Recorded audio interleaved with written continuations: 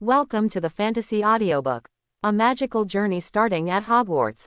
Chapter 1. Diagon Alley. A young man in black robe looked at the bustling crowd on the street, then looked up at the sky that was slightly stained with twilight, and couldn't help but sigh slightly. It has been 11 years since he came to this magical world. 11 years. From birth to now, in the process of growing up, the world view, outlook on life, and values have changed to a certain extent, and only then have I gradually accepted the world. Do you know how he spent these 11 years? Master, it's time for you to go back. A voice came from behind Aaron, a well-dressed middle-aged man warning carefully. After a few seconds, he saw that the boy had no reaction. The middle-aged man took a slow breath and was about to speak when he was interrupted. Isn't there still a few minutes left? Let me stay a little longer. But the master and his wife. Didn't they say that I have free control over time before 6 o'clock? Aaron said extremely speechlessly. Also, what should you call me outside? Boss, the middle-aged man said, looking very embarrassed. That's right, Jeans. Aaron nodded with satisfaction. By the way, how much money did my little shop make today? Almost 8 galleons, Jeans said in a very embarrassed tone. 8 gold galleons can't be said to be too much, but it's not too little. It can barely buy a magic wand in this world. But this number seemed a bit unspeakable to the housekeeper. He didn't understand why his young master left the huge family assets alone and instead came to this alley to run a drink shop that was not doing well. But there was no way he could disobey the young master. Ensuring the young master's safety and returning home on time every day were his only tasks, and he couldn't care about the rest. Not bad, Aaron said casually, not caring about the number. Jingle bell. Then the alarm clock on the counter rang. Aaron silently glanced at the butler who was making a please gesture, and walked to him consciously. Actually, I can't do it alone. Of course, young master, we all know that you can do it, but you still have to abide by the necessary rules. This is what the master and your father have told you. Ha ha. Aaron laughed sarcastically and said nothing. Aaron grabbed a handful of flow powder, walked into the fireplace in the shop, read, Gaius Castle, clearly, and then sprinkled the flow powder. A green flame suddenly ignited and then quickly extinguished. In the blink of an eye, Aaron had disappeared and returned to his home. The butler nodded happily. Just as he was about to take out his wand and use phantom teleport, he smiled to himself and put it away. Half a minute later, he repeated Aaron's previous operation. After the two left, 2 figures were reflected in the wall of Aaron's beverage shop. They smiled at each other and prepared a cup of hot tea for each other. It was obvious that they were not familiar with each other. When will this day end? The person on the left said, a little depressed.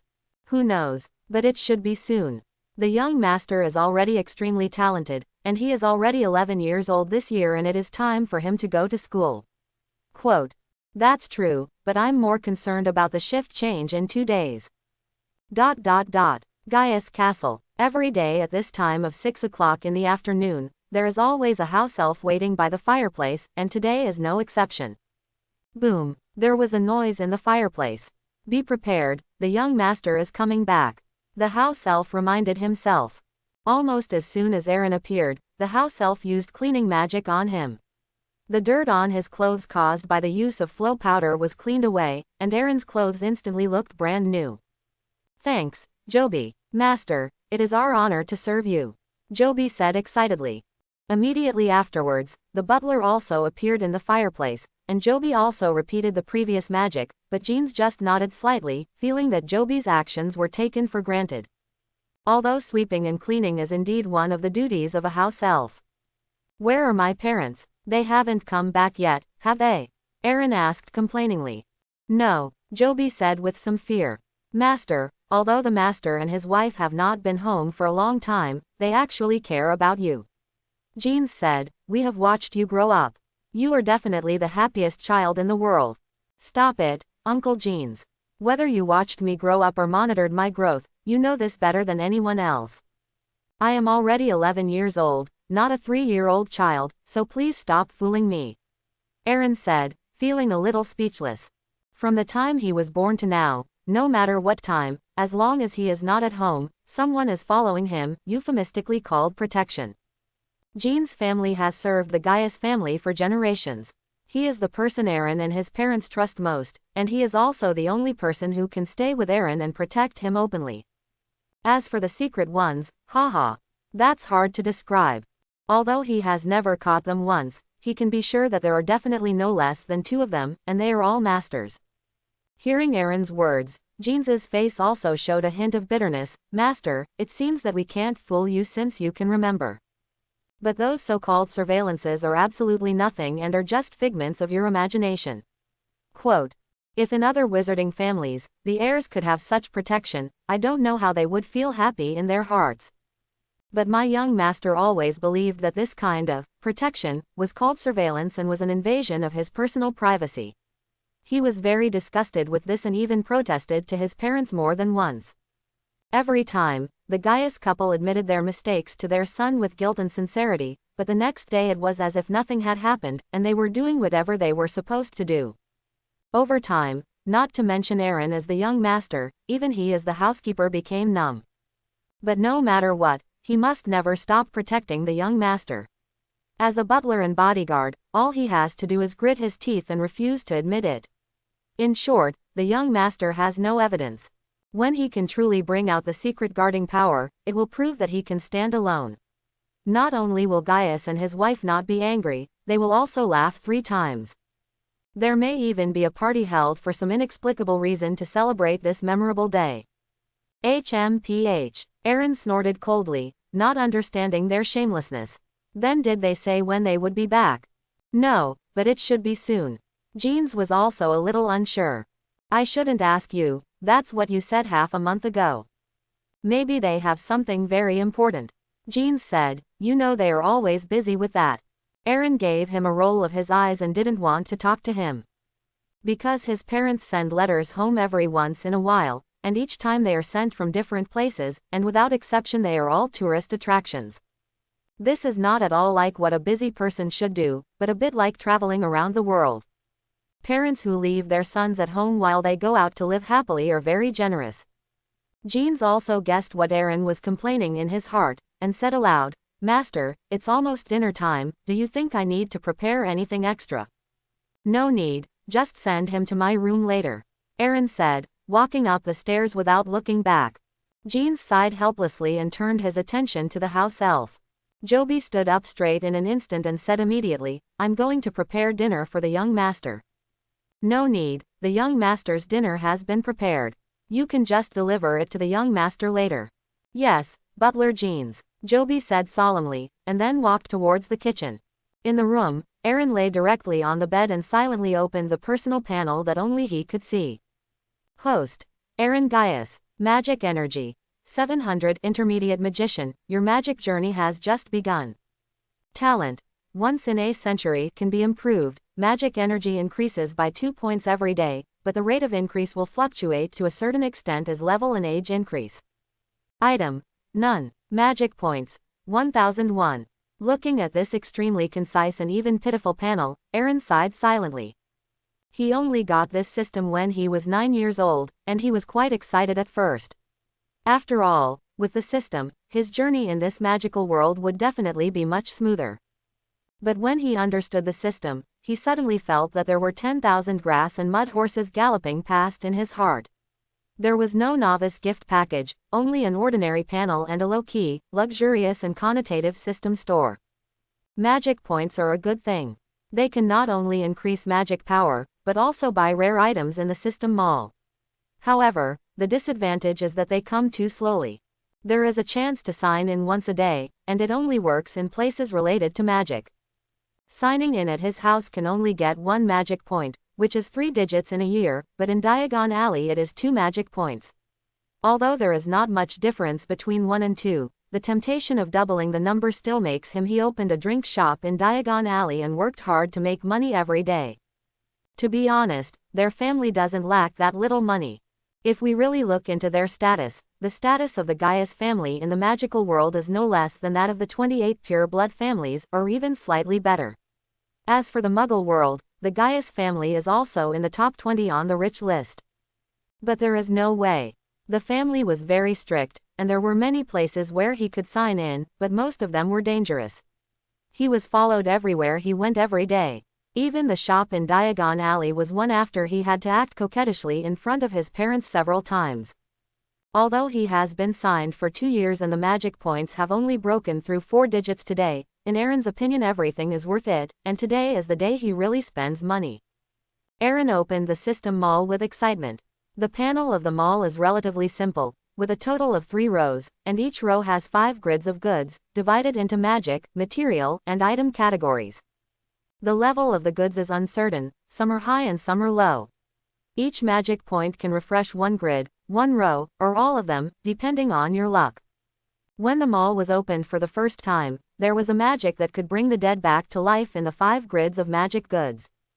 At that time, Aaron felt that his luck had exploded, the goddess of luck had mercy on him, God had special care, and the ancestral tomb of the Gaius family was filled with smoke.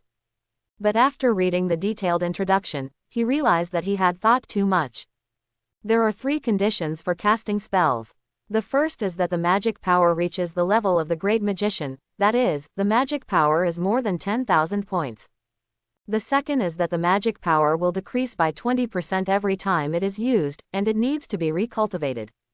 The third is that the time of death of the resurrected object cannot exceed 20 years, and a certain amount of body tissue of the deceased is required. Except for the third condition that he can accept, the remaining 2 are more demanding than the other. According to the system's classification of magician levels, they are Magician Apprentice Magic Power 1 to 100, Primary Magician Magic Power 100 to 500, Intermediate Magician Magic Power 500 1000, Senior Magician Magic Power 1000 3000, Wizard Magic Power 3000 5000, Magician Magic Power 5000 10000, Great Magician Magic Power 10000 3000, Holy Magician Magic Power 3000 5000, and the Legendary God of Magic. Great Magician, or the peak of magician, there must be such in this magic world, but they are definitely rare. But even the great magician is probably unwilling to bear the cost of casting spells. With Aaron's current 3-digit magic power, it is estimated that it will take at least 10 or 8 years to learn this magic, not to mention that he has no one he wants to revive at all, so it is useless to learn it. The most important thing is that the price of this magic is not ordinary expensive, 30,000 magic points. For Aaron, it would probably take him a long time to save up for this, which he could not accept anyway. So, when he saw this magic, Aaron immediately used a magic point he got from signing in that day to refresh it, and then he had his first consumption target. Brain Occlumency, price, 1,000 magic points. After learning it, the host can perfectly resist the spiritual penetration of the outside world, and no one can explore the host's memory.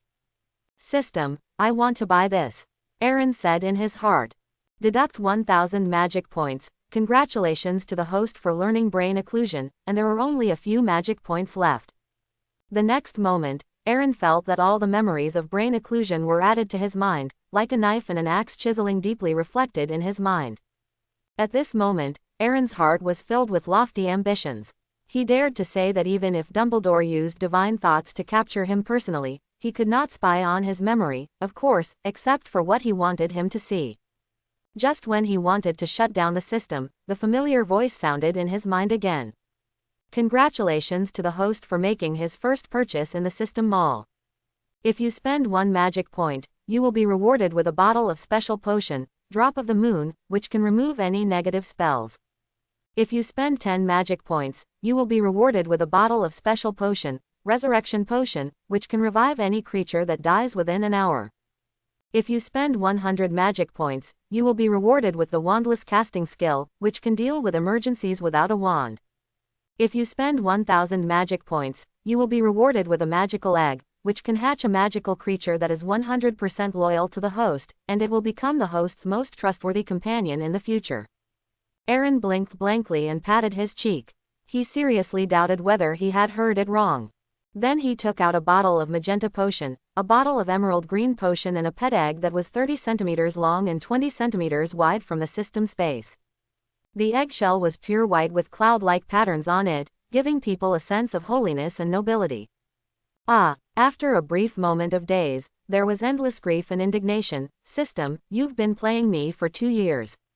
Why didn't you tell me such important information earlier? First, the host didn't ask. Second, is there any difference between giving these rewards early and late? Quote. Aaron looked at the 2 bottles of potion in his hand and it seemed that there was no difference. He didn't need to remove the curse, and he didn't need to revive anyone. Although the 2 bottles of potion were extremely precious, they were really useless to him now. Wait, isn't there an egg? System, if you had told me earlier, I might have hatched this egg now. I wouldn't be so lonely as I am now, without a friend to talk to. You have to compensate me for this. Aaron said, a little unhappy. Although the family was well dressed and well fed, and carefree, it was too deserted. Except for his parents and Jeans, everyone saw him with awe in their eyes. This was caused by the difference in status and was inevitable.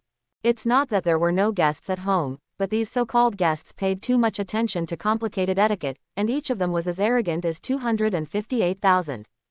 Even if you bring a child of his age, he can only play for half a day. But the next time they meet will be a few months or even half a year later, so until now, Aaron doesn't have many friends. Before the age of 8, they were still with their parents, and they could still experience father's and mother's love, but since the 2 of them lived in a world of 2, they rarely came back. Part of the reason why Aaron went to Diagon Alley to open a store was that there was enough popularity there, which allowed him to experience what it was like to be lively. There was no difference in status every day. He could talk to customers on an equal footing and learn some interesting anecdotes about the magical world. Interesting. Host, you are making trouble unreasonably. The system's disdainful voice sounded in Aaron's mind. Why am I making trouble unreasonably? Do you know how I have spent the past 2 years? Then please tell the host to this system, what level of consumption of this magical animal egg will you get as a reward? Isn't it just 1,000 EH? Now I understand. Even if this system told you earlier, this egg would not fall into your hands in advance. So the host didn't suffer much at all. In this case, what is the point of asking for compensation if it is not unreasonable? Quote. Aaron, there seems to be nothing wrong with it. Boom, boom, boom. A knock on the door came. Master, Joby has brought your dinner. Aaron immediately took back the 2 bottles of medicine and the pet egg back to the system space, and said calmly, come in. The door is unlocked. The house elf walked in nervously. Behind him was a tray floating in midair. A piece of fruit, a piece of steak and a piece of corn soup flew out of the tray and landed on Aaron's table. Okay, you go out first. Yes, master. After Joby left, Aaron couldn't wait to take out the white egg and looked at it expectantly. As for the exquisite dinner, he selectively ignored it. System, what race does this egg belong to? How to hatch it? Does the host need to spend a magic point for identification? Aaron silently looked at the fact that he only had 1 magic point left, and couldn't help complaining in his heart, you really didn't leave any for me. Identification. Quote. Race. Dragon. Incubation method. Bask in the sun for at least 3 hours a day, and arrange the rest of the time freely. It will take about 7 days to hatch out of the shell. That's it, gone. You can tell me which branch of the dragon it belongs to and what its magic level is. Quote. The system was silent for a moment and replied, this dragon egg has no branches in the current magic world. Before it breaks the shell, it belongs to the magician apprentice level. After breaking the shell, it will be upgraded to a level and will evolve as the magic level increases. The combat effectiveness of each stage will be improved to varying degrees, and the size of the body can be freely controlled. Quote. After hearing the introduction, Aaron became more interested in the dragon egg in his hand. This may be a unique dragon in the world. Just by looking at the texture on the surface of the eggshell, you can tell that it definitely looks good. Being able to grow bigger and smaller means that it can be kept around you. As for whether the Ministry of Magic would investigate it because of its various mysteries, Aaron was not worried at all. If you really think that the thousands-year inheritance of the Gaius family is just a show-off, you can just find an excuse to show off your pet's obedience. I believe that the magic world will give the Gaius family this face. Not bad, really good. Master Ben is very satisfied with this egg. Aaron nodded with satisfaction, hugging the dragon egg and loving it. Should we give it a name in advance? Aaron was a little confused. He didn't know whether the unborn dragon was a male or a female. He didn't know what it looked like, what color it was, whether it was cute or powerful, so he chose it rashly. Ming always felt a little hasty. Thinking of this, Aaron shook his head violently. Isn't it just 7 days? I can afford to wait. At this time, a ray of moonlight shone into Aaron's bedroom from the window. He looked at the white dragon egg in his hand and said, "System, can 8 hours of moonlight a day shorten the hatching time? Please host not to ask such idiotic questions, the system will feel that your IQ has been lowered." "TCH, I'm not that smart in the first place," Aaron complained, and then he gently held the dragon egg and placed it in the moonlight. "There is no sun for the moment, so you can make do with it first and absorb some of the essence of the moon. One supplement." After finishing speaking, Aaron began to enjoy his dinner. He didn't notice that the white dragon egg shook slightly under the bright moonlight. The next day, the alarm clock rang on time at 6 in the morning. Aaron picked it up with his eyes closed skillfully, and then threw it directly against the wall. Bang! The world was quiet, and he continued to sleep. Nothing could disturb his determination to sleep. But as soon as he closed his eyes, he remembered the pet egg he got yesterday, and sat up suddenly from the bed. The next moment, he widened his eyes, and the confusion in his eyes disappeared instantly. "Where is the dragon egg? Where is my pet egg?" Aaron murmured in astonishment. He clearly put it on the desk last night, how could it suddenly disappear? His first reaction was that the dragon egg was stolen, but he quickly ruled out this possibility. The defensive magic of Gaia's castle is not so easy to break even if the Dark Lord is resurrected, and this egg was only obtained by him last night. No one except him knows its existence. Even if there is a thief, he will not steal the bedroom of an 11-year-old child. Wouldn't it be better to steal the owner's room directly, or steal the treasure house directly? In summary, there is only one truth: I am dreaming. Aaron laughed at himself and leaned back, but when he lay down, he found a round object next to his hand. Oh my gosh! Aaron looked at the dragon egg on the bed and then at his desk. He carefully recalled what happened before going to bed last night, and looked at the egg with some scrutiny. As if sensing the owner's questioning eyes, the dragon egg became more honest, but the lines on the eggshell suddenly brightened. "Ouch! Naughty! Can you hear me?" After a few seconds, the dragon egg shook left and right, and then shook back and forth. "My dragon egg has made a difference." Aaron was a little excited. He thought he would have a pet in 7 days, but it seems that the time can be slightly advanced. Others walk cats and dogs, and the magic world walks owls and toads more. So it should be okay for him to walk the dragon egg before walking the dragon.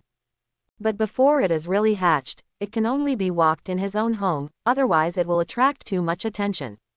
"Come on, little guy, I'll take you out to bask in the sun. You definitely deserve the first ray of sunshine in the morning." The dragon egg also seemed very happy and jumped directly on Aaron's hand. As the door opened, Aaron held the dragon egg and walked downstairs excitedly. This scene was both cute and funny. When Jean saw Aaron, he was a little unbelievable for a while. When did the young master get up so early? He would not get up before 7 o'clock before. But noticing the egg of an unknown creature in Aaron's hand, Jean couldn't help but frown slightly. "Young master, can you lend me the egg in your hand? I consider myself to be knowledgeable, but I can't tell what kind of egg this is. Can you satisfy the curiosity of your subordinates?" "No." Aaron refused directly and held the dragon egg in his hand tighter. "Jeans, I know you are concerned about my safety, but this egg will never harm me. It will be my future pet and my most cherished companion in the future." "Master, even if you say so, it." Aaron instantly put on a serious face. "Uncle Jeans, you watched me grow up. I don't want to use my status to pressure you, understand?" "Understand." Jeans smiled bitterly. To put it bluntly, he was just a butler and was not qualified to make decisions for the young master. "But should I tell the master and his wife about this?" "Ahem, I'm already 11 years old, there's no need to report everything to them." Aaron waved his hand. If they really knew that his son had raised an egg of an unknown creature, they would probably put down their travel business and rush back without stopping. After saying that, Aaron was still a little worried. "Butler Jeans, this is an order." "Yes, I understand," Jeans said, and no longer asked about the origin of the egg. After all, when Gaius and his wife were not there, Aaron was the biggest person in the castle, and he could even open the treasury. As a butler, he only knew part of what was in the treasury. This egg might have been found by the young master from the depths of the treasury because he was playful. Aaron walked out of the door of the castle's living room and strode in the yard outside. He was very happy at first, but after more than 10 minutes, he felt his arms were a little tired. After all, he was only 11 years old this year, and the weight of this dragon egg was indeed a little heavy for him.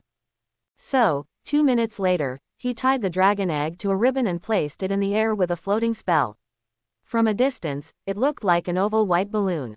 I am really a little genius. Only I can think of such a good idea. It can not only get enough sunlight, but also reduce weight, and cultivate the relationship between us.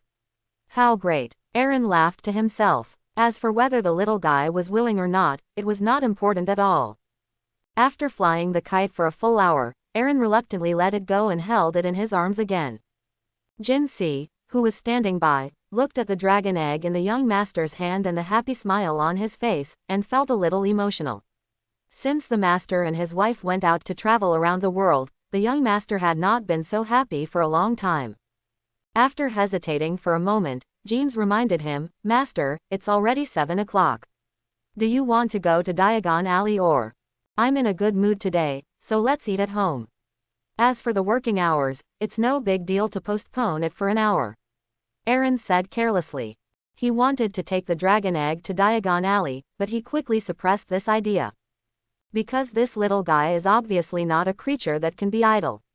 If people know that the owner of Aaron's beverage store is swaggering around with a dragon egg, it will be a lot of fun.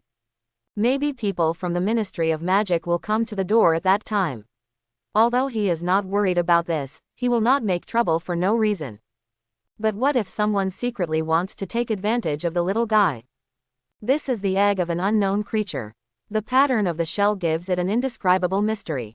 In addition, the vigorous vitality that is reflected before the shell is broken is rare in the world of magical animals. All these together will make its value reach a number that exceeds the dragon egg, which is enough to make some desperate people take risks. Although he doesn't have to worry about it with his secret defense power, it is still embarrassing to be protected by the surveillance that he protested for so long. Well, I'm going to go out to work soon. You should stay in my room obediently before I come back. Don't run around, okay? The little guy immediately protested, and an egg kept shaking left and right in front of Aaron to express his dissatisfaction.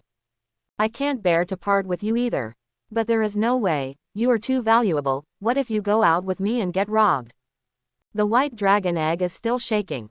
How dare you leave an egg at home? Is there a master like you? Daily work is a must. Don't worry, I will be back before dark. I will take you wherever you go after you break the shell in the future. Aaron said earnestly. The dragon egg stopped shaking this time and turned around a little proudly. Seeing the big and small bargaining here, Jeans couldn't help laughing. The next moment, he felt a chill on his back. Aaron stared at him with a sneer, and even the egg tilted slightly, staring at its owner through the eggshell. Jeans couldn't help swallowing his saliva. Well, master, I'll prepare breakfast for you right away. Wait, oh, master, don't say anything, I understand completely. Jeans said immediately, this dragon egg can't eat for the time being, I will send someone to take care of it, and I will find someone to solve the problem of the egg cult. It's good for me to take care of the little guy alone, don't bother others. As for the egg cult you mentioned, Aaron looked at the dragon egg and said hesitantly, I'll think about it. As soon as the voice fell, the dragon egg in his arms struggled instantly. Ahem, Jeans, I take back what I said just now. There is no need for egg training. Thank you very much for your kindness, but you should be able to see that the little guy is about to break out of the shell, and a few days of egg training will be meaningless. Jeans. Aaron put the dragon egg on the bed in the bedroom to bask in the sun. Although the light may shift with the movement of the sun, the little guy is so smart that he can definitely roll to a sunny place by himself. Master, it's time for us to set off. You're already an hour later than usual. I understand, I'm the boss, not a part-time clerk. It's up to me to decide when to go, Aaron said impatiently. Then why don't we go today? I see that you are having a lot of fun, young master. Compared with happiness, galleons are not worth mentioning, Jeans said, and he really thought so. This is not okay. As a boss, it is necessary to inspect the work. You don't want me to be as irresponsible as my father when I take over the family business in the future. Quote. Jeans rubbed his nose angrily. This kind of arrangement of words for the head of the family was not something that a mere butler like him could say. A few minutes later, the two came to the fireplace and used flow powder. After the green flames flashed, they arrived at Aaron's drink shop in Diagon Alley. System, sign in. Sign in at Diagon Alley and get 2 magic points. Hearing this familiar voice, Aaron nodded with satisfaction, and immediately devoted himself to the day's work, that is, learning some simple magic spells, reading the news from the newspaper, admiring the employees at work, and thinking about how to do it in his heart. Deduct their salary for this month. After all, he is the boss. In this era where information networks are not very developed, these are the only things that can be fun. A few hours later, Aaron lazily stood up from the recliner and said, "Jeans, how about I go back and check on the little guy first? Please take care of the business in the store." The next moment, Jeans phantomed directly to Aaron and said confidently, "I will go wherever the young master goes. This is the order the master gave me before he left." Beautiful. The corners of Aaron's mouth twitched, but he couldn't say much. With his current strength as an intermediate magician, there is really nothing he can do against Gaius. This butler is at least at the level of a magician, and may even be a great magician. But it doesn't matter, outside, he has to give Jeans some face, because he is the bodyguard sent by Vico Gaius. But once you enter the castle, you are in charge of your own affairs, and the housekeeper has no right to interfere with what you want to do. I want to experience the apparition, is that okay? Jeans hesitated. "Master, no, boss, you are really making things difficult for me. It's totally fine for me to phantom alone. Of course, it's fine to bring another person with me, but I can't guarantee you 100% safety. Just in case, just in case. If any damage is caused, I can't explain it to the master. Besides, you won't like the feeling of phantom movement. Many wizards would rather change transportation than use this magic, even if they know that this magic is very convenient." Quote. "TCH, it's really boring," Aaron said without interest. "In that case, let's go back at 6 in the afternoon. Otherwise, going back and forth like this all day long will be a waste of flow fans. As long as you're happy." Jeans didn't care. In the next few days, Aaron continued to repeat his previous life, but every day there was a little more expectation, because it meant that the dragon egg was one step closer to breaking out of the shell. On the 7th day, for the first time, Aaron did not go to Diagon Alley to sign in. He just stared at the white dragon eggs at home, for fear of missing the moment when the little guy was born. "Young master." There was a slight shout from behind, and Aaron turned his head to look, only to see the house elf walking over with a letter. "Today is such a good day. My parents finally remembered that they still have a son like me." "No, master. This letter is not from the master and madam, but it is sent specifically to you. When will you read it?" Quote. "Send it to me." Aaron was a little surprised and said with a smile, "This is really interesting. I don't know who else would send me a letter besides the two of them." This does not mean that Aaron is not popular and does not know anyone except his parents. There are also relatives, but if they want to send a letter, they should send it directly to Vico Gaius or Lysina Gaius, not to this 11-year-old boy. There are some friends, but most of them are not deep, and the relationship is not good enough to exchange letters. "Bring it here." "Okay, master." Joby took a few steps forward and respectfully placed the letter in Aaron's hand. "London, Gaius Castle, Mr. Aaron Gaius." "It's quite simple." Aaron chuckled, turned the envelope over, and was stunned for a moment when he looked at the logo on it. In the center of the shield-shaped logo is a capital H letter, with a lion, a snake, a badger, and an eagle occupying the 4 corners of the shield respectively. This is not the most important thing. The most important thing is that there is the word, Hogwarts, above the logo. "Yobby, hurry up and call Uncle Jeans over," Aaron said excitedly and opened the envelope with some trembling. Hogwarts School of Witchcraft and Wizardry.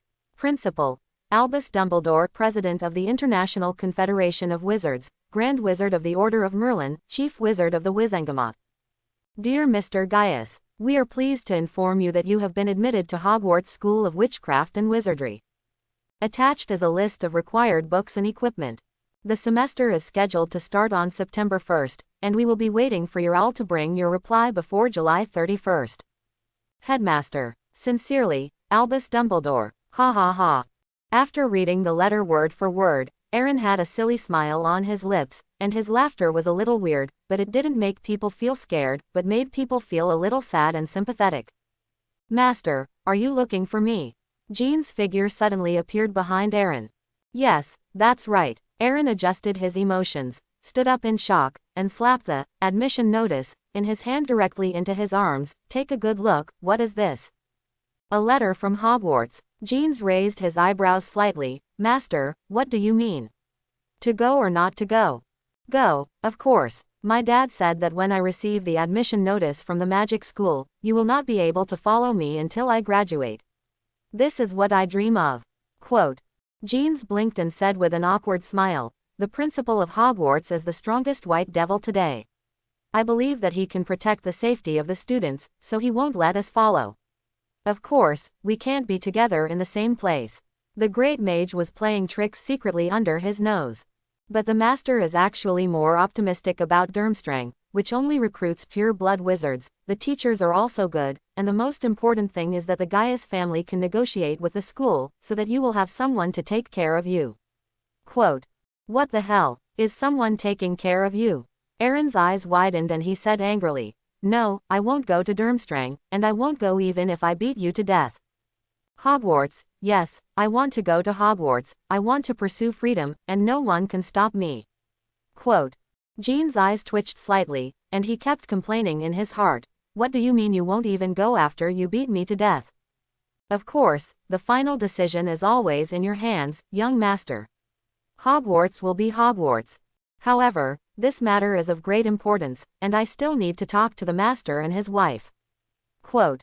Aaron was silent for a moment and then said, okay. But I won't change my mind. But hurry up, today is already July 24th. If they have fun on the other side of the world and don't make it back in time, they probably won't be able to see their precious son for half a year. Quote. Of course, I will write a letter right away. Jean said with a smile. At this time, he glanced at the dragon egg on the table and felt the faint magic fluctuation, vitality and inexplicable sacredness coming from inside. Master, this one is it's time to let the master know about the dragon egg. Okay, Aaron nodded. After all, if you want to take care of the little guy openly in the future, you really cannot do without the operation of your parents. If nothing else, you must at least get a reasonable approval document. Job. Yes. The house elf immediately stood up straight. What are your orders, master? What about the owl that sent the letter? I plan to let it reply. Yopi, bring him here right now. The house elf said, and ran outside quickly. When he came back, he was followed by a gray owl about half his body size. Aaron tore off a piece of paper from the table and wrote down a sentence. It's an honor to receive this acceptance letter. I will report it on time on September 1st. Sincerely, Aaron Guss. Is this too simple? Jean said. This letter was one of the simplest letters he had ever seen. No need. Aaron waved his hand and sealed the piece of paper into the envelope. First of all, I am only 11 years old, a child, and do not have such complicated literary talent. Secondly, all Hogwarts wants is a reply. They will not give special treatment to someone because of their good writing skills, nor will they treat someone differently because of their poor writing skills. If I write a long article eloquently, people may not have time to read it, but they will suspect that I have hired someone to write it for me. Quote. Jeans thought for a while, and it seemed that this was indeed the case, but he still quietly clicked his magic wand and replaced the letter with a higher-end envelope. As dusk fell, Aaron's eyes looking at the dragon egg became more sour. At this time, a wisp of moonlight in the night sky broke through the clouds and shone on the dragon egg through the window. A small gap suddenly appeared. A faint white light spread outward through this gap, shining on Aaron's face. Feeling this holy and gentle light, Aaron felt extremely calm, and even the excitement of watching the little guy break out of his shell was suppressed. But deep down, I was even more curious about it. This magical birth alone is enough to crush most magical creatures. The cracks on the eggshell slowly expanded, and more brilliance bloomed. Several potted plants in the room were also infected, adding a bit of vitality and blooming more vigorously. This is. Jean suddenly felt a strange magic being released from Aaron's room. Although it was weak, it was of extremely high quality. Without any hesitation, he quickly ran to Aaron's bedroom. He didn't care about etiquette at this time. If anything happened to the young master, he would definitely be blamed for his death. But when he opened the door, before he could see clearly what was going on inside, his face was blurred by a white light, and he instantly felt calm. Not only that, as these rays of light illuminated him, he felt that his energy was rapidly recovering, and some of his old physical ailments were also tending to lessen. What's going on? Jeans thought secretly in his heart, and soon fixed his gaze on Aaron and the glowing dragon egg. Click, click, click. A small white claw emerged from the broken eggshell. The claw was not sharp and did not seem to have any offensive power, but it tugged at Aaron's heartstrings and made his heart beat faster. A moment later, another identical claw came out, waving the two claws randomly, causing an even more violent impact on the already broken eggshell.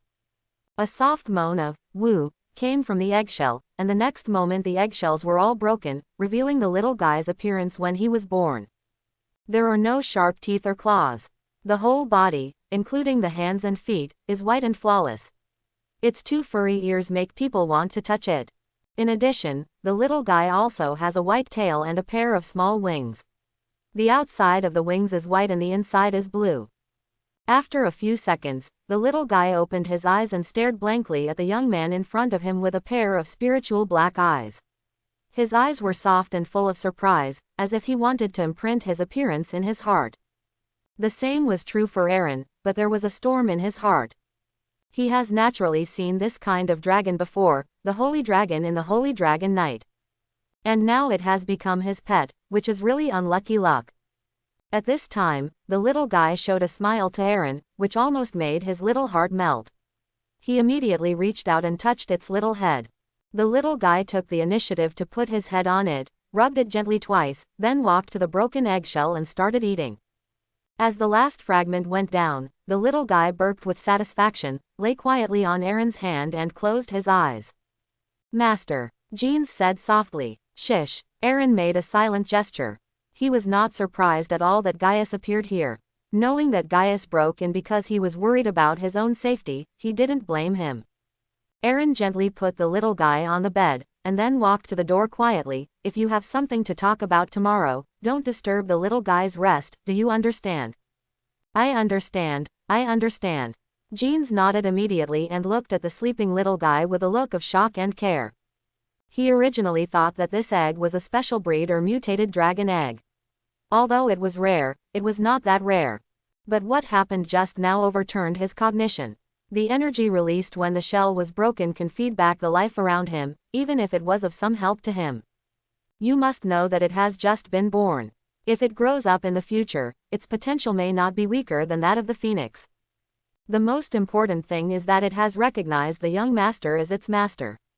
From now on, Aaron will be the most loyal friend of the next head of the Gaius family, and he must serve him well. When Jeans left Aaron's bedroom, he was already thinking about what kind of recipe he should prepare for the young dragon tomorrow.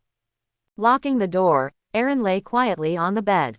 "System, can you take a look at the little guy's attribute panel? The first viewing requires 1 magic point," the system said lightly. There was no emotion in the voice, but it was full of copper smell, which was full of profiteers.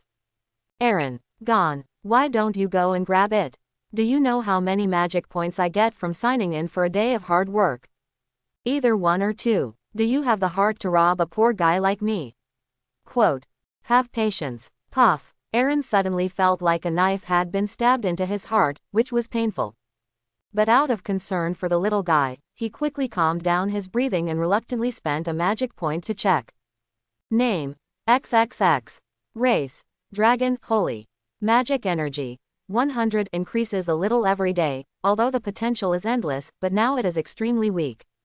Innate ability: flying. Wow, wow, wow. Can you still be more perfunctory? Aaron patted his forehead, already thinking that today's sign-in was in vain. Do you still need to check this kind of property panel? Are you kidding me? You can tell at a glance. This system is not perfunctory. This is the case with this young dragon at the moment. Okay, then you can tell me its evolutionary path. You can evolve when your magic power reaches the level of high-level magician, magister, or holy magician. However, due to the influence of the current world, this evolution will be reflected in the form of growth, but it can independently control its body shape and determine its appearance. Each evolution is a qualitative leap. In addition to greatly improving strength, speed, and defense, a natural ability will also be awakened. In addition, you can use magic points to increase its magic power.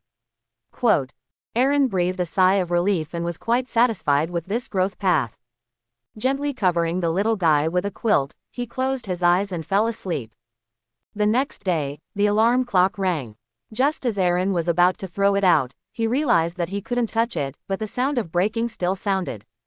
Somewhat confused, he opened his eyes to see what was going on, and found that the little guy's right foot was stepping on the alarm clock, which was quite funny.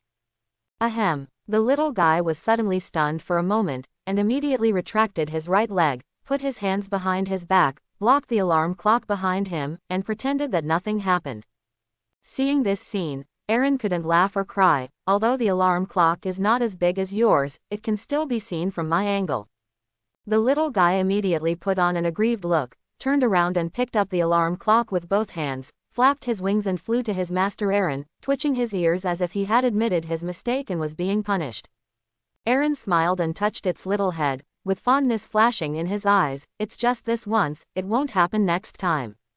After finishing speaking, Aaron pointed his index finger at the alarm clock and whispered, restored as before.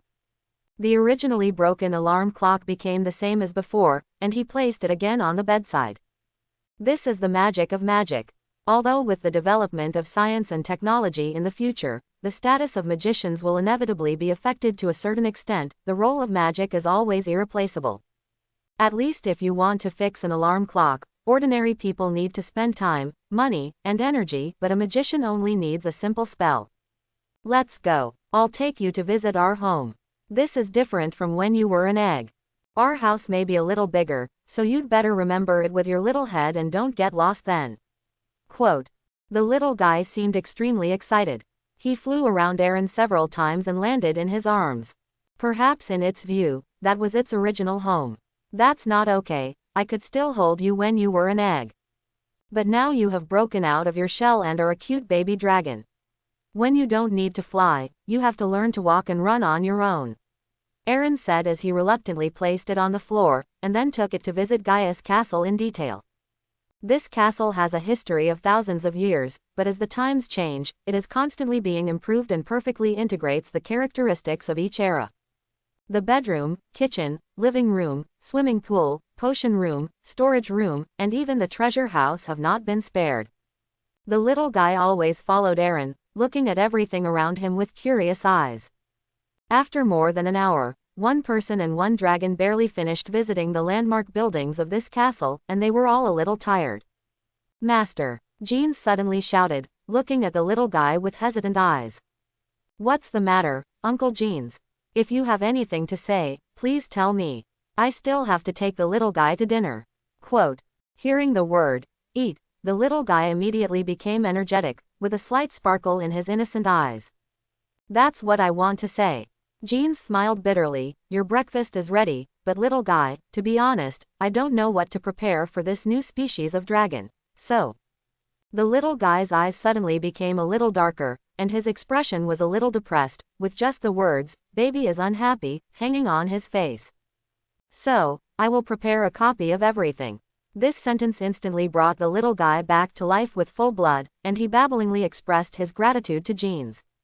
Aaron silently gave Jeans 32 likes, otherwise he would be called a butler. It's really watertight, even taking this into consideration. In front of a long dining table, Aaron looked at hundreds of plates and felt inexplicably sad. It can be seen that Jeans has put a lot of effort into this breakfast, flying in the sky, swimming in the water, running on the ground, everything. In addition, there are various fruits, vegetables, drinks, and even snacks, as long as he can get a portion of each. But the problem is that this young master has never encountered this kind of treatment in his whole life, and the first meal in the little guy's life is a Manchu Han banquet. As an owner, his life is worse than that of his pet. Is there any justice? Is there any family law? Ahem, Uncle Jeans, is this too extravagant? Aaron asked unhappily. Jeans was stunned for a moment, and naturally heard the sourness in Aaron's tone, and smiled. I know what the young master is going to say, but this pet of yours is really extraordinary. There has never even been a dragon of this kind in history. So if you want to take good care of it, it is crucial to figure out its eating habits. You don't want to have to worry about figuring out what it eats and what it doesn't eat after you start school. This breakfast table is both a celebration of its birth and a simple survey. All common food types are included, and special investigators are responsible for recording. They will give a perfect analysis report before noon, so that you can raise it much more easily in the future. Quote. Aaron then turned his attention to the two people behind Jeans and nodded silently. Go ahead, little one. This is related to your future recipes. You only have one chance, so take advantage of it. As he said that, Aaron put it on the dining table and let it play freely. Jeans raised his eyebrows slightly. Master, now that it has been born, isn't it time to give it a name? We can't always call it the little guy. Quote, I've thought about this, but I really don't have any good ideas when it comes to choosing a name.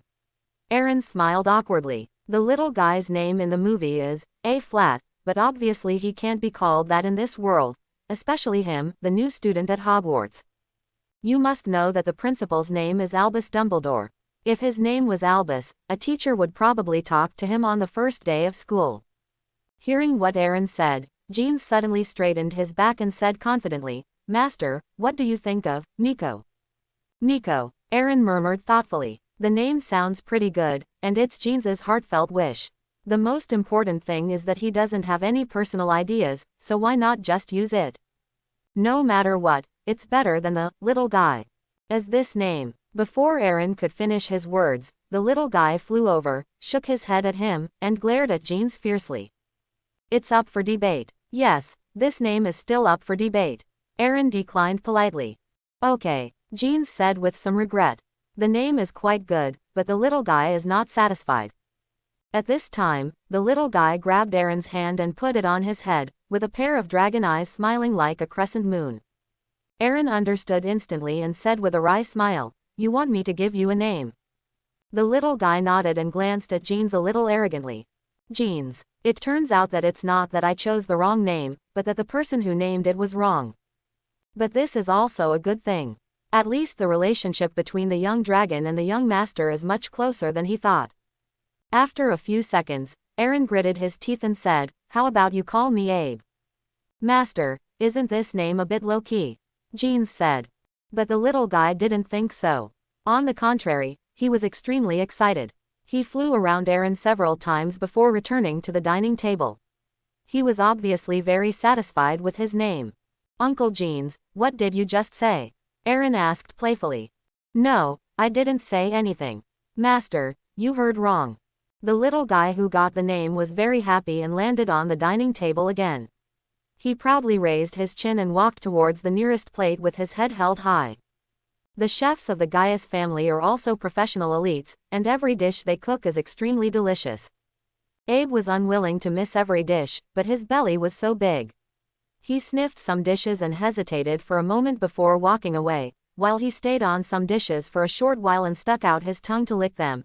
After taking one or two bites, only a few dishes could excite it. It stretched out its small hands to several investigators and gestured wildly with its eyes. In half an hour, the feast that Jeans had worked so hard to prepare was not in vain, and he finally figured out the little guy's recipe. Several investigators looked at each other and handed over the reports in their hands with some hesitation. After Aaron looked at it carefully, a smile appeared on his face, and he said meaningfully, Abe is much easier to raise than I thought.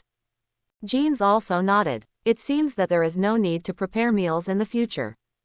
All food categories on the report have at least one check mark, which means that Abby is not picky at all, and those who have 2 check marks are more likely to like snacks such as biscuits, fruits, and chocolates. I like the 3 hooks very much, chicken legs and milk in this series. Aaron stepped forward and picked up Abe, who had gained several kilograms, and placed the report in front of him. See if there are any problems. If there are no problems, I will rely on it to decide your recipes in the future. After Abe looked at it, he whined a few times, and then nodded with satisfaction. Aaron was relieved. Abe's intelligence was not low.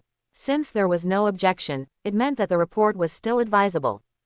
But, Jeans hesitated for a few seconds, then pondered, Abe is a dragon after all, it shouldn't be able to eat people, right?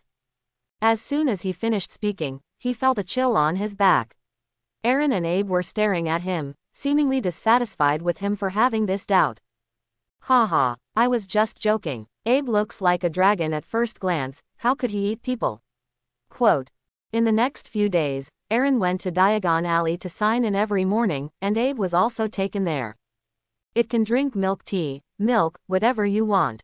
But one rule must be followed and you are not allowed to leave the boss's room. After all, I haven't received the official, dragon skating license, yet. He wouldn't dare take it on the street openly until he was 100% sure there was no risk. Now the reason why Abe can leave Gaius Castle is because he wears a blue dress to cover his wings and a white hat on his head to cover his ears. It's obviously a dragon with unlimited potential, but with this set of equipment, it's just a cute kitten.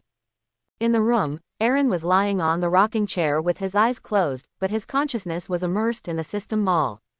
Magic category. Transfiguration, 1000 magic points, including Animagus water resistance spell, 100 magic points, can breathe freely underwater, levitation spell, 10 magic points, Patronus charm, 200 magic points, phantom movement, 800 magic points. Material category. Phoenix feathers, 30 magic points, dragon blood, 20 magic points, mandrake, 5 magic points, bezoar, 1 magic point, rhino horn, 3 magic points. Item category. Magic carpet, 200 magic points, 3 meters long and 2 meters wide, magic crystal, 100 magic points, has powerful magic power, can power the magic circle, fooling potion, 500 magic points, invisibility potion, 100 magic points, you can become invisible for 3 hours after drinking it, collector's edition quaffle, 30 magic points, for those who like Quidditch, a priceless treasure in human eyes. Alas, Aaron sighed slightly. What he wanted was very expensive, but he couldn't afford it. Let's buy something he could afford. It's useless. Now it seems that the plan cannot be changed, and collecting magic points is the main business. Then there was a ringing of bells on the wall. Abe happily jumped to Aaron's side. He knew that this was a signal to go home, and it was also a signal that dinner was about to begin. As a newborn baby dragon, it attaches great importance to its own food. Don't think about it so much, let's go home, Aaron said, then picked up Abe and walked towards the fireplace. Master, please go first. Jeans smiled and made a gesture of invitation. I know, it's not just once or twice. You don't need to remind me. Aaron rolled his eyes and then used flow powder. As a group of green flames rose, Jeans subconsciously breathed a sigh of relief. This time he did not follow back to the castle, but used phantom movement to leave the place. Aaron and Abe came out of the fireplace, and their clothes were cleaned by Joby's magic. But this time there was no Jeans following them, which made them all a little confused. Joby, is there anything going on at home today? Why don't you see the butler? Aaron asked. In his impression, Jeans has always been a dog-skin plaster that can't be shaken off. But this time, she was uncharacteristically not following him. Is there anything more important than protecting him as a young master? Joby doesn't know, but Lord Jeans seems to be very happy. By the way, Lord Jeans seemed to have said that he was going to the airport. Quote. Airport, Aaron murmured, a look of realization soon appeared on his face, and he hugged Abe excitedly, the Gaius couple are coming back, and soon we can go out and play openly. However, your identity must be kept as secret as possible. After all, we are too weak now and you are so rare. If the desperate dark wizard wants to capture you again, we don't even have the ability to protect ourselves. Quote. After hearing the previous sentence, Abe jumped up happily, his wings threatening to burst his clothes. But after hearing the next sentence, he reluctantly retracted his wings. Although there was still a smile on his face, he was not as cheerful as he was at the beginning. Today's dinner was extremely sumptuous, and Abe's mouth watered when he saw it. There are chicken legs that it likes to eat very much, and a fruit platter. Ever since it was born, it has been eating with Aaron. Although the food is not bad, it is not satisfied every time. Jean specially asked someone to prepare a special recipe for it, and strictly followed it. It couldn't eat anything even if it was greedy, and even called it, for the good of the dragon. This is simply bullying Long. After Long Sheng's first meal, he experienced a Manchu Han banquet, who would care about a few dishes. After watching it for a while, Abe felt a little worried and cautiously stretched out his little paw. But just in the middle of the process, Aaron pulled him back unceremoniously. "We're not all here yet. Please calm down first." Ah, Abe suddenly showed a wronged expression. But this time-tested skill of being cute didn't work unexpectedly today. Aaron looked at it and said seriously, "This is for your own good. My parents are very rule-abiding. Normally you can be more casual, but today you are welcoming them home, so you still have to be polite. You don't want the first impression you leave on them to be naughty." Quote. Abe was obviously stunned for a moment, then silently sat on the pet seat next to Aaron, and returned to his original state, staring at the food and drooling. Aaron watched this scene and quietly placed a small cup under its chin. The saliva of the holy dragon. Maybe it's some rare material. After all, this is a magical world, and magical creatures are full of treasures. Blood, scales, bones, venom and even hair are all versatile and valuable. A few minutes later, 3 figures suddenly appeared in front of the dining table. This is phantom movement, a magic that can teleport, but he doesn't know it yet. One of them is naturally Jeans. At this moment, he is standing respectfully behind the 2 of them without any overstep. The other 2 are Aaron's parents, Vico Gaius and Lysina Gaius. "I just said that our precious son will be waiting here," Lysina said happily, walking quickly to Aaron and giving him a loving hug. The same goes for Vico, but his performance is not as exaggerated as Lysina's. "Is it because I don't go to school that you won't come back?" Aaron asked with some complaints. "Sometimes I really wonder if I was adopted." "How can you say that? We have always put you in the most important position. No matter how busy we are, our love for you never diminishes," Vico said confidently. He also knew that his son had some resentment towards them, but he was not worried because it was just a joke between family members. Aaron has shown maturity beyond his peers since he was a child, and with Jeans taking care of him, the 2 of them were willing to carry out the plan they had set when they were young, which was to travel around the world. Of course, this is not a simple tour. During the process, some things related to the magical world will occasionally be dealt with, but Aaron does not know this. "Really? Of course it's true," Lysina said immediately. "We brought you some gifts when we came back this time." Then, she took out an hourglass in front of Aaron. The hourglass was made up of 2 white bases and 3 white pillars. In the middle was a gourd, composed of 2 drop-shaped transparent glass covers, with a yellow inside. The grains of sand look particularly ordinary. Aaron took it and looked at it carefully for a few seconds but found nothing unusual about it. Then he set his sights on Vico, hoping that he could give an explanation. Can you not say it?" Vico hesitated. Aaron smiled and said, "Dad, I like this gift very much. After all, I don't have this thing in my room. But this is a gift you gave me, and it contains a lot of family affection. I have to know which roadside stall I bought it from." Quote. "Did you see it?" Vico said awkwardly. "Isn't this nonsense? I'm not blind." Aaron rolled his eyes. "This thing can be sold in any market, and the price will never exceed 1 gallon. Although it's an ordinary hourglass, the sand is different. This is a souvenir specially prepared by your mother and I when we traveled to Egypt. It is the sand under the pyramids." Quote. Aaron. It's hard to accept that he suddenly said it so solemnly, but in any case, its essence is no different from the wholesale goods outside. "Forget it, let's start dinner. The little guy is a little hungry too." Brat. The Gaius couple were stunned for a moment and began to look around, but they did not see their son's pet. "Where is it?" Jean's previous letter still spoke highly of Abe. "Where did you hide it?" Lysina asked, somewhat impatient to see her son's pet dragon. "Madam, there." Jeans pointed to a white pet next to Aaron and said a little embarrassedly. Lysina looked in the direction of the finger, feeling amazed but also a little embarrassed. It's not that she didn't see it, but this cute and overly cute pet seemed to be asleep and motionless. There was even glistening saliva hanging from the corner of her mouth, and the drops falling one after another made her misunderstand that this was her son's new timer. "Can you wake it up?" Vico said softly. He was still very interested in this new species of dragon. "Of course, no problem." Aaron flicked Abe's head gently, and he opened his eyes in a daze. A pair of big black eyes looked at the 2 strangers who suddenly appeared on the dining table, and couldn't help but feel a little confused. These must be the owner's parents. Mr. and Mrs. Gaius looked at this cute little dragon and their hearts melted. This is definitely the cutest creature they have ever seen, bar none, and the unicorn cub is a bit less interesting compared to it. Son, can I touch it? Lysina asked. Yes, but Abe likes to eat chicken legs, Aaron said meaningfully, glancing slightly at the dining table. Lysina understood instantly and gave Aaron a satisfied look. This is to let her feed. She really likes feeding cute pets and stuff. Without hesitation, she pushed a whole plate of chicken legs in front of Abe. Eat it. It's all for you. And fruit. Take it. Another plate was pushed to Abe. Abe's face was filled with joy, but he still turned to look at Aaron, as if to ask for his opinion, but the saliva at the corner of his mouth proved that he couldn't wait any longer. Oh, go ahead, but you don't need to teach me what to do before that. Abe nodded, spread his wings and flew up. A few seconds later, he landed in Lysina's arms, allowing her to experience the feeling of masturbating a dragon first.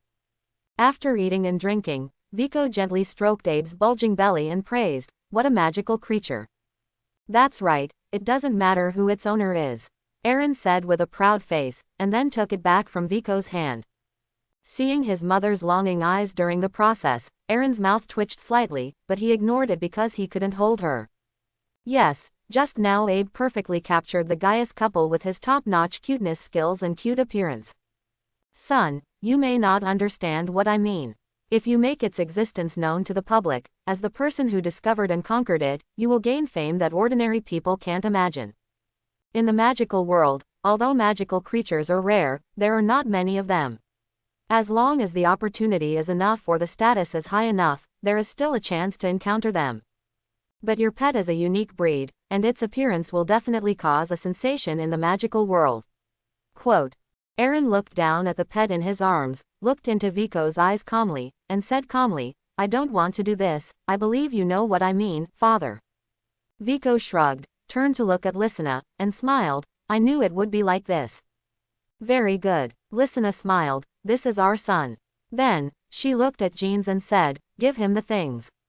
This way our trip will not be in vain." Yes. Jeans took out a document from a briefcase and handed it to Aaron. "Master, this is what the master and his wife specially found on their way back to some retired seniors from the Magic Council and some highly respected people. An agreement signed by the magician. It can prove that Abe was hatched from a dragon egg that has been passed down by the Gaius family for thousands of years. It is your private property. As long as you can guarantee that this dragon can obey your orders 100%, he will not if it easily harms others, then it can be raised openly." Quote. Hiss. Aaron gasped. Is it so efficient? Before he said anything, his parents finished the matter. What about the Ministry of Magic? Don't worry about this, every name on this agreement is a person that the Ministry of Magic must respect. With their combined strength, even the Ministry of Magic had to back down. Quote. Hearing this, Aaron was a little moved.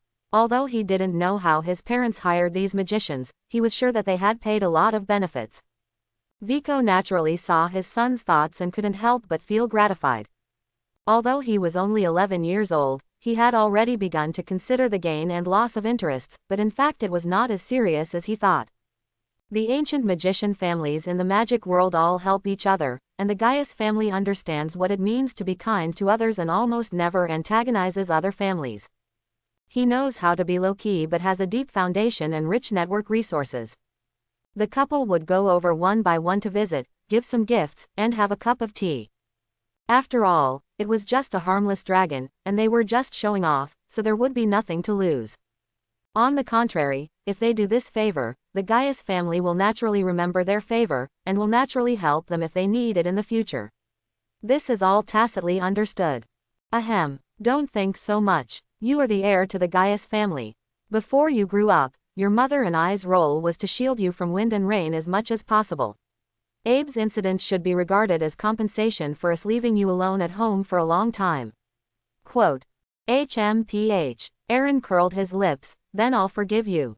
Lysina glanced at Vico in surprise, and rolled her eyes unconsciously when she saw him making an okay gesture under the table. She is from the Ollivander family and is also a pure-blood wizard.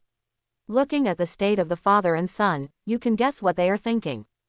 His precious son was probably deceived, and he was just making up his own mind. It is not a good thing to mature too early, because it may lead to wrong judgment due to lack of understanding of the situation. But don't tell the truth. After all, she is also a vested interest. The more her son feels sorry for himself in this regard, the harder he will work in the following days, and the life of the couple will be much easier. It is a win-win situation. By the way, Aaron, Vico suddenly remembered something, and his expression gradually became serious. You said you want to go to Hogwarts. I think you should consider this carefully before making a decision. Quote, there is nothing to consider, Aaron said directly. Life is precious, and love is more valuable. If it is for freedom, both can be thrown away. You put Jeans next to me. I don't know who else is there besides him. But in your eyes, protection is an invasion of my personal privacy.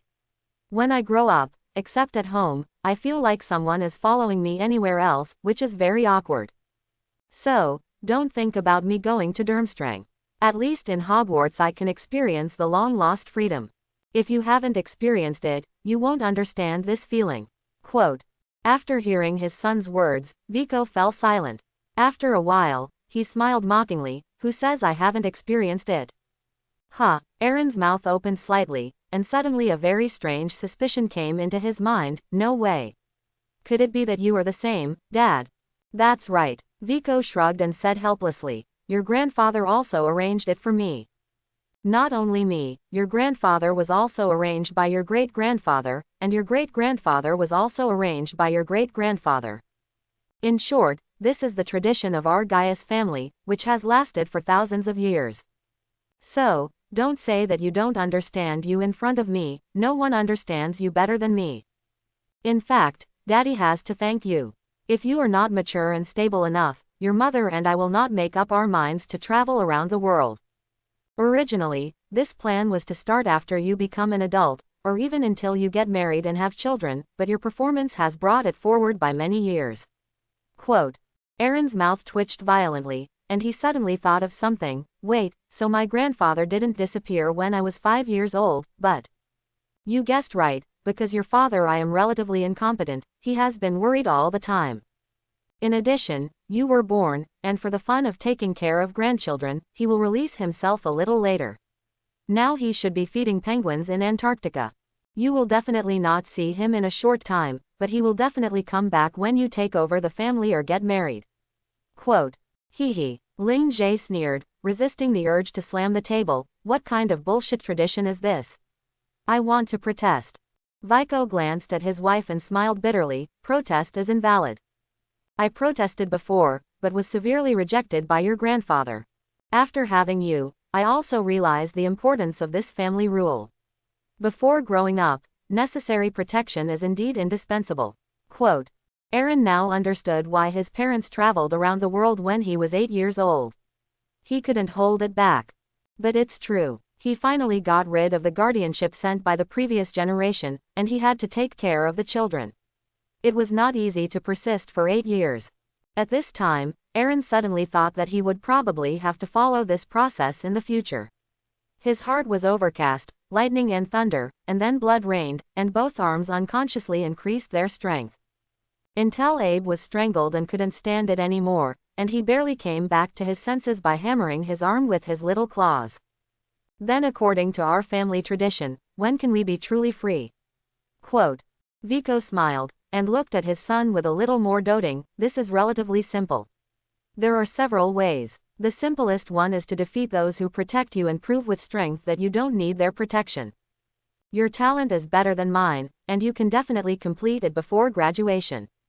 Aaron was about to ask about the second way, but he heard the following sentence, and looked at Vico with a little more sympathy. Dad, you are so pitiful. Didn't you beat them before graduation?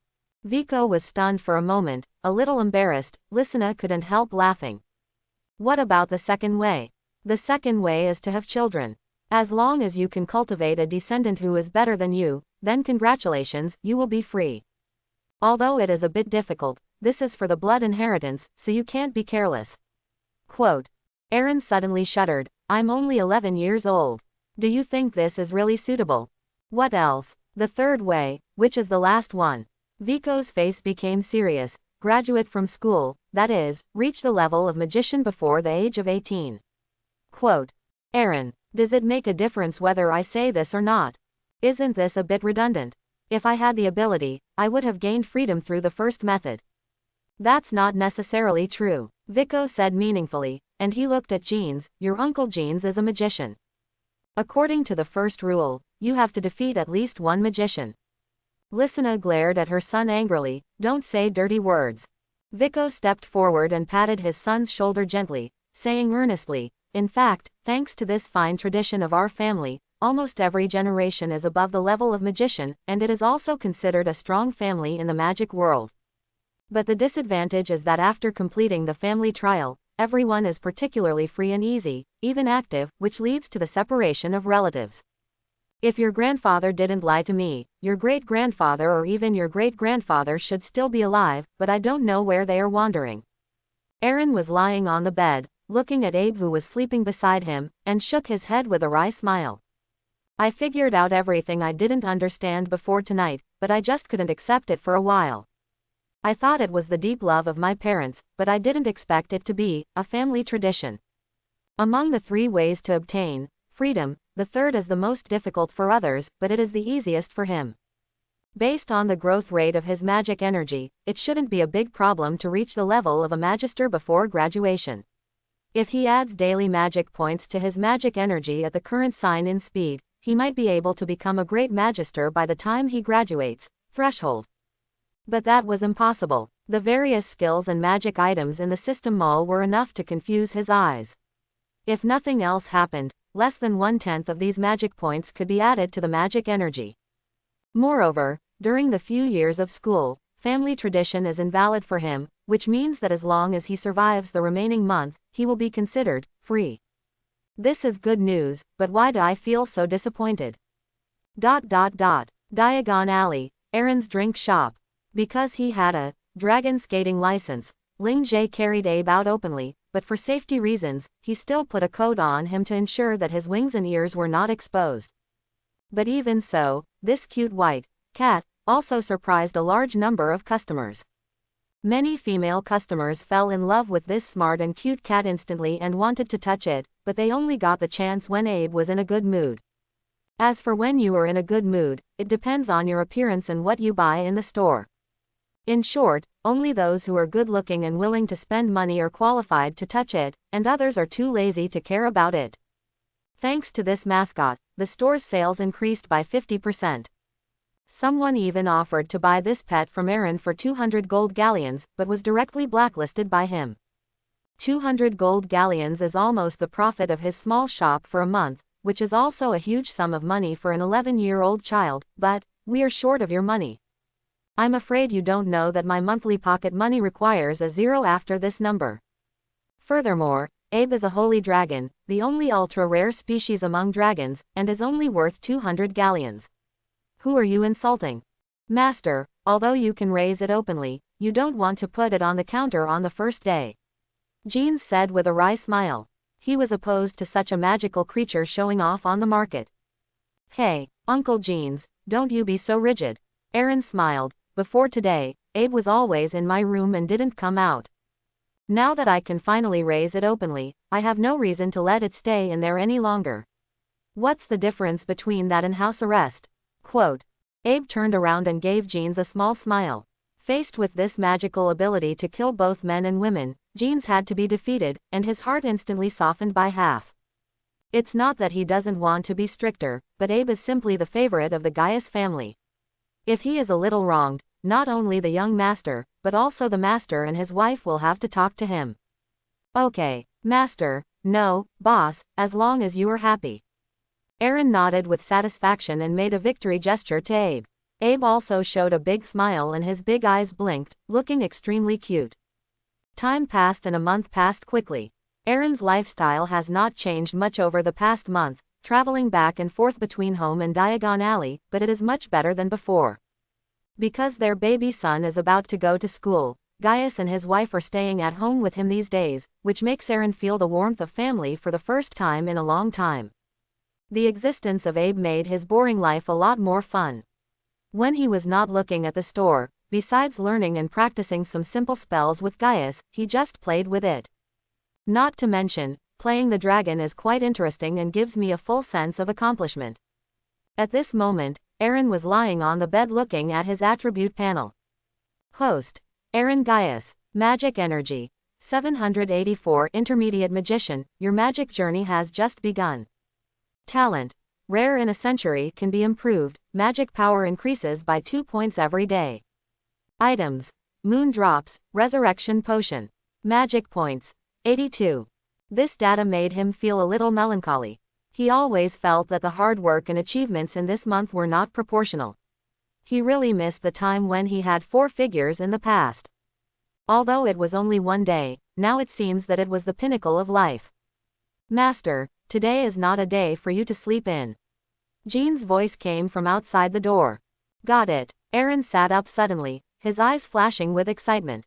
He grabbed Abe next to him and put the clothes on it while it looked at it reluctantly. Don't be unhappy. Today is August 28th, and school starts in 3 days. We have to buy things for the start of school. If it's later, it will be too late. 10 minutes later, Aaron walked out of the room with Abe. Master, you are half an hour later than usual today. It's long-winded, but you can only control me for these 3 days. Jeans was stunned for a moment, and soon figured out the reason. He smiled and said, it seems that the young master is very confident in himself. I will wait and see. You'll see. Jeans shrugged and said nothing. To be honest, although Aaron has quite good magical talent, becoming a magician before the age of 18 does not require good talent. However, he will not embarrass the scenery at this time. I believe that in a few years, after the young master understands how difficult it is, he will no longer talk nonsense. Where are my parents? Aren't they coming? Aaron looked around, but found no trace of the Guss couple. Well, the master and his wife had some important matters to deal with, and they left last night. Besides, most of the things you want to buy are in Diagon Alley. This is basically the same as strolling in the back garden. Do you need a parent to accompany you? Quote. That's what I said, but they didn't say goodbye to their son. How much they think highly of me. After breakfast, the two of them walked to the fireplace. A green flame flashed and they arrived at the shop in Diagon Alley. Clean up. Jeans directly cast a spell to clean up the clothes. Uncle Jeans, can I do the shopping alone?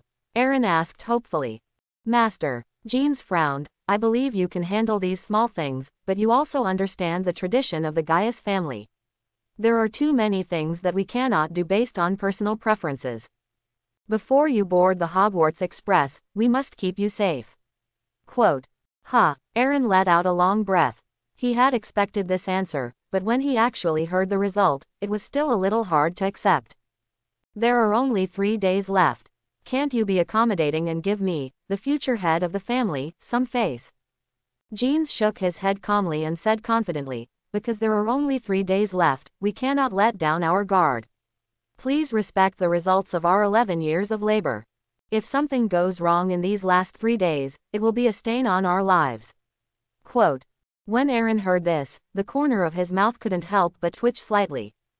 Good guy, really good guy. What he said was that if he didn't agree to follow them, it would be like committing a crime. Okay, just follow it. They all belong to the neighbors, so it's no big deal.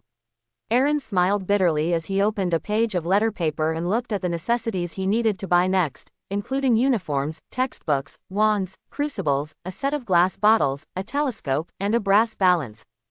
There are many places to visit, including Madame Malkin's robe shop, Flourish and Blott's bookstore, Ollivander's wand shop, Partridge's crucible, Slug's pharmacy. Magic as a gift from God. As a gifted wizard, the first thing Aaron wants to buy is naturally a wand. That thing is a must-have for almost every wizard, no matter what level you are. He had thought about buying a wand since he started learning charms, but his parents severely refused, saying that a 7-year-old child couldn't have a wand because it was too dangerous. It's not like he hasn't thought about buying one secretly. After all, we don't lack money, but no one knows better than him what it's like to have a dedicated bodyguard. In addition, because of his special status, Ollivander would never sell him a wand without his mother's consent, and there was only one Ollivander's store in Diagon Alley that sold wands. This is not to say that there are no other shops selling wands in the wizarding world, but he has no chance to commit crimes under Jean's nose. But today, It's time for him to have a wand of his own. Phew. Aaron took a deep breath and looked up at the store's sign, Ollivander's, which has been making exquisite wands since 382 BC. He couldn't suppress his inner excitement. Ahem. Jeans coughed lightly. Master, you have been at the door for 2 minutes. It's time for us to go in. Sorry, I can't help myself. Aaron said awkwardly, then opened the door and walked in. This wand shop is smaller than his drink shop, so it's not appropriate to say it's small. The shop is still quite big, but there are too many things crammed in, giving people the illusion of being particularly cramped. When you enter the door, you can see a desk and a bench. In addition, there are ladders and stairs. There are several rooms inside, but they are all blocked up and only one corridor is left. The walls were lined with wooden boxes stacked from floor to ceiling. Inside each box was a wand, and there were probably thousands of wands in the store. Mr. Ollivander seems not to be here. Master, do you want to wait a moment? Jeans said playfully. Why wait? Why should I wait? If he hadn't come, I would have had to try it myself. Aaron said firmly. Really? Then I'll tell your mother. A soft and doting voice came from the stairs. An old man with gray hair but extraordinarily energetic was looking at Aaron with a smile. Uncle, good morning. Aaron scratched his head sheepishly. This is why he can never buy a wand without his parents' consent. The owner of this store is his mother's uncle. The niece still has to give her face. She won't let her uncle sell it to her son, so Ollivander will naturally not sell it. Good morning. Ollivander walked down quickly, touched Aaron's head, and messed up his hair. I saw you when you were standing outside just now. It seems that life the first wand got you a little too excited. That's not true. The main reason is that the paint on your door is peeling off. I was wondering if I should pay to replace it with a new one. How can you talk, kid? Is that paint peeling? It can only mean that my store is relatively old. Ollivander said proudly. What, uncle, you know what I'm here to do, right? I know, your mother told me the size of your arms a month ago. But I didn't look at it. Some data need to be measured personally to be more reliable. Ollivander said, taking out a silver tape measure from his pocket. What do you think? Quote. I think my uncle is right. Aaron's eyes twitched and he raised his right arm very wisely. Then he remembered something and raised his left arm as well. How about you do the same? Measure this. Ollivander frowned. Aren't you accustomed to using your right hand? An extra left hand for emergencies. What if my right hand is injured? Aaron said with a simple smile. Of course, it would be better if you could prepare 4 wands for me. That way there's a spare in case something happens to the wand. Huh. Ollivander looked at him in surprise, as if he was getting to know his grandnephew again.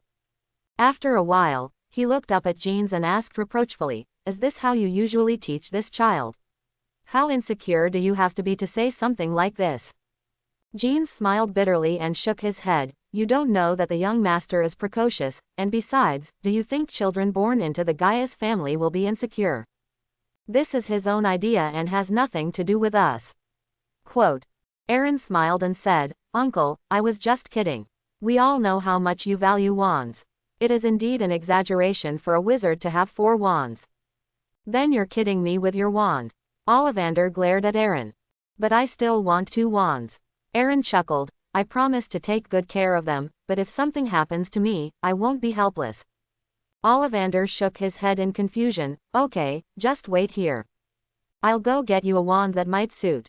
Quote. Okay, thank you for your hard work, uncle. Aaron smiled happily, and then sat on the chair at the desk, not treating himself as an outsider at all. A few minutes later, Ollivander carried several boxes and put them on the desk. You know my principles. Even if you are my grandnephew, you cannot destroy them.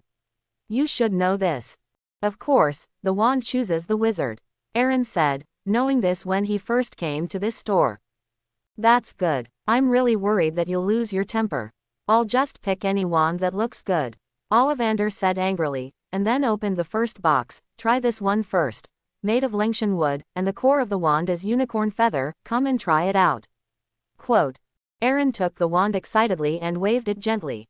The white light flashed on the wand, and he felt a warm current in his body. It's not unfamiliar, and it's very smooth when used. That's right, this wand suits me very well. Not bad. Ollivander nodded, put it back into the box, and then opened another box. Try this one again. It's made of acacia wood, and the core of the staff is phoenix tail feathers. Aaron repeated the action just now. His face became a little strange. This time a silver light flashed at the tip of the wand, and his fingertips felt a slight chill. But that's not the most important thing. The most important thing is that he can use this wand very smoothly. Ollivander also noticed this, and couldn't help but raise his eyebrows slightly. He put the second wand into the box nervously, and then opened the third box. But as soon as he opened it, Ollivander closed the box again, and as if he had made a decision, he took out his wand. Little Aaron, come and try this. Aaron swallowed, feeling that his uncle was a little unusual today, as if he was inducing a child to make a mistake. Sir, isn't this inappropriate? Jeans asked with a frown. What do you know? Ollivander curled his lips, then rolled his eyes. Take out your wand and give it to him to try. I refuse, Jeans said firmly. HMPH. Ollivander didn't say anything, but stared at his grandnephew with sharp eyes. Hurry up and try it. Don't keep me waiting. What about Uncle? Can I refuse? No. Ollivander put the wand directly into Aaron's hand. Hurry up, I can't wait. Aaron reluctantly complied, and a red light appeared on the top of the wand, and a dazzling light danced on the wall. Is this? Jeans looked at this scene in surprise, his expression changing constantly, a little unbelievable. Ha ha ha. Ollivander let out a hearty laugh and looked at Aaron with excitement. The principles of the Ollivander family have not changed for hundreds of years, but today may be an exception. It seems that every wand will choose you, even other people's wands, which means you can use any wand you want, and I'm afraid the same is true for the Elder Wand. Quote. Aaron was stunned for a while after hearing this, and suddenly felt like, I have been chosen by this world. Uncle, does that mean I can choose any wand in your store? Certainly. Great, pick 2 wands for me. One is high-end and classy, the other is low-key, luxurious and meaningful. The most important thing is that it must look good and be elegant, and it must not lower my image. Ollivander. Jeans. Chapter 11. Aaron's face was filled with pride as he walked out of Ollivander's wand shop. He got what he wished for and got 2 wands from his uncle, one pure white, made of vine wood and unicorn feathers, and one pure black, made of yew and dragon nerves. Uncle Jeans, this is called giftedness. Now you believe that I can reach the level of a magister before graduation. Aaron said proudly. Well, with all due respect, the magical world has never been short of talented wizards. This only proves that you are ahead of some people, but the road ahead is often full of uncertainty. Quote. Tisk, it's really a disgrace. Can't you say a few nice words to make me happy? No, good advice often goes against the ears. Jeans smiled faintly. Next, you should go buy uniforms. We can just go and pick them up. I gave Madame Malkin your sizes 2 weeks ago, and I believe she has them ready for you. Quote.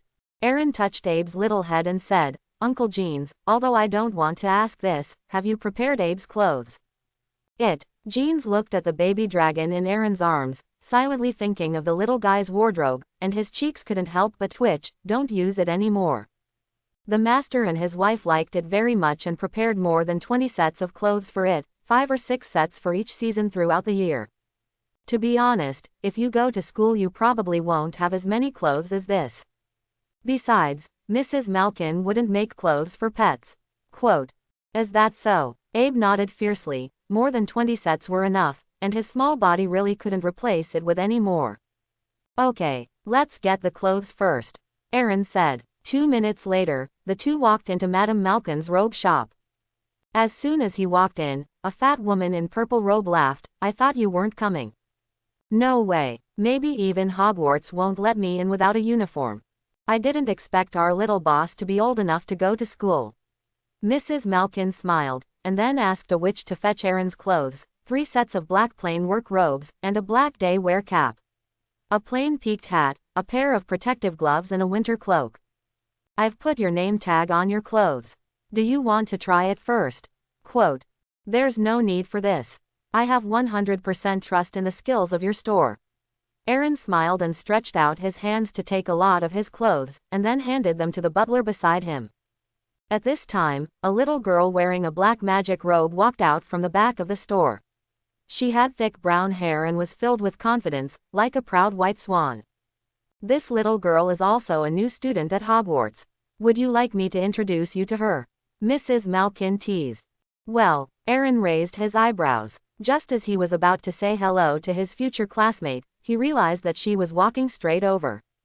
But she didn't come to find him, but directly picked up Abe, who was on the ground, so cute.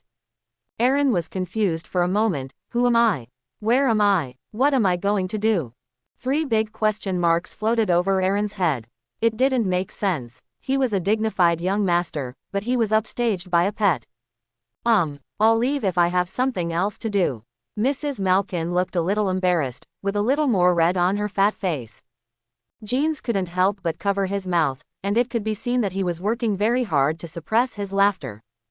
Ahem. Aaron looked at the girl and put on a serious face. Although I appreciate your vision, it seems a little inappropriate to pick up the owner's pet without his permission.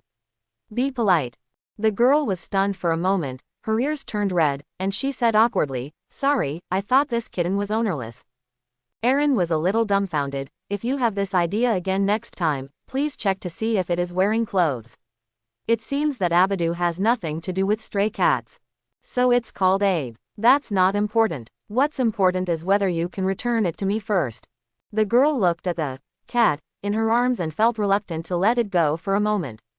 Forget it. If you want to hug me, just hold him for a while. Aaron said helplessly. After all, he was his future classmate, and the one being hugged didn't raise any objections, but looked like he was enjoying it. You are also going to Hogwarts, right? Yes, school will start in 3 days. The girl said excitedly, and then extended her right hand to the handsome little boy in front of her. Let me meet you, my name is Hermione Granger. Aaron Guss. Aaron shook his hand, and then suddenly thought of something. His eyes widened a little. What did you say your name was?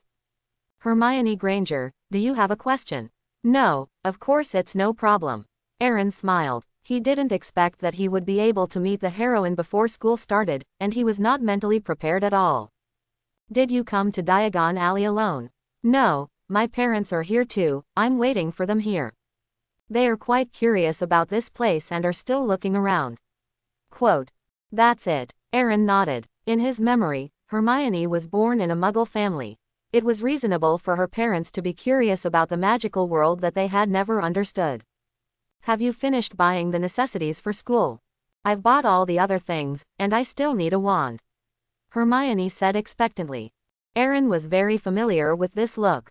He was so excited when he was standing in front of his uncle's shop just now, but now that he thinks about it, he is really a little shy. After all, this unseen look should not be displayed by a pampered young master like him. If you tell me my name when you go to buy a wand, the boss should be able to give you a cheaper price. Really? Hermione was a little surprised. Of course it's true, Aaron said firmly. Although he didn't know whether his uncle would sell it at the cost price, he could get a discount or something for his sake. It's not just Ollivanders. With his 3 years of operation in Diagon Alley, Aaron also gets this treatment in other stores. What a pity. If Hermione had known him earlier, she might have been able to save a small amount of money on necessities. Then I will trust you once, but don't lie to me. Absolutely not, Aaron vowed, although he still wanted to chat with Hermione for a while. Before the two of them said a few words, a man and a woman walked in outside the door. Mom and Dad. Hermione simply greeted her parents. Hermione, who is this? Hermione's father asked. My name is Aaron, and I am her future classmate, Aaron said politely. Hermione nodded and reluctantly handed the white cat back to Aaron. Nice to meet you, Aaron. Now I have to buy a wand. I'll see you in 3 days. Okay, see you in 3 days. 2 groups of people walked out of Madame Malkin's robe store and walked in different directions. 10 minutes later, Aaron and Gaius received the reserved books, and then they visited the crucible shop and pharmacy, where they purchased the remaining instruments and equipment. When going back, the two of them passed by the store where they bought magic broomsticks. Aaron glanced at it with interest, and saw a Nimbus 2000 quietly waiting for his owner on the counter. Master, what do you want? Jeans asked. Aaron nodded, then shook his head. I'm just a little interested, but not enough to buy it. Furthermore, first-year students are not allowed to bring their own broomsticks, so I bought one to no avail. Quote. I don't think so. Hogwarts also has flying lessons. It's not impossible for you to try out the magic broom in the 3 days before school starts. Forget it. The magic broom is not suitable for me. Aaron said, there is still a magic carpet in his system store that he has not bought yet. Isn't this more fragrant than a broom? On the first day of September, Aaron packed up his things early in the morning and rushed to Kingdom Cross Station accompanied by Jeans. He was pushing a cart with 2 large suitcases on it. One contained luggage and textbooks, and the other contained other things. He had 2 wands hidden on his body.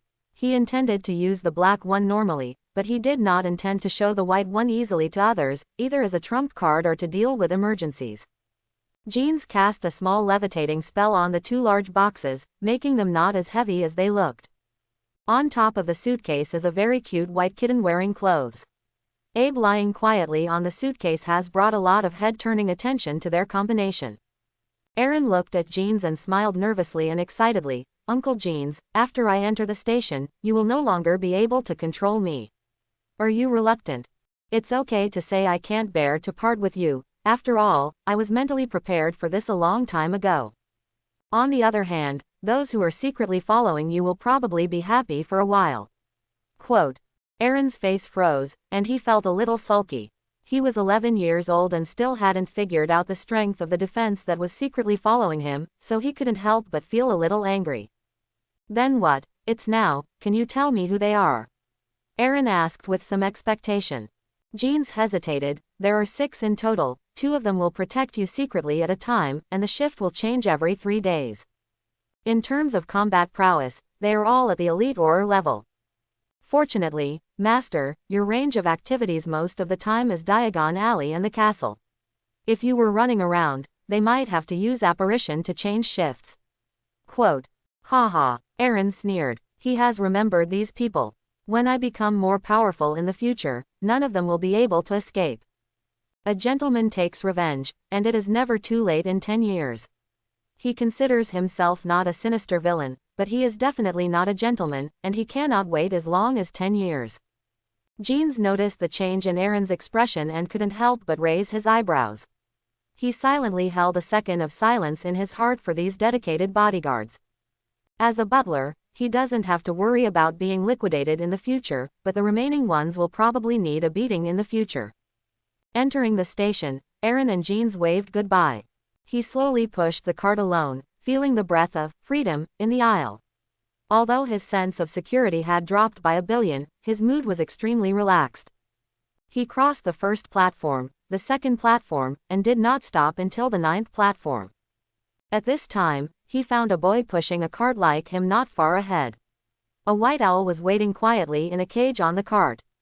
He was discussing something with the guard at the station, but the results seemed to be somewhat unsatisfactory.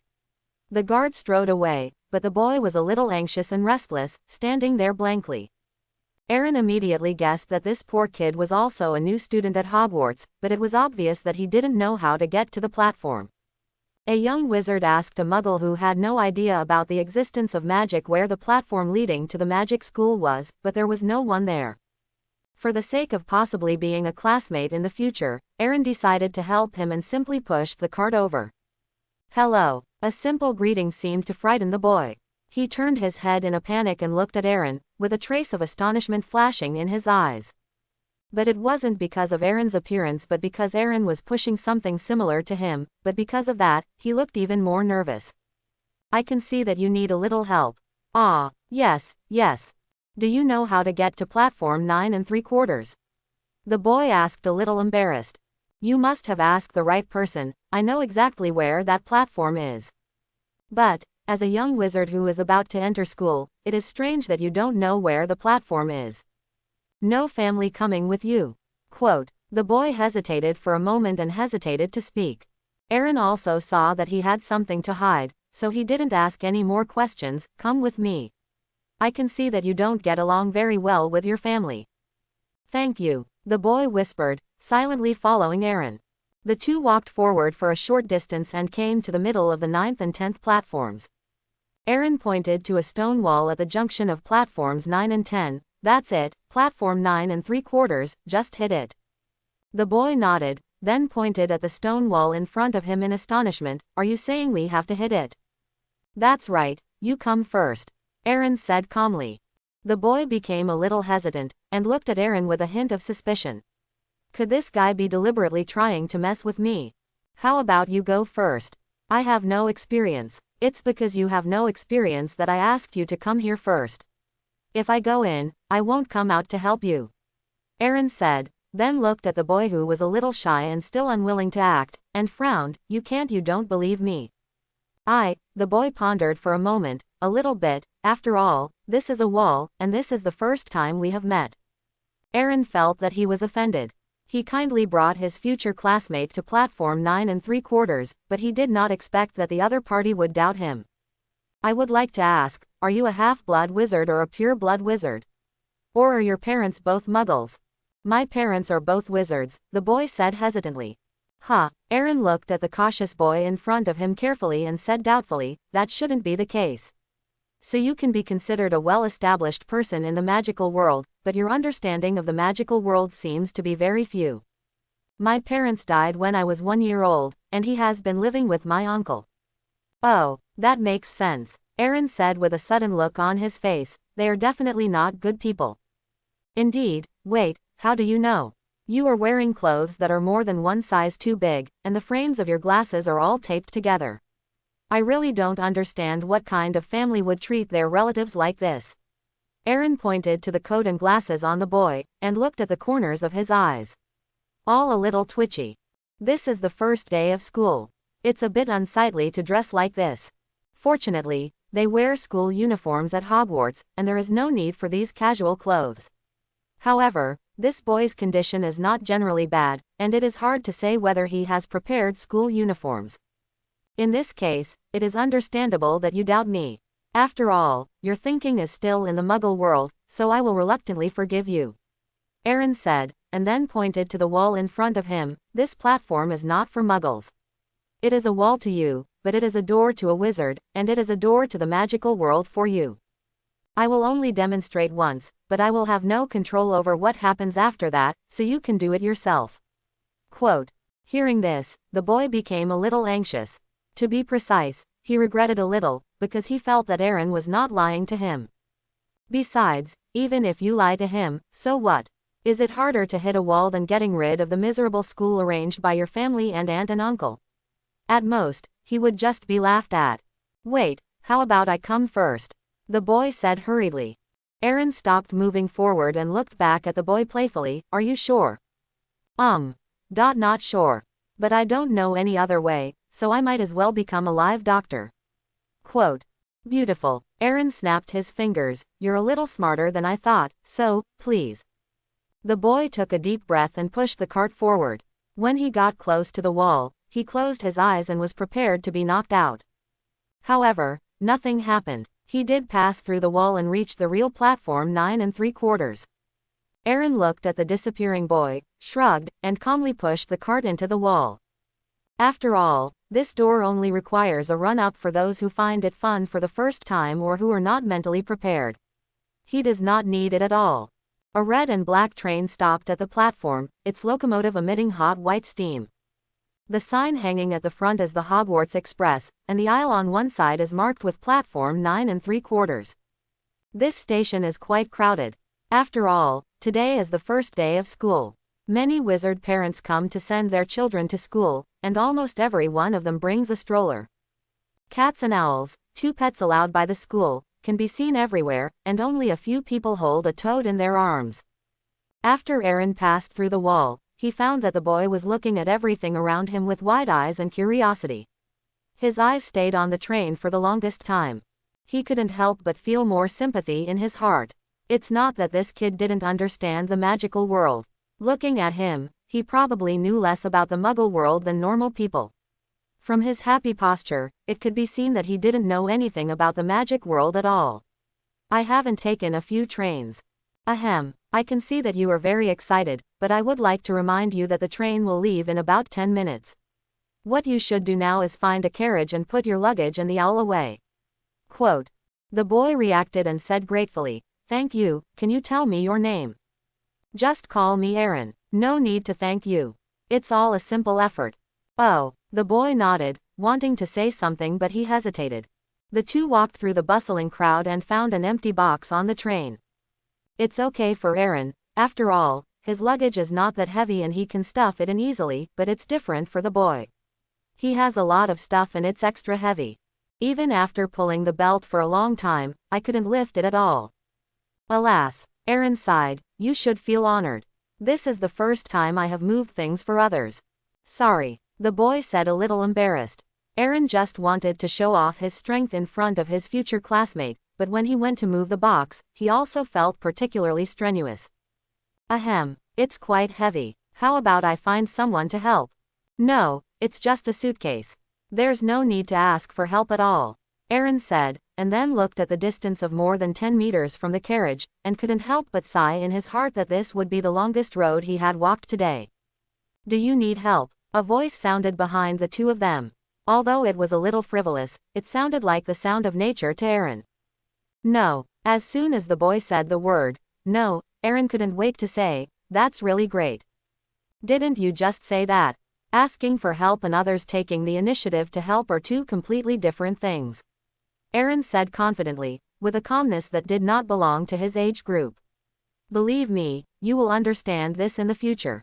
The boy seemed to understand something, looked at the red-haired boy, and said shyly and hesitantly, I think I really need help. He immediately turned around and shouted, Hey, Fred, come here and help. After a while, a red-haired boy who looked exactly like the red-haired boy came over. They must be twins. Not only do they look the same, they even wear the same luggage. With the help of 2 more people, I finally carried the box to the box. Thank you very much, otherwise we wouldn't know when we would move here alone, the boy said. Aaron took out 2 lollipops from Abe's pocket and handed them over, causing the young dragon to look aggrieved. Although this box has nothing to do with me, I still need to express my gratitude. Please don't dislike it and accept it. One of the red-haired boys hesitated. Although the lollipop was unopened, it was snatched from the pet's pocket. Although the 2 brothers are usually naughty and mischievous, they have never snatched food from a pet's mouth. No need, it's just a breeze, another red-haired boy said. Hearing what they said, Abe's big eyes narrowed, and he proudly took his candy from Aaron's hand. The first red-haired boy's eyes lit up, and he looked at Abe with eager eyes. Your cat is so cute, can you let us hold it? Just a little. I'm afraid this won't work. Abe never likes strangers. What a pity, the red-haired boy said regretfully. At this time, a shout came from outside the car. Fred, George, are you in the car? It's coming, Mom. The brothers shouted immediately and jumped out of the car. From the perspective of Aaron and the 2 of them, they could see them walking up to a fat woman. In front of them were a red-haired boy and a red-haired girl. They seemed to be a family. Aaron sincerely admired this mother. After all, raising 4 children was not easy. However, after a while, a taller red-haired boy walked over and joined them without knowing what they were talking about. Good guy, really good guy. What did you say? Nothing, I just think that fat woman must be a great mother. A whole 5 children. He can also handle family relationships so harmoniously. Quote. The boy turned his head and saw the twin brothers greeting him. He was so shocked that he immediately retracted his head. Soon, the Hogwarts Express started to start, slowly increasing its speed amidst the sound of da-da. The boy was very excited. Buildings flashed quickly in front of his eyes. The ordinary things such as forests, fields, and even blue sky and white clouds outside were incomparably novel and beautiful in his eyes. This is the happiest time in his life, because he is far away from his uncle's family, away from the oppression of his cousin, and will not be mediocre in a Muggle middle school. At this time, the boy noticed something strange. Aaron, who was sitting opposite him, seemed to be even more excited than him. There was a slight glint in his eyes when he looked out the window. This won't stop him. Could it be that Aaron was a foster child like him who was oppressed in other people's homes? It doesn't look like it. After a few seconds, the boy tentatively asked, Aaron. What's wrong? It's okay, but don't you think you're too excited? Really, did I show it so obviously? Aaron was a little embarrassed and held Abe in his arms, holding a lollipop in his mouth, and used the dragon to soothe the exaggerated expression on his face. The boy nodded hurriedly. It's very obvious. After all, we are going to a magic school, so it's normal to be a little excited. Aaron said, then looked at the boy. By the way, I don't know your name yet. My name is. Before the boy finished speaking, the door of the box was opened. A red-haired boy looked at the two of them very cautiously and said, "Excuse me, can I sit here? All other places are full." Quote. The boy recognized at a glance that this boy was the younger brother of the twin brothers who had just helped him carry the box, and then patted the seat next to him and said, "Just sit down." "Thank you." The red-haired boy sat down and directly announced his name. "My name is Ron Weasley." "My name is Harry Potter." After the boy finished speaking, he pointed to Aaron opposite and introduced, "His name is Aaron." Puff. Aaron instantly felt like a beeping dog, and almost threw the Abe in his hand out of the car window. What is this scenario? All the outrageous things that he had not encountered in the past 11 years had happened in the first few days of school. Not at school yet. I met the protagonist group in advance. What kind of luck is this? Ron's eyes widened immediately, and he looked at Harry with more admiration, pointing nervously at his forehead. "So, is that true? I mean, you really have that. What?" Harry asked, confused. "Scar." "Oh." Harry lifted the hair from his forehead, revealing a lightning-shaped scar, feeling a little proud. "Absolutely." Ron sighed. "Alas." Aaron sighed deeply. "What do you mean by sighing?" Ron asked. "He is a celebrity in the wizarding world, the boy who lived, Harry Potter. His legendary deeds are even recorded in some books." Aaron rolled his eyes at him. "So what? I'm not starstruck, and this scar is not a good thing for him. But I really didn't expect that I would sit in the same carriage as the famous Harry Potter." Quote. "That's right. I think so too. Things like fate are so wonderful." Aaron. "A good one, I think." Harry and Ron seemed to hit it off immediately, chatting all the time in the carriage. Aaron held Abe in his arms and looked at the scenery outside leisurely, feeling this rare breath of freedom. At this time, a click sound suddenly came from outside the box. A slightly fat female saleswoman pushed a cart filled with various snacks and looked at the three of them and asked, "Would you like to buy anything, kids?" "No, thank you, I brought it." Ron took out a sandwich wrapped in transparent oilcloth with some embarrassment. "I'm not hungry," Aaron said, and then he suddenly thought of something and glanced at the pet in his arms. "But let's have some." The fat woman smiled happily and said, "Okay, sir, what do you need?" "We have multi-flavored beans, chocolate frogs, pies, cakes." "No need to say so much."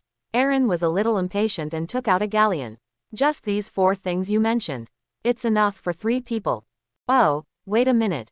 The fat woman began to rummage in her cart, then put a bunch of snacks on the table in the box, and also found some silver sickos for Aaron. "Wow." Ron's eyes widened. "Aaron, what do you do at home? You feel so rich." "Actually, it's nothing, just doing some small business." "That's casual. What you gave me just now was galleons." Ron asked in surprise. "I may not have that much pocket money in a year." The corner of Aaron's mouth twitched, and he always felt that this guy looked like he had never seen money before. "Well, I think it may be because you have 4 brothers and sisters in your family, so the cost is relatively high." Ron nodded silently after hearing this. "Actually, you don't understand fully. I have 5 brothers and 1 sister." Aaron. "No wonder this baby's pocket money is less than a galleon. An already poor family has to raise 7 children, which makes it even worse. You may not be able to survive without careful budgeting. I originally thought your mother was great for being able to take care of 7 children. But I didn't expect that your father was greater and could support your family with 1 person's salary." Quote. "What do you mean?" "Nothing. I just wanted to express my admiration for your father." "Yes, that's right, I admire you," Aaron said, then pointed to the snacks on the table. "Don't be stunned, you too. If you want to eat, you're welcome, but remember to leave a few pies for my Abe. It would be better if they have meat fillings." Quote. Ron couldn't help but cast his eyes on the white cat. "Your pet is so cute." "I only have 1 mouse," and Percy threw it away. As he spoke, he took out a fat gray mouse from his pocket and said, "Its name is Banbon. It is hopeless. It only eats and sleeps all day long." Aaron immediately moved his body back to put as much distance between him and the mouse as possible. "On the contrary, Abe in his arms seemed to smell some disgusting smell, showing an expression of vigilance and disgust, pointing a white paw at the sleeping mouse, grinning continuously. Ron took his pet back immediately. He almost forgot that Aaron's pet was a cat. There was no difference between taking out the mouse in front of the cat and feeding it. "Don't worry, my Abe doesn't eat mice." Aaron comforted Abe with a wry smile, looking at the mouse with some scrutiny. After all, Abe is a holy dragon, not a cat. What can make him react like this is probably not an ordinary mouse, or, it's not a mouse at all. But this has nothing to do with him. Even if Ron raises a magical creature that he has never seen before, it doesn't matter. Ron then placed Banban on the table with peace of mind, and then enjoyed the food with peace of mind.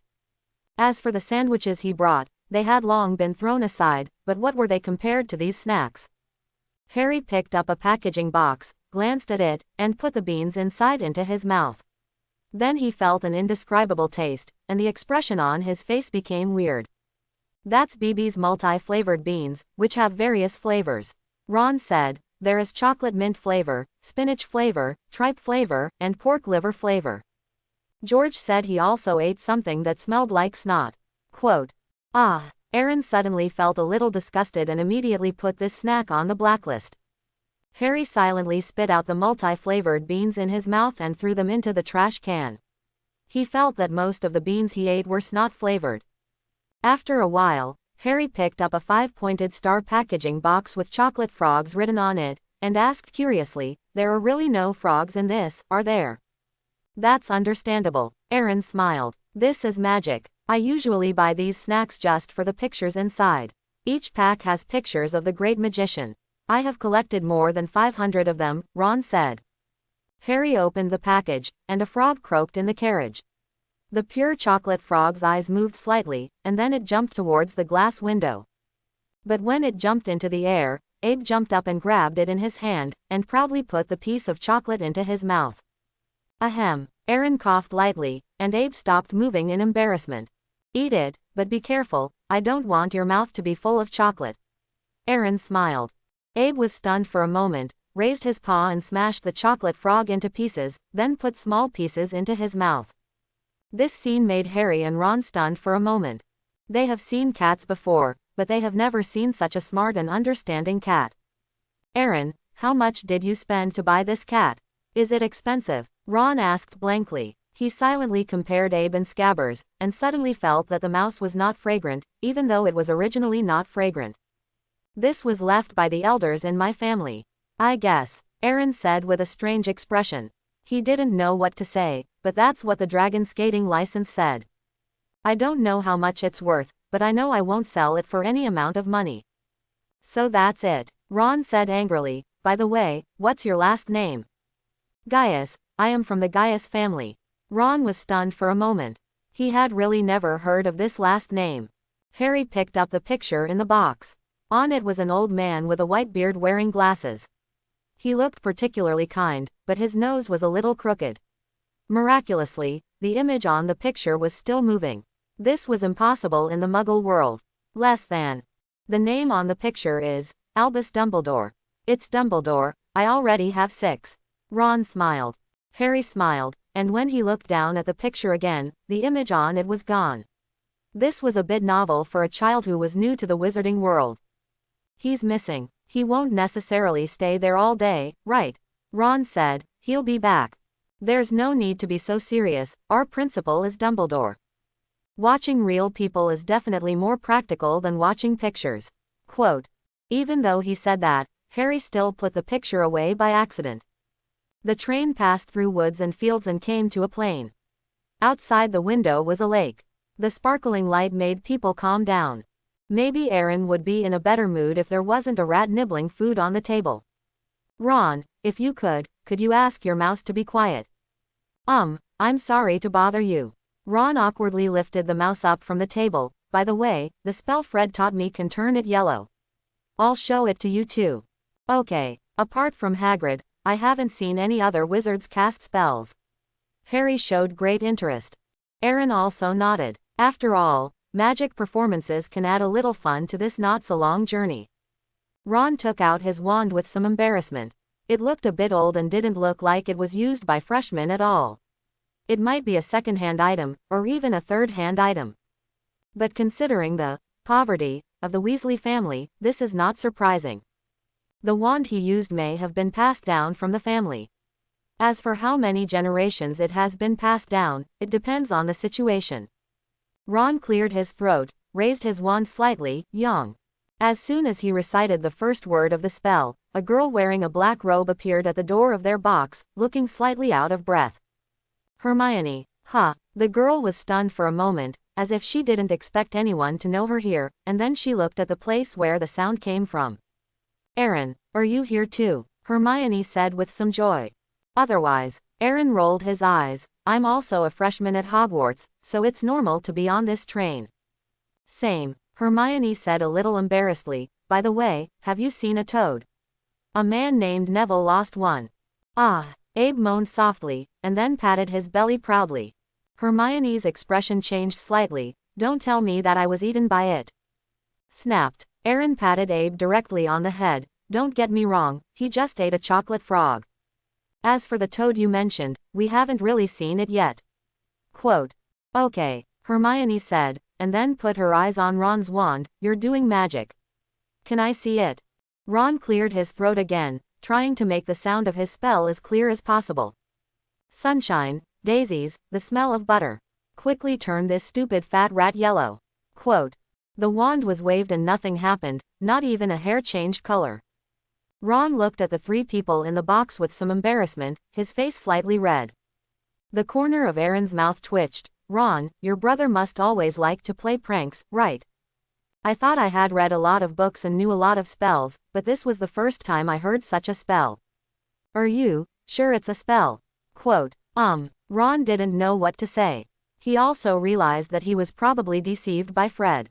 Indeed, your spell doesn't seem to be very effective. Hermione said, of course, I have also tried a few simple spells, and they are all quite effective.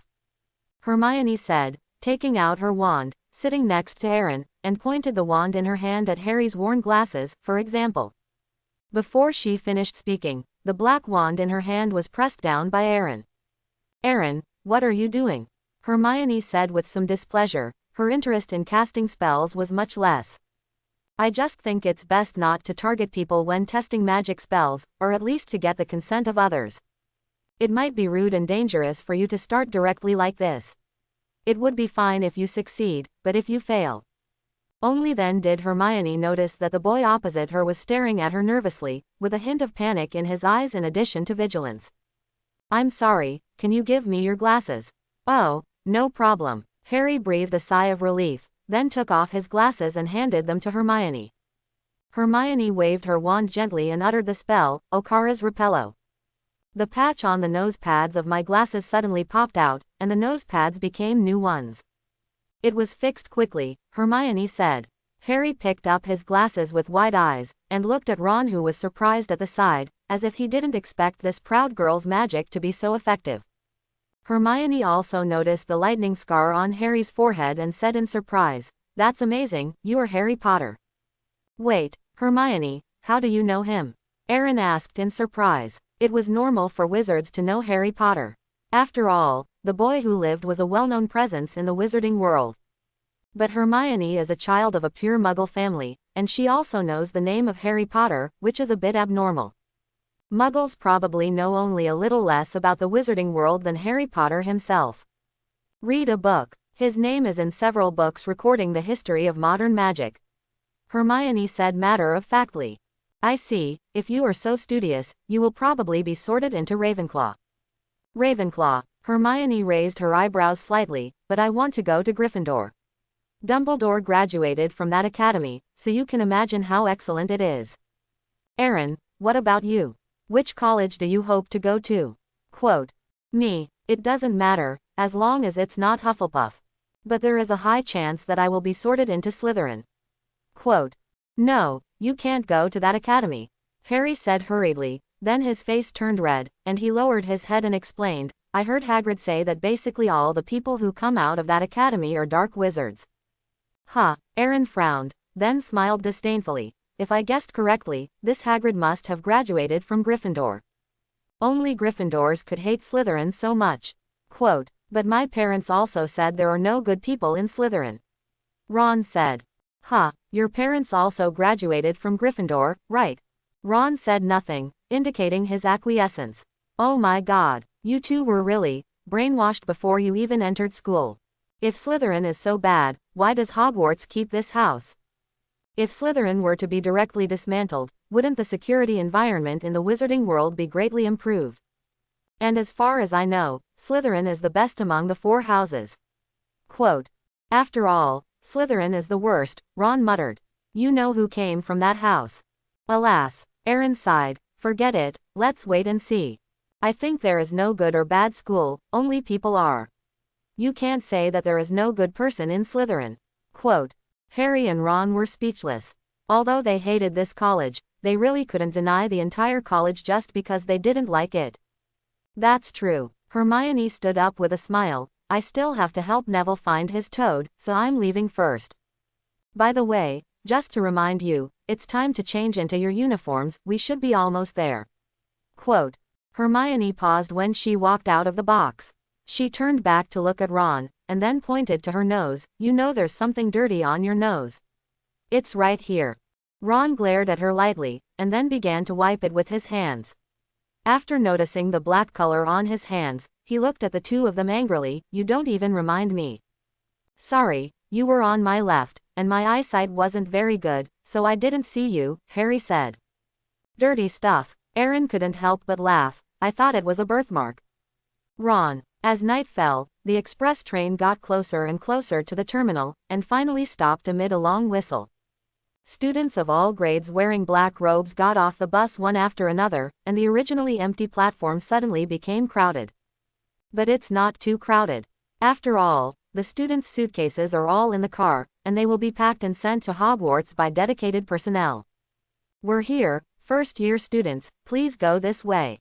Come on, first graders, don't be shy, hurry up and catch up. A rough-looking giant with a big beard was holding a lamp and said loudly. He is Hagrid, Harry excitedly introduced to Ron and Aaron. Giants. Aaron raised his eyebrows. The number of giants is relatively rare nowadays. I have only seen them a few times in Diagon Alley. I didn't expect there are them in Hogwarts. He works as a gamekeeper at the hunting grounds, Harry said, and waved hello to Hagrid. Hi, Harry. Hagrid gave Harry a big smile, and inadvertently glanced at Abe in Aaron's arms, and his eyes lit up immediately. Hagrid has raised magical animals for so many years, and he still has good eyesight. He can be 100% sure that this cat, wearing clothes and looking a little too cute, is definitely not simple. Freshman, your cat is very cute, can I hold it? Aaron didn't say anything yet, but Abe kept shaking his head. Who are you? This dragon doesn't know you at all, why should I let you hold it? Sorry, Abe is my family. You also saw it, I have to respect his opinion. Aaron said. He didn't intend to let Hagrid see it, not to mention Hagrid's unshaven appearance that was enough to scare children to tears, just the strange smell on his clothes was enough to keep people away. Besides, this giant is a gamekeeper, and may not be outstanding in other aspects, but he is extremely sensitive to animals. He is just a freshman now, and there is no need to expose the fact that he has a dragon. That's a pity. Hagrid shrugged and didn't care. After all, this freshman will study at Hogwarts for 7 years and there will be plenty of opportunities in the future. First-year students, come here to get on the boat. Come on, follow me. Hagrid continued his work, and the first-year students followed him one after another, passing through a long and slippery path in the dark before arriving at the edge of the Black Lake. Across the Black Lake is a huge castle built on the hillside. The castle has spires and pale yellow lights shining from each window, adding a bit of mystery under the moonlight. The freshmen crossed over by boat. Each boat can only carry 4 people. Hagrid is relatively large, and he can take on 4 people, so he occupied a boat. Aaron, Harry, Ron and Hermione sat in a small boat. They looked around curiously and excitedly, and exclaimed from time to time. The ship docked quickly. After confirming that no one was lost, Hagrid pointed to the stairs in front and said, "Go straight up the stairs. Professor McGonagall will take care of what's next." The freshmen did as they were told. After walking up a few steps, a witch in a green robe and a black pointed hat was standing on the landing waiting for them. Her face was not very good looking, maybe because she had been waiting for a long time. Welcome to Hogwarts. Okay, in a while you will pass through these doors and be with your classmates. But before you take your seat, you must be sorted and determine which college you will enter. There are Gryffindor, Hufflepuff, Ravenclaw and Slytherin. During school, the college is like your home. Good performance can add points to the college, and any college that has someone violate the school rules will lose points. At the end of the year, the college with the highest score will win the College Cup, which is a great honor. At this time, the croaking of frogs came from in front of Professor McGonagall, and a fat boy among the freshmen opened his eyes wide when he heard the familiar voice. Neville often lost this toad. He lost it once before getting on the train. With the help of Hermione, he finally found it. But after coming to Hogwarts, he lost it again. He couldn't find it after searching for a long time. Now it appeared in front of him. It would be a lie to say that he was not excited. But just as Neville was about to go over, the toad jumped into his hand. Trevor. Neville hugged his toad happily. Although he didn't understand what happened, it didn't hinder the joy of regaining it. Professor McGonagall was very keen to notice the black wand in Aaron's sleeve. The corners of her mouth couldn't help but rise slightly, thinking that the school had recruited a talented wizard this time. The sorting ceremony will start in a while. You'd better tidy up your clothes and faces first, because it will be held in front of all the teachers and students in the school. After saying this, Professor McGonagall left the group of freshmen where they were. At this time, a boy with golden hair looked at Harry and said curiously, "It seems that what they said just now is true. Harry Potter has come to Hogwarts." The freshmen looked at each other, and were particularly sensitive to the name Harry Potter. The blonde boy looked at the two fat men behind him who were like door gods, and introduced Harry Potter. "This is Crabbe, this is Goyle. I'm Malfoy." The blonde boy walked up to Harry, afraid that he would not remember his name, and said solemnly, "Draco Malfoy." Puff. Ron couldn't help laughing. Malfoy glared at him angrily. "Do you think my name is funny? I don't need to ask what your name is.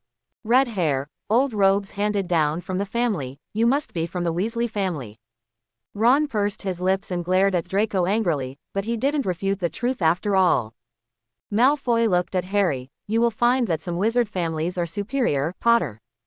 Don't make friends with people of questionable character, I can help you." As he said that, Draco extended his right hand to Harry. "I think I can tell good from bad, thank you," Harry said calmly. Draco's face turned a little ugly. Harry Potter actually rejected his friendship, and in front of so many people.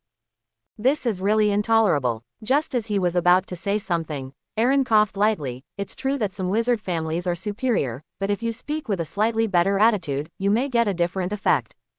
Malfoy then turned his head to look at Aaron in the freshman team, and said proudly, "Who are you? It's not your turn to teach me how to do things." Aaron. Harry was a little anxious.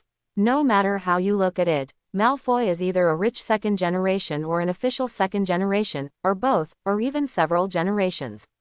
What if Aaron stands up for him and is retaliated? Aaron ignored him, but stretched out his right hand and said with a smile, "Gaius, Aaron Gaius, nice to meet you. Are you from the Gaius family?" Malfoy's eyes narrowed slightly, and the arrogant momentum on his body instantly dropped. "It doesn't matter. What's important is my attitude and your response." Aaron smiled and gestured with his right hand. Draco then shook hands with Aaron in a daze. "Nice to meet you." That's right. Attitude is the key to making friends. You put yourself in an unattainable position from the beginning. Those who know you think you are making friends, and those who don't think you are collecting slaves. In this situation, few people will look good to you. Thank you, Malfoy said with a far-fetched tone, as if it was difficult for him to say these two words. Ron stared at this scene with wide eyes, and silently pulled Harry away from the two of them. Although he had a little good impression of Aaron, the moment he came into contact with Malfoy, this good impression began to decline. Crabbe and Goyle looked at each other and could see the surprise in each other's eyes.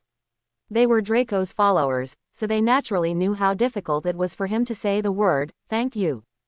At this time, Professor McGonagall came over and looked at the two people who were shaking hands in a friendly way. She was also a little stunned, but soon came to her senses. Everyone is ready over there, follow me. Malfoy, is this Gaius family famous? I remember that this family is not among the 28 pure-blood families. Goyle asked in confusion as he walked. You don't know, I also heard it from my father. Draco said, pure-blood families represent noble blood, except for some families that bring shame to pure blood, such as Weasley. There are 4 wizard families that represent mystery. The time of their existence cannot be measured, and it is difficult to find a word even in the vast books. It is rumored that they are always guarding something. They may not be well known in the wizarding world, but their heritage, connections, and influence are no worse than pure blood. In the words of my father, you can never imagine what kind of cards these deeply hidden families have. The mysterious man and the previous Dark Lord once wanted to get the support of these families, but they were either rejected or couldn't find anyone. Among them, the Gaius family is one of these mysterious families. In short, try to make friends with them if you can, and don't offend them if you can't. The freshmen followed Professor McGonagall into a luxurious auditorium, 2 by 1. There were small fires on the walls of the auditorium, and countless candles hung from the ceiling, illuminating the place brightly. All senior students sit around 4 long tables representing their respective colleges. The front of each table is a blank seat, which should be prepared for the new students who are about to join the college. It's quite beautiful. Aaron looked up at the ceiling. It was a night sky, similar to what he saw next to the Black Lake. It's enchanted. I read about it in the Hogwarts history, Hermione said. Aaron was stunned for a moment, then gave a thumbs up. You are more knowledgeable than I thought. I think no one among the freshmen except you will notice these details. Hermione, I would venture to ask, when you read a book, do you want to know more about the author's life? Quote, how do you know? Hermione looked very surprised. Aaron rolled his eyes. I guess, but are you sure you don't want to go to Ravenclaw? I think that is the best place for you. You will make a large group of like-minded friends, and you will definitely be one of them. The best student. This. Hermione hesitated. Let's talk about it again. Things like sorting are not decided by students. That's true. Aaron shrugged and said nothing more, but it could be seen that the girl still wanted to go to Gryffindor. Everyone was brought to a high platform by Professor McGonagall. In the center of the high platform was Albus Dumbledore. It was hard to recognize him with his long white beard. On his left and right sides were teachers from various subjects and Hagrid. Such employees. In the center of the steps is a stool. On top of the stool is a broken and old pointed hat. There are many patches on it, and a thick layer of dust conceals its original color. Is this the sorting hat? It's different from what I imagined, Aaron said with some confusion. When he thought about wearing this old hat in the future, he felt particularly uncomfortable. The most important thing is that which college they are assigned to seems to be determined by such a hat. Is this reliable? Although it can be seen from its dilapidation that it is an old magic item, it still feels a bit ridiculous to rely on it to determine the fate of the new student for the next 7 years. The hat on the stool seemed to hear Aaron's muttering, wrinkled into a human face, and gave him a provocative smile. This was not the first time it had encountered a new student like Aaron, but he had to wear it if he should, it couldn't be avoided. Hey, I have such a bad temper. Aaron glared at it in response. There are more wrinkles on the smiling face of the sorting hat.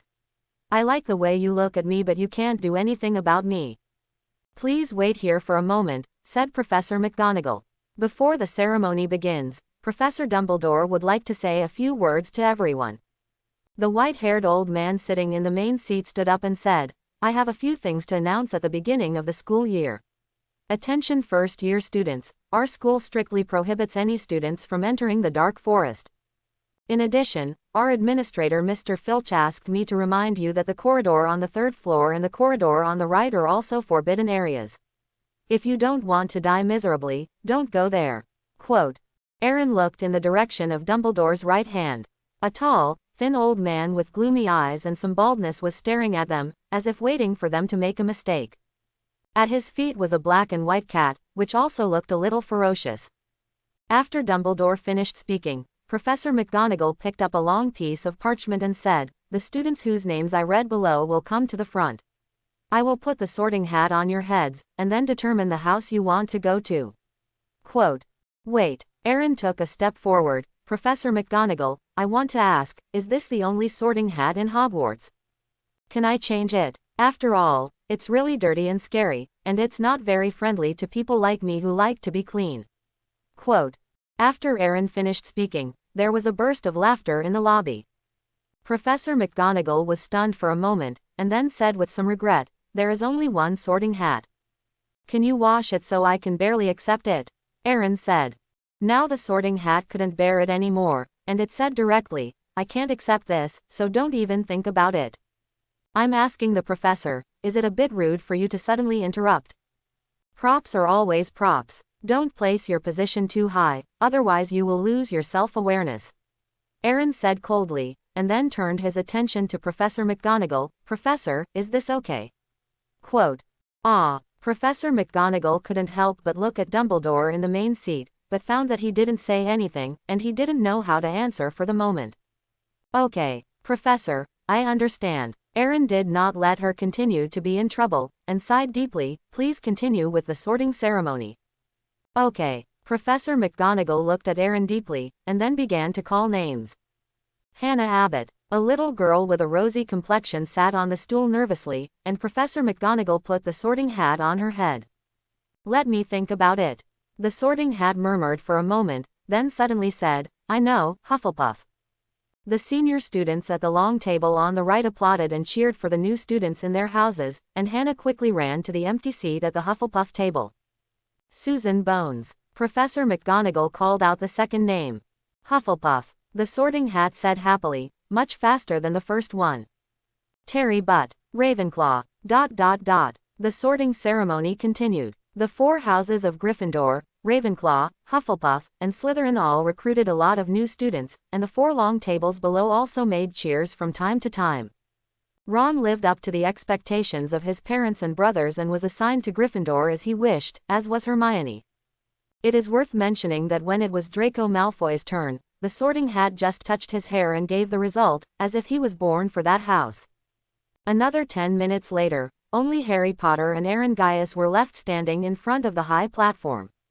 Harry Potter. When Professor McGonagall read out this legendary name, the entire auditorium fell silent. The students on the 4 rows of long tables below began to discuss in low voices, and the students in the seats at the back even raised their necks, hoping to see what he looked like. Even Dumbledore, who was sitting in the main seat, sat up slightly and looked at the boy with the lightning scar on his forehead with expectant eyes. "Don't be nervous, just follow your inner thoughts," Aaron said, "although it may not be of much use." "Thank you." Harry slowly walked forward and sat on the chair. It's hard to handle. This is really difficult to handle," the sorting hat said, and then began his own analysis. "I can see that you are very courageous, not bad-minded, talented, and extremely eager. Prove yourself. But where will you be assigned?" Quote. The tip of the sorting hat was hammered down and kept swaying left and right, looking particularly tangled. "I won't go to Slytherin, I won't go to Slytherin." Harry closed his eyes and kept muttering in a low voice, for fear that this hat would put him in the house he least wanted to go to. Aaron watched this scene with interest from below. It was obvious that Harry, who had been brainwashed by Hagrid and Ron, instinctively believed that he belonged to Gryffindor and was very resistant to Slytherin. But without his own ideas, other people's opinions will take up a large proportion in his future life, but this is Harry's own choice and has little to do with him. "Are you sure you don't want to go to Slytherin?" The sorting hat naturally heard Harry's murmur. "You can get ahead there, the wisdom is all in your little head. Slytherin can help you achieve great things, there is no doubt about it." Quote. Harry still didn't change his mind and kept repeating the words, "Not going to Slytherin." "Okay, since you are determined, then go to Gryffindor." Harry opened his eyes and received a satisfactory answer, with a relieved smile on his face. Because he was so famous, the response from Gryffindor was particularly strong this time, and the applause was even louder than before. Prefect Percy Weasley stood up and shook his hand excitedly. Brothers Fred and George kept clapping their hands and said, "We have Potter." Most of the teachers and staff at the guest table also applauded vigorously, and Dumbledore even raised his glass to Harry from a distance. After a brief burst of cheers, everyone's eyes fell on Aaron, who had not yet completed the sorting. Aaron Guss. Professor McGonagall read out Aaron's full name. Ha ha, it's finally your turn, little one. The Sorting Hat laughed triumphantly. Aaron spread his hands. To be honest, I don't actually want to be the last one to appear. After all, the people in front are too good, and the pressure on the people behind will always be great. As he said that, he took down Abe, who had climbed on top of him at some point, and walked up the steps. Professor McGonagall, can I ask you one last question? Okay, ask. If I cast a cleaning spell on this hat, it won't take revenge during the sorting process. Professor McGonagall looked down at the sorting hat in her hand and hesitated. Probably not. Definitely not. The Sorting Hat said proudly, I was once the wizard hat of Godric Gryffindor, and I also had the magical blessings of the other 3 giants who founded Hogwarts. I have 4. The founder of Hogwarts was too intelligent to do such a dishonest thing. Really? Then I'll be relieved. Aaron nodded with satisfaction, and then took out a black wand. The Sorting Hat began to tremble, and then it recalled the meaning of the first half of Aaron's sentence. What do you want to do? I'm warning you, don't mess around. I am the Sorting Hat, and my seniority may be much higher than you think. Quote. No matter how senior you are, it's just a hat. It's not something to show off. Aaron said, then waved his wand. Clean it up. No. The Sorting Hat let out a long cry, and then a burst of white smoke came out, and all the dust on it was bounced off. Although the appearance was still rotten, it was at least 100 times cleaner than before. How dare you? The Sorting Hat showed a ferocious expression, but it looked stern in appearance. Why don't I dare? You said you won't avenge yourself. Yaloon explained as he should, and then calmly sat on the stool. Aaron's wave of manipulation left all the students speechless in shock. After all, no one had dared to do this before him. Some professors at the guest of honor looked at Aaron in different ways. They were either appreciative, frowning, or dumbfounded, but most of them were interested. Professor McGonagall, you can start. Aaron said calmly. Oh. Professor McGonagall was stunned for a moment, and then carefully placed the Sorting Hat on Aaron's head. Huh. After the Sorting Hat was placed on Aaron's head, his expression immediately changed to one of extreme astonishment. How is that possible? I originally thought you were just trying to please others, but I didn't expect you to be even more difficult to deal with than the one just now. He is not lacking in courage, has unparalleled courage, tough character, smart mind, and a strong thirst for knowledge hidden in his heart. The most important thing is that you have extremely high talent and potential. Over the past thousands of years, I have seen countless students. Among them, there are no more than 10 at the same level as you, but they are just barely above that level. There has never been one. People have such powerful magic power at the age of entering school. Are you really only 11 years old? Quote. Isn't this nonsense? Aaron said speechlessly, and don't you think you're talking too much? Just because you haven't seen it doesn't mean it doesn't exist. After all, the wizarding world is much bigger than Hogwarts. By the way, haven't you made a decision yet? Quote. No, you have to give me some time to think about it. You are so comprehensive, and each college is particularly suitable for you. What is your purpose of coming to school, or what do you desire most? Quote. Is it necessary to ask so clearly? Aaron said unhappily. He could clearly feel that this old hat was prying into his thoughts all the time, but he was destined to be unable to see any secrets in front of his perfect level of occlumency. Of course, said the Sorting Hat. Some people are eager for knowledge, some are eager for power, some are eager for resources, some are eager for. I don't care what you said. What I long for is true friendship. Friendship. This is really rare. If it's friendship. Slytherin. The Sorting Hat shouted loudly. After the results came out, the Slytherin students clapped loudly and cheered, while the Gryffindor, Hufflepuff, and Ravenclaw students sighed. They also heard the Sorting Hat's comment just now. The Snake House will get a very outstanding student. As expected, Aaron murmured, and then he picked up Abe and walked to the Slytherin table. Professor McGonagall also put away the freshman list and the Sorting Hat and walked to his seat. Draco and his 2 followers greeted him friendly, and the prefect also welcomed him warmly. Aaron even saw Professor Snape, the dean of Slytherin, who was at the guest of honor, nodding slightly to him, which made him a little flattered. Aaron, I knew you would be sorted into Slytherin, and only Slytherin is worthy of a genius like you. You didn't notice that Weasley's face turned particularly ugly just now. Draco said happily. That's too serious. Aaron waved his hand sheepishly. I never thought I was a genius. As for Weasley's expression, that has nothing to do with me. Quote. Ding, ding, ding. Professor McGonagall tapped the cup in front of her with the golden spoon. Please pay attention. Dumbledore stood up from the main seat, raised his hands, and looked at the students below with a smile on his face. Now, the banquet begins. As soon as he finished speaking, the 4 long tables were filled with all kinds of food. In front of Aaron alone, there were beef, lamb chops, pork chops, potatoes, pudding, pea shoots, carrots, corn, etc. It can be said that all picky eaters are taken care of. Abe jumped directly in front of Aaron, pointing at the chicken drumsticks on the plate with his little paws, and looking at Aaron with a very longing look on the other side. Ah, got it. Aaron smiled and put the food it wanted to eat in front of it. At this moment, a gray-white ghost emerged from under the table and stopped right next to Draco, opposite Aaron. This shocked Draco so much that he dropped the fork in his hand on the plate. Don't worry, he is Bloody Baron, the ghost of our Slytherin house, said an old student. That said, ghosts are harmless to living people, and there are ghosts floating everywhere in the hall. But the one next to Draco was really scary. He looked haggard and his clothes were covered with silver blood spots. He was no different from a perverted murderer. Sitting across from him while eating, Aaron said he was very stressed. As for Draco Malfoy sitting next to him, Aaron expressed deep sympathy. After more than half an hour of meal time, the food and cutlery on the table disappeared in an instant, and the table became clean again. After eating and drinking, Aaron sat on the chair and felt that the pet in his arms had gained 2 or 3 pounds. Okay, it's bedtime. Before that, let's do one last activity and sing the school song. Dumbledore said excitedly, as if this was the most important part of the entire sorting ceremony. Hogwarts still has a school song. Aaron looked at a freshman standing aside in surprise, but he also looked confused, obviously not knowing anything.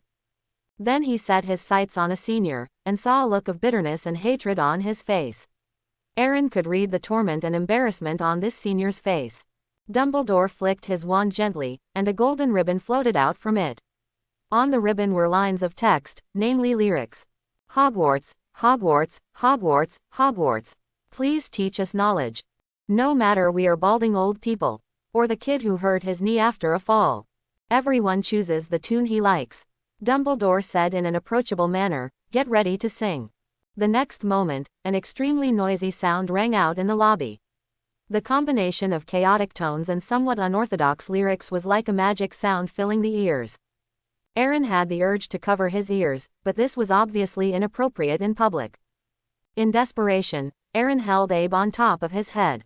Its 2 front paws openly covered the ears under his hat, while its 2 back paws pressed on Aaron's ears.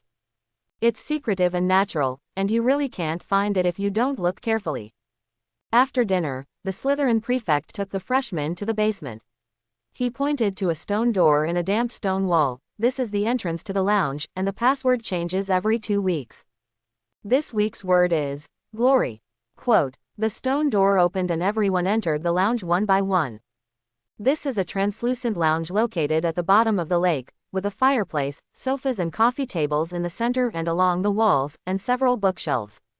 The surrounding walls are made of black marble, and the ceiling is a transparent semicircle carved with crystal. When you raise your head, you can see sparkling waves, and you can also see some huge octopuses or strange creatures through the windows. It is like an underwater museum. The boys' dormitory is on the left, and the girls' dormitory is on the right. Your suitcases have been sent to your respective dormitories. If you have any questions, you can come to me or Dean Snape. We will not refuse if we can help. That's it, go to bed early. You have to go to class tomorrow morning. Quote. The beds in the dormitory had been made long ago, which made everyone feel a lot more relaxed. After all, they were physically and mentally exhausted after a long day of traveling. In this case, there is nothing more attractive than falling asleep. Aaron opened his suitcase and took out a soft and waxy little bed. Abe carefully put it in and then covered it with a layer of towels. Then he put on his pajamas and lay on the bed. As soon as he closed his eyes, he felt endless sleepiness, but then he suddenly remembered that he had not signed in today, so he hurriedly opened his eyes. System, sign in. Aaron muttered silently in his heart. Congratulations to the host for signing in at Hogwarts and receiving 10 magic points. How much? Aaron stopped feeling sleepy immediately. To be honest, he also thought that the sign-in reward at Hogwarts would be more generous, but his mental expectation was 5 magic points, but he never thought that it would be doubled in efficiency. It has even increased to 5 times the usual level, which is really surprising. The host heard it right, it's 10 magic points, 2 digits. In addition, Hogwarts has a special meaning in this world. Signing in for the first time can activate the system task function. You can obtain magic points and various magic props by completing tasks. Is the host able to enable them? Quote, "Open it, it must be opened," Aaron shouted in his heart with excitement. After 3 years, he finally saw a path that took many years of less struggle. It is impossible to give up even if he does this. Okay, now release the 3 system tasks for the host's first year. Help Slytherin win the House Cup. The reward for completing the task is 500 magic points. There is no penalty for failure of the task. Does the host accept it? Accept. Aaron didn't hesitate. This task was nothing to him. Slytherin was synonymous with excellence at Hogwarts and had won 6 consecutive Academy Cups. Maybe this 7th one wouldn't be needed. He worked hard and took the mission reward while lying down. Obtain the approval of at least 3 professors. The reward for completing the task is 500 magic points. There is no penalty for failure of the task. Does the host accept it? Accept. Aaron still didn't hesitate. The professors at Hogwarts were not too much, but not too little. It was not difficult to get the recognition of the 3 professors with his talent. Kill the remnant soul of Voldemort. Completing the task will reward you with 1000 magic points, and failing the task will deduct 500 magic points. Does the host accept it? This. Aaron hesitated now. It is true that Voldemort is very weak now, but it is definitely not something that he, a mere intermediate magician, can handle, and even those who have reached the level of a senior magician may not be able to do it. His opponent is very likely to fail. System, can I find someone to help with this task?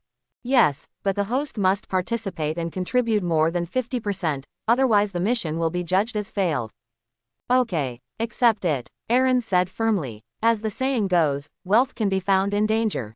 At worst, if 2 professors are involved, I don't believe that he can't deal with his remnant soul. By the way, who is Voldemort's remnant soul attached to now? I remember it was a certain professor. It's difficult. When choosing teammates, you have to pay attention to whether there are any moles among them. The next morning, Aaron opened his eyes. He slept particularly soundly last night. Maybe it was because the new check-in location gave him such a surprise, or maybe it was because there was no alarm clock or Jean's knock on the door, so he slept until he woke up naturally. After putting on the wizard robe, Aaron looked at the sleeping baby dragon in the basket, and after thinking about it, he picked it up. Although it is not recommended to bring pets during class, this guy is a dragon after all. No matter how harmless Abe looked, he wouldn't worry about leaving it alone in the dormitory. What if it got lost? Aaron, are you awake? Draco came over with 2 dazed followers. I just woke up not long ago. Aaron nodded, and then he was a little surprised. Do you usually get up so early? Just give it a try, Draco said proudly, and then looked at the 2 fat guys behind him angrily. These 2 guys are relatively lazy, and they took a long time to wake up. But Aaron, didn't your parents arrange followers for you? Quote. Aaron was stunned for a moment, thinking of the chattering housekeeper and the groups of mages secretly following him, and a wry smile appeared on his lips. Maybe there are, but I don't want them to disturb my campus life. What's the meaning? I'm sorry I can't explain this, but the followers of our family may understand it a little differently than you do. Draco nodded in understanding. Although he was a little curious, he was sensible enough not to ask any more questions. The 4 of them left the dormitory together. First went to the cafeteria to have breakfast, and then went to the career change classroom with their textbooks. It wasn't class time yet, or maybe they came earlier. There weren't many students in the classroom except for a cat on the podium. Apart from the 2 Gryffindors, they were the only 4 from Slytherin. Aaron and Draco sat at the same table, while Crabbe and Goyle took the seats behind them as they should. Aaron, Hermione pointed at the Abe that Aaron placed on the table. She was happy but also a little worried. Why did you bring it to the classroom? I can't help it. This guy is quite naughty, so I wouldn't worry about putting it in the dormitory. Aaron said, I remember that the school doesn't seem to have a rule against students bringing pets to class. That's okay, but it feels a bit rude. Thank you for your concern. If necessary, I will go back to Professor McGonagall to explain. Abe is different. He is my family and has a very important meaning to me and even our family. Quote. Seeing that Aaron was so solemn, Hermione couldn't say anything more and just looked at her textbook. After Draco hesitated for a moment, he whispered to Aaron, I asked someone to check yesterday. Granger's parents are both muggles. Well, so what? Draco's eyes widened for a moment, his expression was very surprised. You know, then why are you still friends with a mudblood like her? Shish, keep your voice down. Aaron hurriedly covered Draco's mouth, but it seemed to be a step too late, because several people in the classroom heard it, including Hermione Granger. The little girl seemed to have been greatly wronged, her breathing was choked and her eyes were red, but she resisted crying. Crabbe and Goyle just watched indifferently, and even the only Gryffindor in the classroom didn't know how to comfort her. Hermione, don't be angry. Aaron was at a loss. This was the first time in his life that he had to face a girl's tears. He didn't know how to explain it, and finally sighed, leave it to me. I will escort Abe to you first. Quote. Aaron directly put Abe on Hermione's desk. Sure enough, after having a super cute cat, Hermione felt a little better. Aaron breathed a sigh of relief, turned to look at Draco, who looked indifferent, and said calmly, apologize. Why, am I wrong? She really doesn't deserve to be your friend. Draco said angrily, as if he was dissatisfied with Aaron for defending this mudblood. Draco, noble blood is no reason for you to despise others. And how I make friends and what kind of friends I make seems to have nothing to do with you. Aaron said patiently. But Draco also found that he was being unreasonable. He was really not qualified to interfere with Aaron's affairs, but asking him to apologize to a mudblood, let alone his pride in his heart, would not allow it, and his father would definitely not allow it, will be allowed. There's no way I'm going to apologize to a mudblood.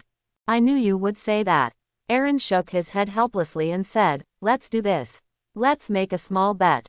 As long as your grades are better than Hermione's this term, there's no need to apologize, and I owe the Malfoy family a favor on behalf of the Gaius family. But if your grades are not as good as Hermione's, then apologize to her and never mention the word mudblood in the future. How about it? Quote. Draco was stunned. Not just him, but everyone else in the classroom was also stunned. What no one noticed was that the pupils of the cat on the podium also shrank slightly, as if someone had stepped on its tail. None of them thought that Aaron would do this for a Gryffindor girl. This was a favor given in the name of the family. If this favor is used well, it can even play a considerable role in the future. The favor of a hidden magician family is not a joke. How about it? Do you agree to make this bet with me?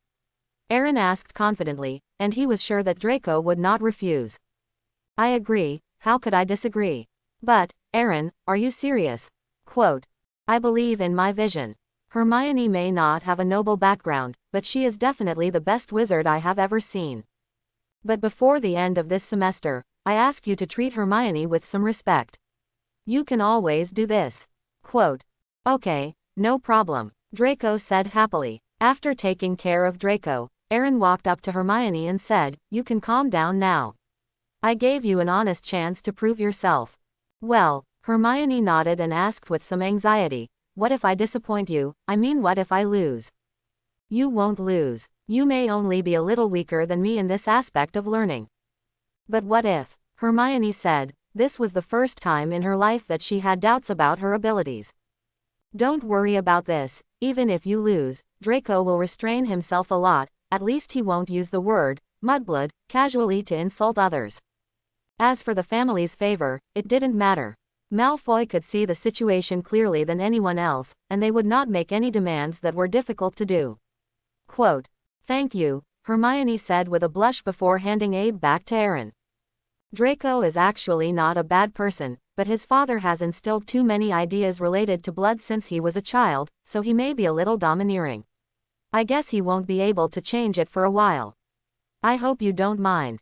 After Aaron finished speaking, he walked up to another Gryffindor and said, this classmate, what is your name? Susan Bones. The girl's cheeks were slightly red and she said with some embarrassment. Okay, I don't want other people to know about this bet. You should be able to keep it a secret. Susan kept nodding, indicating that she would never tell anyone. Thanks. As time passed, the students gradually arrived in the classroom and opened their books to start self-study. The strange thing was that even when class time came, Professor McGonagall did not appear. At this time, the classroom door was suddenly opened, and Harry and Ron ran in a panic. We're finally here. If she had arrived a little later, her expression would have been terrifying. Ron said happily. The moment he finished speaking, a cat on the podium jumped down and turned into Professor McGonagall in a green robe. She walked straight up to the two of them and looked at the two late students with amusement. This move is so clever, Ron said blankly, not knowing whether he meant Professor McGonagall's transfiguration or using transfiguration to block them. Thank you for your comment, Mr. Weasley. Maybe I should turn Mr. Potter and you into a pocket watch, so at least one of you can keep time. Quote. We're lost, Harry said. Then it becomes a map. Professor McGonagall said unceremoniously, you don't need a map when you get to your seat. The two looked at each other and smiled bitterly, then sat at an empty table. Now that everyone is here, let's start class. Transfiguration is the most complex and dangerous magic you learn at Hogwarts. Professor McGonagall said, and then she glared at Ron and Harry. If anyone is naughty in my class, I will ask him to leave, and he will never be allowed to come in again. Quote. Aaron's face looked a little strange, as did Draco, Hermione and others. After all, although there was no problem with the bet between them, it was different when there was an additional professor in the know. At least the pressure on both parties would be greater. Professor, Aaron hesitating to speak. I don't know what happened before class. Can you handle things between you yourself? Professor McGonagall said with a smile. Understood. Aaron nodded, relieved. Professor McGonagall began to lecture. Magic is not just about waving a wand and chanting a spell. She talked about the theory for a long time, and randomly checked the notes of several students. After confirming that there were no problems, she began to experiment with the transfiguration technique. Professor McGonagall waved her magic wand lightly, and the matchbox on the desk was opened, and the matches inside flew to every student's desk. Let's try and see if we can turn this match into a needle before get out of class ends. After the words fell, every student took out their wands, eager to try. But the effect was not as good as they thought, and most people's matches did not move at all. Hermione tried several times in succession, and the match gradually turned into a toothpick. Although it was a bit nondescript, at least it changed the match. Very well, Miss Granger. Professor McGonagall praised. Draco glanced at Hermione, a flash of stubbornness in his eyes, and then waved his wand harder. The match quickly changed, and the tail began to become pointed, but before he could be happy, smoke began to appear at the tip of the match, and a small flame suddenly lit up, and then quickly extinguished. Mr. Malfoy, your performance is not bad, but it would be better if you could control your emotions a little bit. Professor McGonagall smiled. Draco didn't say anything, just stared at the almost quarter-burned match and sighed deeply. He had tried his best, and was at least better than most students, including Harry Potter, but he also understood that he probably couldn't beat Granger, a mudblood, when it came to transfiguration, but there were other things. There were so many courses in the school, and he couldn't believe that he would be outclassed by a little girl everywhere. At this time, he noticed another match on the table, and looked at Aaron, who was playing with the cat with some surprise. Don't you try it? Sorry, I just saw how hard you worked. Aaron waved his wand gently and lightly touched the match. The next moment, the shape of the match changed. The sides began to sharpen rapidly, the middle also quickly shrank, and there was a small pinhole at the tail. Although it is still made of wood, it can still be regarded as a wooden needle. This is so amazing. You succeeded in one try, Draco said incoherently. Professor McGonagall heard the noise and came over. When she saw the wooden needle on the table, she showed a hint of joy. It seems that Slytherin has received a very talented student this year. Aaron Guss, Slytherin adds 5 points. Quote. Professor McGonagall's voice was very clear and could be heard by everyone in the classroom. They all looked at Aaron with envy. Thank you, Professor, but can you teach me how to turn it into iron? I'm afraid this won't work. I believe in your talent, but aiming too high is not what a freshman should do. Professor McGonagall smiled, and then turned the wooden needle into a match again. Before that, you need to change the item first. You have to master the magic of appearance thoroughly, so keep practicing. Okay, Aaron nodded with regret, then waved his wand again, turning the match into a wooden chicken leg, and threw it in front of the pet. Abe became excited immediately and hurriedly jumped to the drumstick, and then sniffed it with his nose. Snapped. After a moment, Abe showed an angry expression, and a white dragon claw struck straight down, smashing the chicken leg into its original shape and leaving a shallow claw mark on the table. Wow! Professor McGonagall looked at this scene in astonishment. I think I may have to take back what I just said. Mr. Gaius, you have already mastered the art of transfiguration. But, Professor McGonagall pointed her wand at Abe, who was harmless to humans and animals and even grinned in pain because he slapped the table with too much force. Are you sure it's just an ordinary cat? Aaron immediately hugged Abe in his arms. Of course, I'm very sure. Chapter 21. In the underground classroom, the first-year students of Gryffindor and Slytherin are gathering in this classroom. There is a crucible on each student's desk, and the alcohol lamp is constantly heating them. The white smoke rising from the crucible adds a slight odor to this slightly dark classroom filled with various specimens. Bang! The classroom door was suddenly pushed open, and sunlight shone in through the door frame. Professor Snape, dressed in black robes, strode towards the podium, instantly attracting everyone's attention. You are not allowed to wave your wand or recite spells randomly in my class.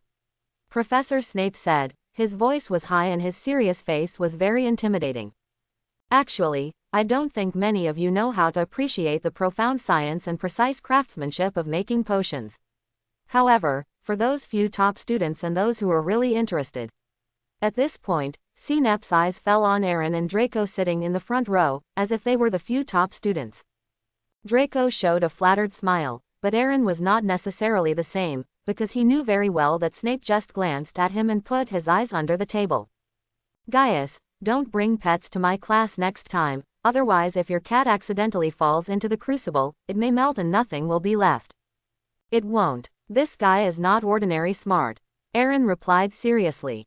The process of making potions is quite cumbersome. A small mistake will completely ruin a pot of priceless potions. If this happens because of your cat, then I will pay double compensation. Professor, you will never suffer a loss. Aaron said immediately. What if there are casualties? The Gaius family takes full responsibility. Professor Snape took a deep look at the white cat at Aaron's feet. There was a bit of solemnity in his curious eyes, and he didn't care about this issue anymore. He tightened his robe and once again focused his attention on the students below. I can teach you how to cast spells on your mind and how to trap your senses. I will teach you how to store fame, brew glory, and even teach you how to create the elixir of life. Quote. At this time, there was a rustling sound behind Aaron, which was the sound of the pen tip rubbing against the paper. Aaron looked over subconsciously and saw Harry Potter writing something, so focused that he didn't even raise his head. He hurriedly winked at Hermione next to Harry, telling her to tell the classmate wearing glasses next to him to stop writing. This was not an important note. Just as Hermione was about to push Harry's arm, Snape spoke. Speaking of which, maybe some of you already had extraordinary abilities when you came to Hogwarts, and you were confident enough to think you could not concentrate. Listen to my lecture. Snape walked up to Harry Potter and looked at him condescendingly. Mr. Potter, a celebrity of our generation. Tell me, what would happen if I added narcissus root powder to the absinthe stem liquid? Quote. Hearing this question, Aaron was slightly stunned, turned around and looked at Professor Snape's back, and sighed with regret. Harry was stunned for a few seconds and shook his head. Don't know. Then let me ask you something else. Mr. Potter, if I want a bazaar, do you know where to find it? Quote. I don't know, teacher. Harry said anxiously. His heart began to sink. He didn't understand why Snape was targeting him like this. There might be answers to these questions in the book, but he was not like Hermione. He was eager to learn, not to mention that his uncle's family didn't let him touch anything about magic before he started school. He is a complete novice in the magical world, so it would be surprising if he could answer it. Hermione raised her right hand high after hearing this question, but Snape turned a blind eye. What's the difference between Aconitum scapularis and Aconitum wolfsbane? Snape continued to ask. Hermione raised her hand higher, eager for her to answer this question for Harry. I don't know, sir, Harry said weakly, with a little grievance in his tone. It's a pity, Snape said calmly. Obviously, fame alone is not enough. Right, Mr. Potter. Quote. Draco smiled with deep understanding. Just as he was about to turn around and mock Harry Potter, he saw Hermione's right hand raised high, and his face immediately darkened. Obviously, Hermione Granger was very clear about this issue that he didn't know either. It takes capital to ridicule people, Aaron said in a low voice. Only if you are good enough can you stand high with peace of mind. Well said. Snape turned around quickly. Mr. Guss, please answer the question I just asked. Me. Aaron pointed to himself speechlessly, and then pointed to Hermione, who was raising her right hand. Shouldn't it be Hermione? In my class, no one can answer questions by raising their hands high. Snape sneered. What she did was just unnecessary. Then he glared at Hermione and said, now, sit down for me. Hermione immediately put down her right hand and sat upright, but her face was full of dissatisfaction. You can answer my question, Mr. Guss. Aaron stood up slowly. Bezoar is a stone taken from the gall of a cow. It has a detoxifying effect. Aconitum scapularis and Aconitum wolfsbane are collectively called Aconitum, and they are the same plant. As for the first question, what will happen if you add narcissus root powder to the absinthe stem liquid? I don't know, I'll leave it to Harry Potter to answer you later. Quote. Snape was stunned for a moment, and looked at Aaron with a more surprised look. You are really special, +1 point for Slytherin, sit down. Thank you, Professor. As for Gryffindor, a certain student disappointed me a little, so I will deduct 1 point. Snape said without mercy. That's not fair, Harry said. Didn't Aaron also answer everything? Very good. If you question the teacher's decision, you will deduct another point. Harry wanted to say something more, but Hermione pulled his cuffs, so he could only lower his head helplessly. The potions class continued, and Snape divided the students into groups of 2, but probably because Aaron brought his pet, he was in a group. But this was just what he wanted. After all, a slight mistake in the potion configuration could cause an explosion or even more serious consequences. If you don't have a reliable teammate, it would be more appropriate to do it alone. In this class, Snape taught the students step by step a simple potion to cure boils. Except for Aaron and Draco, most of the students, including the Slytherin students, were criticized. Of course, some minor accidents also occurred during the preparation of the potion. For example, a certain student did not add some raw materials in time during the preparation of the potion, causing the potion to treat boils to become a potion to generate boils. This made Snape was furious. However, after getting furious, he still sent the injured student to the infirmary with a cold face.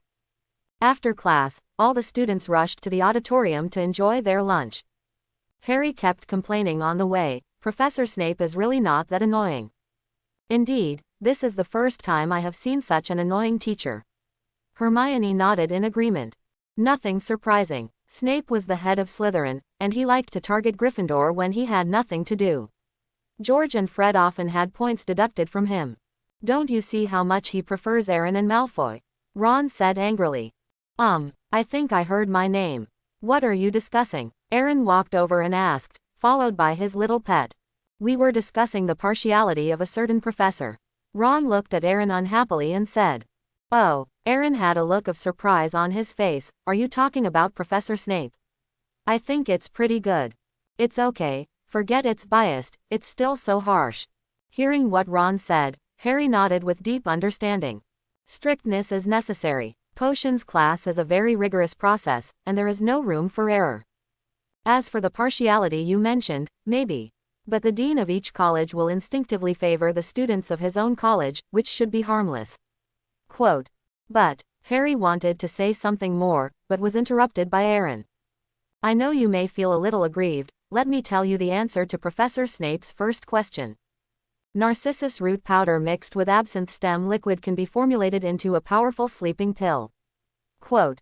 You know, several people looked at Aaron in surprise, wondering why he didn't answer this question in class. Of course I know, I used to read books to pass the time when I was bored. However, This question was asked by Mr. Snape alone. It is a question with special meaning. Harry, it may take you a long time to answer it. Quote. You know what it means, don't you?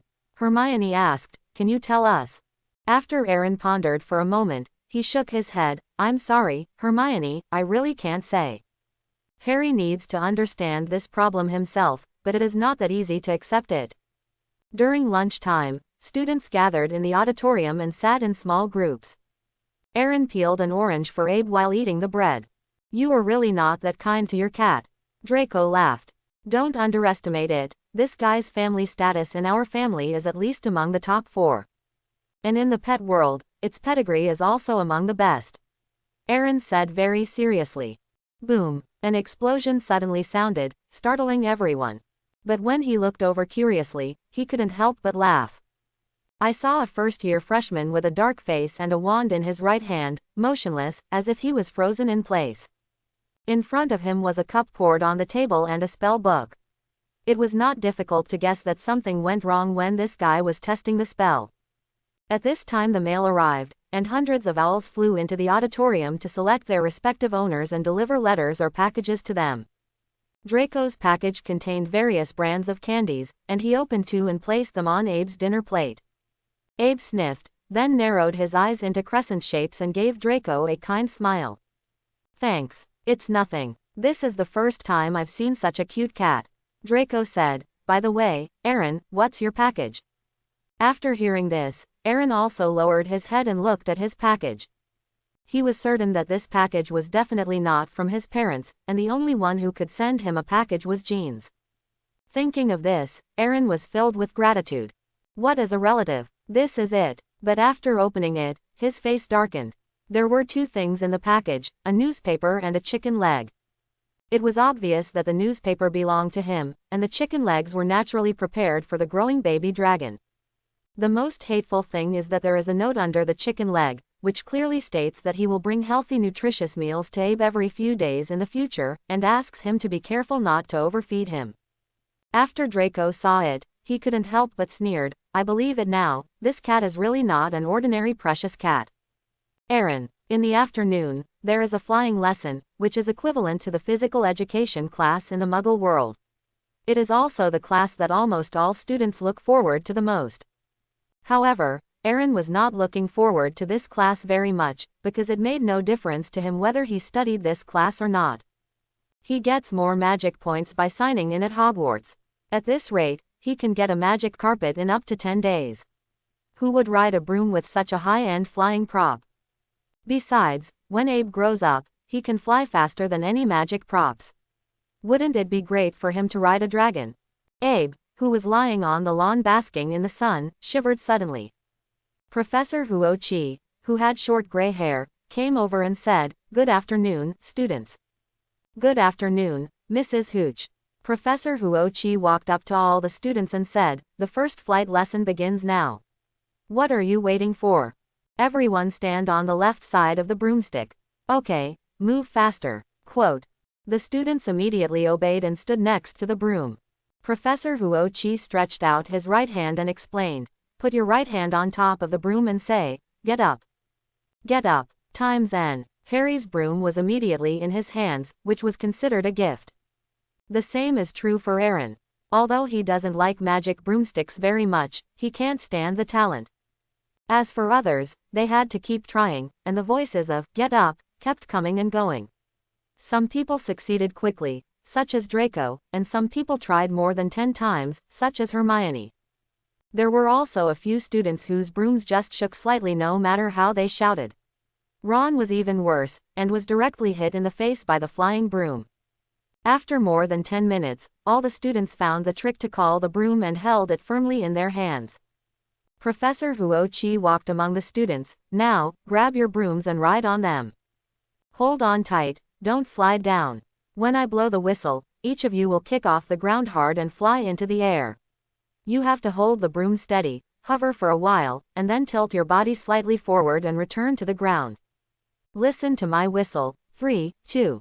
When the whistle blew, the other students had not yet moved, but Neville's broom flew up involuntarily, and it seemed to be a little uncontrollable, shaking left and right while constantly floating up and down. A moment later, Neville Longbottom flew into the sky in an exaggerated manner on his broomstick as everyone looked at him in surprise or worry, but everyone clearly heard the word, help. Neville flipped and circled in various postures in the sky. His whole body was dizzy, but his hand firmly grasped the broom handle without letting go, as if he was taming a fierce horse. However, his skills were obviously not very good. The broom carried him around on the walls of the castle, and then swooped down, causing ripples on the lawn. Professor Hooch took out his wand and tried to make Neville stop, but he was flying too fast, and Neville flew past her before she could cast it. How pitiful, Aaron sighed. Aaron. Draco looked at Neville flying in the sky and couldn't help but pull Aaron's sleeve. What's wrong? Maybe I saw it wrong, but the white, furry thing hanging in front of Neville's broom seems to be your pet. What? It's impossible. It's Abe, Hermione said with certainty. Aaron looked closely and saw a white cat holding the top of the broom. Its forepaws were tightly holding the broom and would not let go. There was no trace of fear on the little face that could make everyone cute. Instead, he acted very excited, which was in sharp contrast to Neville. It's not too outrageous that humans are inferior to cats. I'm going to go. Aaron couldn't help but cursed and immediately chased after him on his broom. He was not worried that Abe would have problems with flying. His innate ability was flying, but he was worried that the baby dragon would get too excited and what if its wings were exposed. It's only been a few days since school started. It was known that he had a dragon, but he was not mentally prepared for it. Aaron is very fast, and compared to Neville Longbottom who keeps flying randomly, his goal is quite clear. After a little prediction of where the broom might fly in the next second, he jumped up. The moment it touched Neville's broom, he stretched out his right hand and pulled down Abe who was riding on it. Then he lowered his head suddenly and avoided the impact of the rapidly spinning Neville. Ha! It's so dangerous. Aaron breathed a sigh of relief, then looked at Abe who was embarrassed and covered his eyes with his front paws, and said angrily, "You don't make people worry, I'll settle the score with you later." Quote. When Aaron returned to the ground, Neville's broom seemed to have had enough fun, and quickly flew over a sculpture above the castle. The spear in the sculpture's hand hooked Neville's wizard robe and hung it on it, lifting it off the ground. At least more than 20 meters. However, after a moment, the wizard's robe could not bear the weight of Neville and broke into pieces. After a sharp thud, Neville fell vertically. Fortunately, when he was still 20 feet away from the ground, only half of his torn robe was hanging on the lampstand again. But the result was no surprise. The remaining half of the wizard's robe could not bear Neville's weight. After the tearing sound, Neville continued to fall. Wingardium Leviosa. When Neville was still a few centimeters from the ground, Aaron pulled out his wand and silently recited a spell to cast a levitating spell on Neville. Boom. A few seconds later, Neville fell to the ground, but because he was buffered twice, he was not seriously injured. All the students turned their heads and looked, subconsciously thinking that Professor Huochi had cast magic. Professor Huochi looked at Aaron, but was surprised to find that his wand had been put away at some point, and like other students, he was looking at her in surprise. Professor Huochi was a little confused for a while, and suddenly felt that she had failed as a professor, and she had to rely on a new student to save face and avoid teaching accidents. Professor, I suggest you go check on Neville at this time. He may be slightly injured. Aaron reminded. Yes. Professor Huochi realized what he was doing and hurriedly walked over to Neville to check it out. Fortunately, it was just a few scratches and could be healed in at most 2 days. She turned to look at all the students. Now that everyone is staying on the ground, I will take Mr. Longbottom to the hospital. Understand, if I saw a broomstick in the sky, the broomstick rider would be kicked out before he even started playing Quidditch. Quote. Neville groaned and walked towards the hospital with the support of Professor Huochi. When passing by Aaron, he paused and whispered, "Thank you." No one else saw Aaron casting the spell just now, but he was right opposite everyone and could see it quite clearly. Malfoy picked up a transparent ball that Neville had dropped on the lawn, weighed it twice, and said with a smile, "Did you see his face? If that fat guy squeezes the ball, he will remember to land on his butt." Quote. Many students laughed, and Slytherin laughed even more obviously. "Give me the ball, Malfoy," Harry said as he walked over. "No, I want to hide it and let Neville find it," Malfoy said. Then he got on the broom and hovered for a while and flew high into the sky. What's wrong, Potter, is it out of reach? Harry glared at him, grabbed the broom and rode up. Just as he was about to take off, Hermione stopped him. Harry, this is absolutely not possible. Mrs. Hooch just said it. Besides, you don't know how to fly. Harry ignored it, kicked the ground hard, and flew straight towards Malfoy. What a big idiot, Hermione said speechlessly. Another wizard with the gift of flying. Aaron looked up at this scene with some emotion in his heart.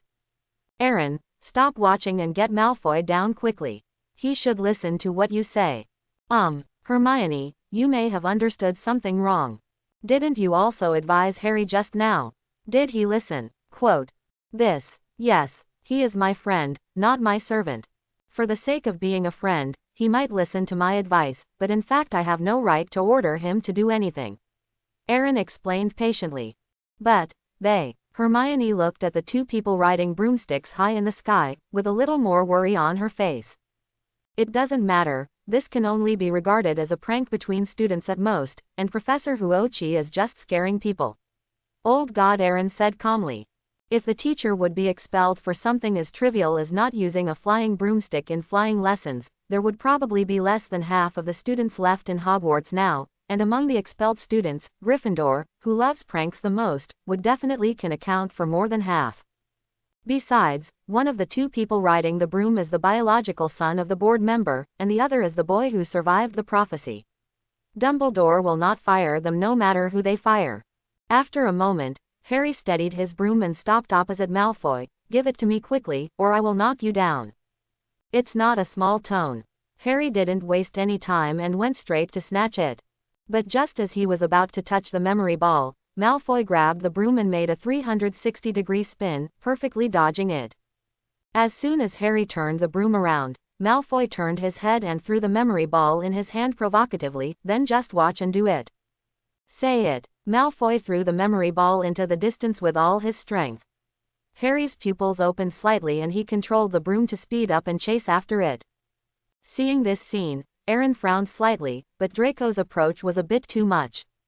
The naughty child has been spoiled too much, and it will probably take a lot of effort to break it back. Harry's talent in flying is quite good. Although it was his first time to use a magic broom, he was extremely proficient in using it and caught the memory ball just as it was about to hit the wall of the castle. What a coincidence is that this scene happened to be captured by Professor McGonagall, who was at work, because if Harry had not caught the memory ball in time, it would have landed in Professor McGonagall's office. After Harry landed on the lawn with the memory ball, the Gryffindor students all cheered and ran over, praising Harry for what he did well. While they were cheering, Professor McGonagall walked over quickly and looked deeply at Harry Potter. Harry Potter, follow me. Draco and his two followers laughed sarcastically when they saw Harry shrugging his head and following Professor McGonagall. Is it funny? Aaron asked. Of course, Harry Potter asked for this. Maybe he will be expelled tomorrow. Draco smiled, already thinking about how to celebrate after returning. I'm afraid I'm going to disappoint you, it's just a small problem. Professor McGonagall is the head of Gryffindor and will not expel students from his own house for this reason. Aaron said, pouring cold water on Malfoy's excited heart. HMPH. That can only mean that he is lucky. Maybe, but you really shouldn't throw Neville's memory ball away. Aaron said seriously. What do you mean? Malfoy frowned. Mr. Snape said in class that Harry Potter is not enough to be famous. As one of the 28 sacred families, the Malfoy family has always been a representative of pure blood. In other words, the reputation of your Malfoy family is no worse than that of Harry Potter. This is what your family has accumulated over thousands of years, reputation. What you just did is tantamount to smearing the family. Although it is trivial for Draco to throw Neville's memory ball away, what if Draco is changed to the heir of the Malfoy family? Those who knew it thought it was a prank, but those who didn't know thought you were bullying others. Oh, by the way, I remember that the Longbottom family seems to be one of the 28 sacred families. Quote. Malfoy was stunned for a moment, and then fell silent. He had never thought about this. Draco, who had always been pampered, felt for the first time something else that fame brought to him, pressure. Thinking of this, Malfoy suddenly became a little uneasy. I know, I won't do these things again in the future. Just understand. Aaron was very satisfied with his deception, but it couldn't be considered deception. A pure-blood family should indeed defend the family's honor, and there was nothing wrong with that. On the other side, Harry was taken to the door of the Defense Against the Dark Arts classroom by Professor McGonagall. "Wait here," Professor McGonagall said to Harry, and then walked in. "Professor Quirrell, excuse me, can I have a few words with Wood?" Professor Quirrell, who was holding a large chameleon and giving a lecture to the students, suddenly trembled. After understanding, he nodded immediately. Okay, of course." A senior boy with a Gryffindor school badge on his wizard robe followed Professor McGonagall out of the classroom. Professor McGonagall brought him to Harry Potter and explained, "Potter, this is Oliver Wood. Wood, I got you a seeker."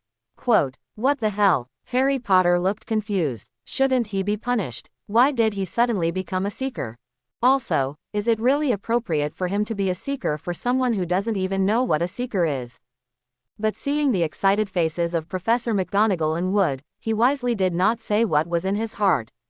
The fact that Harry Potter became the seeker of the Gryffindor Quidditch team was not hidden for long at all, and it became known to the whole school in the evening. Logically speaking, first-year students are not eligible to participate in Quidditch matches, but this is nothing to Professor McGonagall, the head of Gryffindor who loves Quidditch very much. She went directly to Dumbledore and easily made him make an exception. This may be because Dumbledore is also a Gryffindor graduate, and Gryffindor has not won the House Cup for too long. A Quidditch champion can add a lot of points to the house. After dinner, Ron and Harry were walking in the corridor, both of them seemed very excited. "Seeker, the Academy team has never admitted a first-year student. You must be the youngest player." Quote, "Yes, and the youngest one in a century," Professor McGonagall said. "She asked me to participate in training next week." The twin brothers George and Fred didn't know when they appeared behind them, and one of them said excitedly, "Great, Harry, Wood told us." Fred and George were on the team as batsmen, Ron explained. Another twin brother said, "Our job is to make sure you don't get beaten to a pulp. But it can't be okay, Quidditch is barbaric." Quote, "It's cruel, but no one has ever died. Occasionally someone disappears after the game, but then reappears a month or two later." Hearing this, Harry's expression changed slightly. He didn't know that this sport, loved by almost all magicians, had such great risks. Is it too late to quit now?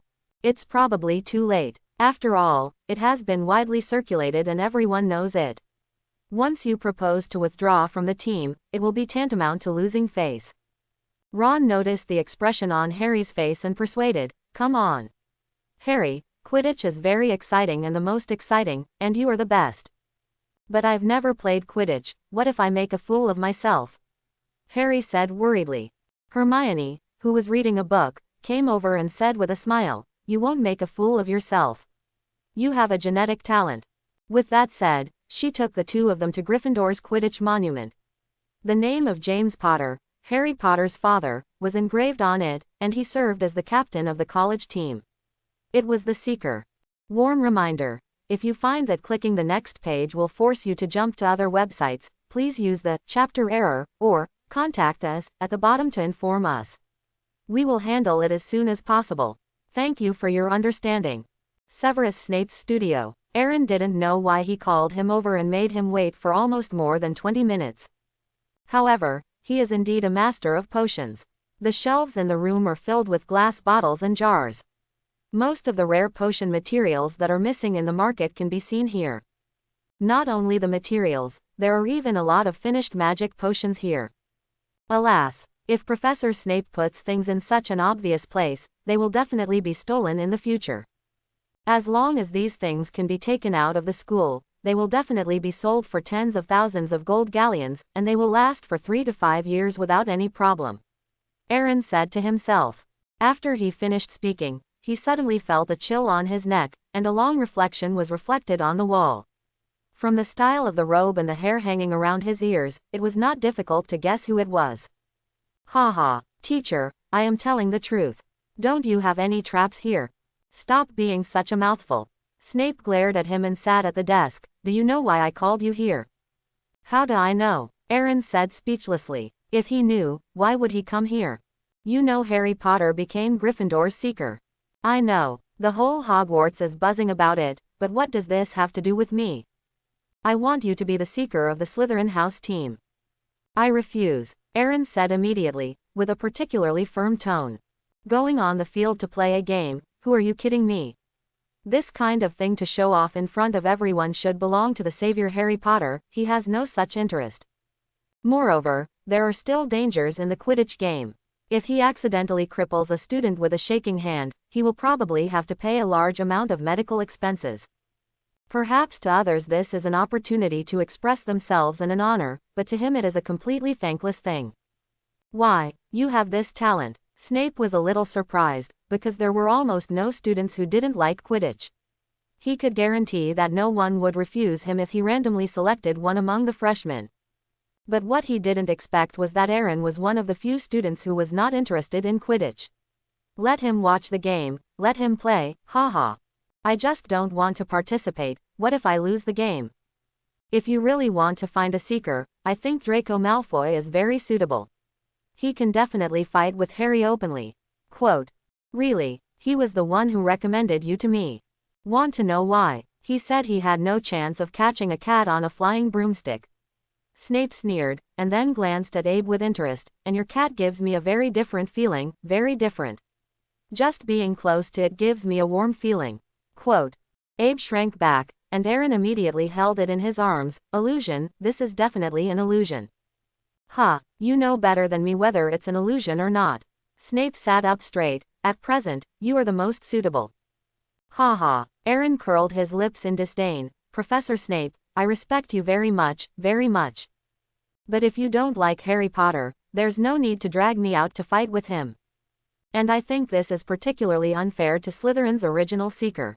We Slytherins also have to adhere to principles and cannot ignore the mood of students just because of the dean's personal mood.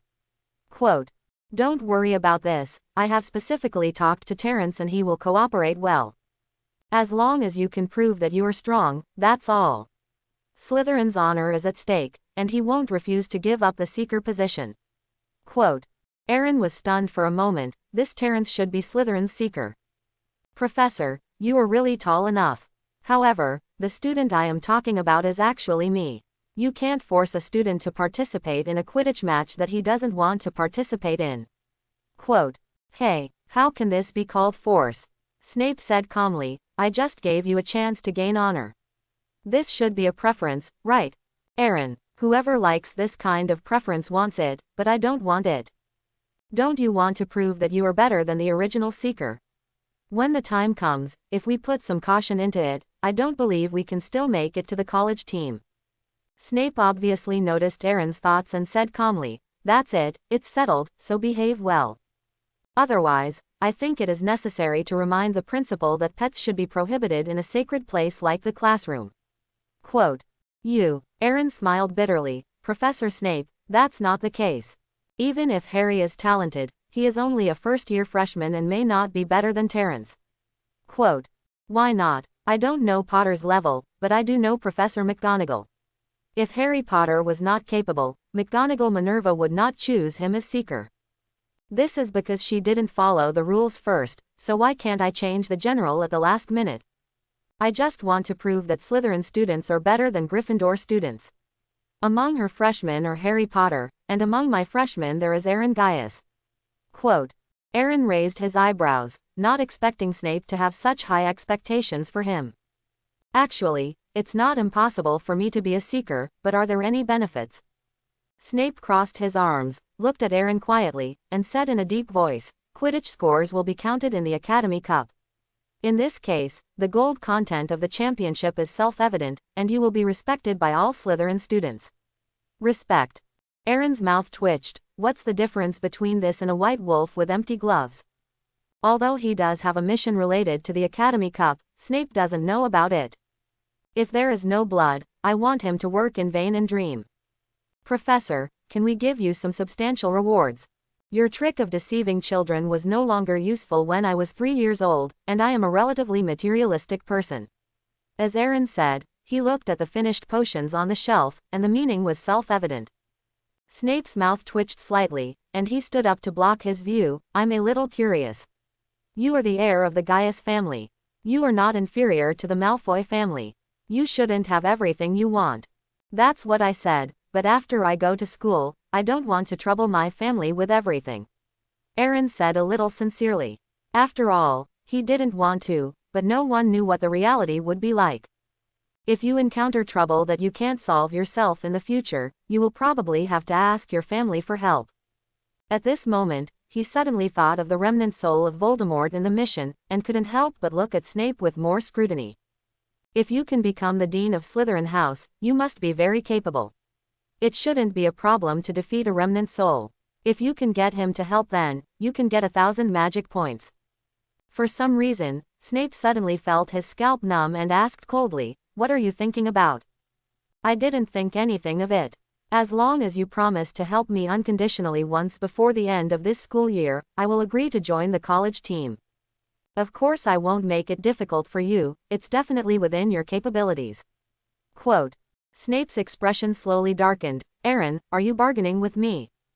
"Well, you can understand that, and I will only participate in this Quidditch match, and I won't care about the rest. If you don't agree, forget it." Quote. Snape pondered for a few seconds and nodded helplessly. "Okay. This is a deal. But you'd better beat Harry Potter on the field, or you'll know the consequences." Quote. I know.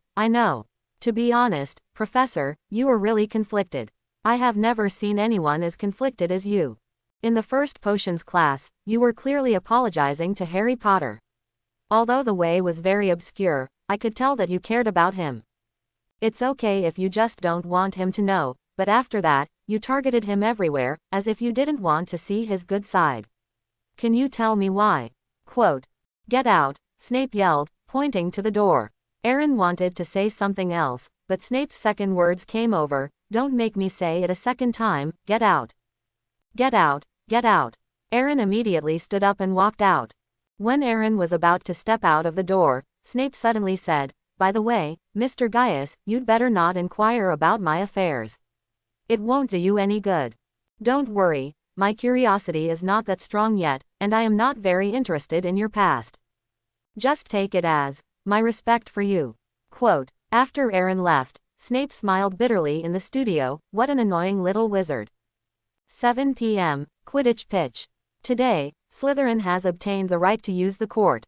7 members of the Academy team are waiting here, among which Terence, the Seeker, has a slightly ugly look on his face. Because his status was challenged by a slightly famous first-year student. But after all, it was a candidate recommended by Snape personally, and he could not refuse, so he could only speak with his strength. "I couldn't believe that an 11-year-old boy who had never played Quidditch could beat him, an experienced Seeker, without any training." A few minutes later, Aaron came, and Abe walked beside him obediently. Besides them, Snape also came with him. Seeing this scene, the college team looked a little unnatural. If it was just Aaron, they would be able to show off their power. But with Snape as the dean, they could only cooperate honestly and not dare to make any small moves. "Hi, good evening to all seniors and sisters." Aaron said hello, and then stepped forward to shake hands one by one, showing great excitement. "Although I don't want this first-year freshman to join the college team through the back door, I don't want to hit the smiling man." Everyone was so polite, and they had no choice but to respond obediently even if they didn't want to. After all, the headmaster was still here, and Snape's majesty in Slytherin was quite high. "That's about it. Don't tell me that you specially called me here just to see you having a friendly exchange with them," Snape said with a cold face. "Of course not." Aaron turned around and said, "I came here just to avoid trouble. Although I am a new student in Slytherin, I have been at school for 2 weeks, so I still know some things. Some students in Slytherin are very arrogant, and those in the house team are even more arrogant. Violating the rules of the game is commonplace. I don't think they will be very friendly to me, a new student.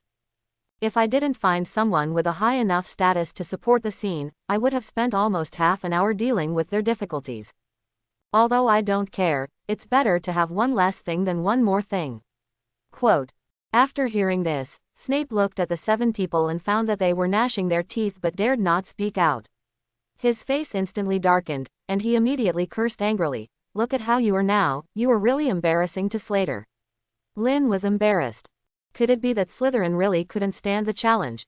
I'm not asking him to directly take Terrence's place. The capable ones will go up and the mediocre ones will go down. If you don't even have this little confidence, then put down your magic broom as soon as possible and quit the college team. Otherwise, you will prove that you are better than him. Quote. The 7 people were embarrassed by the rebuke. In fact, it was not as serious as Snape said. It was not that they could not accept the challenge, but they were just a little dissatisfied. But facing the angry Snape, they didn't dare to say a word. Ahem, Professor Snape, that's it. Aaron said. They didn't mean it. As he said that, Aaron looked at the 7 seniors of the academy team, his expression full of apology. Don't worry, everyone, I will only participate in this Quidditch duel with Gryffindor. I don't mean to really replace Senior Terrence. It's just that Dean Snape felt that Gryffindor had replaced a first-year seeker, and we Slytherins couldn't bully others, so they could only find me, a first-year student, to compete fairly with Harry Potter. I solemnly promise to you that I will quit the college team after this competition. It will never affect the friendship between my seniors and my classmates, and I will never participate in Quidditch matches organized by the school in the future. Quote. The 7 members of the academy team looked at each other, feeling a little overwhelmed for a moment. I thought Aaron was a backdoor person, but I didn't expect there was such a reason. And they are very sincere. I will never take part in Quidditch again. What a determination it takes. In comparison, they seemed a little ashamed of themselves. It's just that no one noticed that Snape had a few black lines on his face. If you don't want to participate in the competition, then you don't want to participate. As for saying so high-sounding. But this guy is really not a cheap guy. In just a few words, the proud Slytherin changed his mind and even had a good impression. Tisk tisk. The Gaius family really has a successor. This skill of telling lies with open eyes can at least make this family prosperous for decades. HMPH. Don't talk nonsense, Snape said, and then looked at Aaron. The ability of a fox to fake a tiger's power is very proficient, but you still have to compete to know the outcome. Professor Snape, I completely understand what you mean. Aaron said modestly, my strength may not be as good as that of Senior Terrence, but at least I must be recognized by the college team, otherwise I will not be qualified to represent Slytherin competes. Just know. Thank you for your understanding, Professor, but before the competition officially starts, I have to make one thing clear. I usually have a lot of things to do and may not have much time to train before the official competition. Quote. As soon as these words were said, Snape and the academy team's expressions were not very good. Even if you have talent, you can't waste it like this. If you don't train before the game, it's really not the same thing as Quidditch. Don't push yourself too far, Snape said coldly. Professor, please listen to me first. What I mean is that I will compete with my seniors 3 times. All the seeker needs to focus on the field is the snitch, so whether or not to participate in training is not that important. So I suggested that in the first game there would be only the golden snitch on the field, whoever catches it first between me and Senior Terrence would win. If I win by chance, it would prove that I am capable of participating in this Quidditch match. The second game is also about who can catch the golden snitch first, but it is a little more difficult than the first game, and 2 bludgers are added to interfere. If I am lucky enough to win in this case, then it proves that I did not win the first game by luck, so that all seniors can also be convinced. As for the third game, it's still about who can catch the golden snitch first. In addition to adding bludgers, I also need to add quaffles, and I also have to ask the seniors from the academy team to come off the field to attack me, but I can't use a bat. If I, an 11-year-old freshman, can still win in this way, then... Aaron paused and looked at everyone on the academy team with a smile. Just don't interrupt my study before the game, and... Do you want to challenge our entire team by yourself? Captain Marcus interrupted him unhappily. This was simply a naked provocation. Hey, of course not, how can you say that? I just want to simulate the game scene as much as possible. Quote. Marcus was about to say something when Snape stopped him with a look. He looked at Aaron. What else? Also, you can't commit fouls during official matches. Aaron said seriously. After all, winning is meaningless if you commit a foul. Although I won't foul, I don't want to hear others say that Slytherin's victory was won by fouling. Of course, you seniors don't have to agree to the third game, just the first two, but you also don't ask me to come over for training before the official game. Quote. Promise, of course you have to agree, why not agree? Marcus sneered and said, but I guarantee you will regret it. Very well, then let's ask Professor Snape to be a witness. Everyone looked at Snape, who was dressed in black robes. He looked at Aaron with a gloomy expression. Are you sure you want to do this? They may not be merciful. Sure, but what? But when I call for help, Professor, you must save me. Aaron said righteously. The corner of Snape's mouth twitched. So you know how to be afraid. Nonsense, otherwise why would I call you here? I really thought it would be enough to hold up a scene. Then your level as the dean is too low. Hearing Aaron's confident tone, Snape nodded blankly with a dark face, then looked at the academy team standing aside, ready to teach Aaron an impressive lesson, and said calmly, I agree. It's been 3 games, but you must not be polite to me. I will take care of you when the critical moment comes. The 7 members of the academy team looked at each other and nodded in unison. Aaron and Terence sat on the flying brooms, parked on the east and west sides of the court respectively. The golden snitch was taken out by Snape, and it quickly vibrated its wings and moved up and down and left and right in the court at high speed. It was not easy to find it in the twilight. 10 seconds later, a buzzing sound rang in Aaron's ears. He subconsciously stretched out his right hand to grab it, but he caught nothing.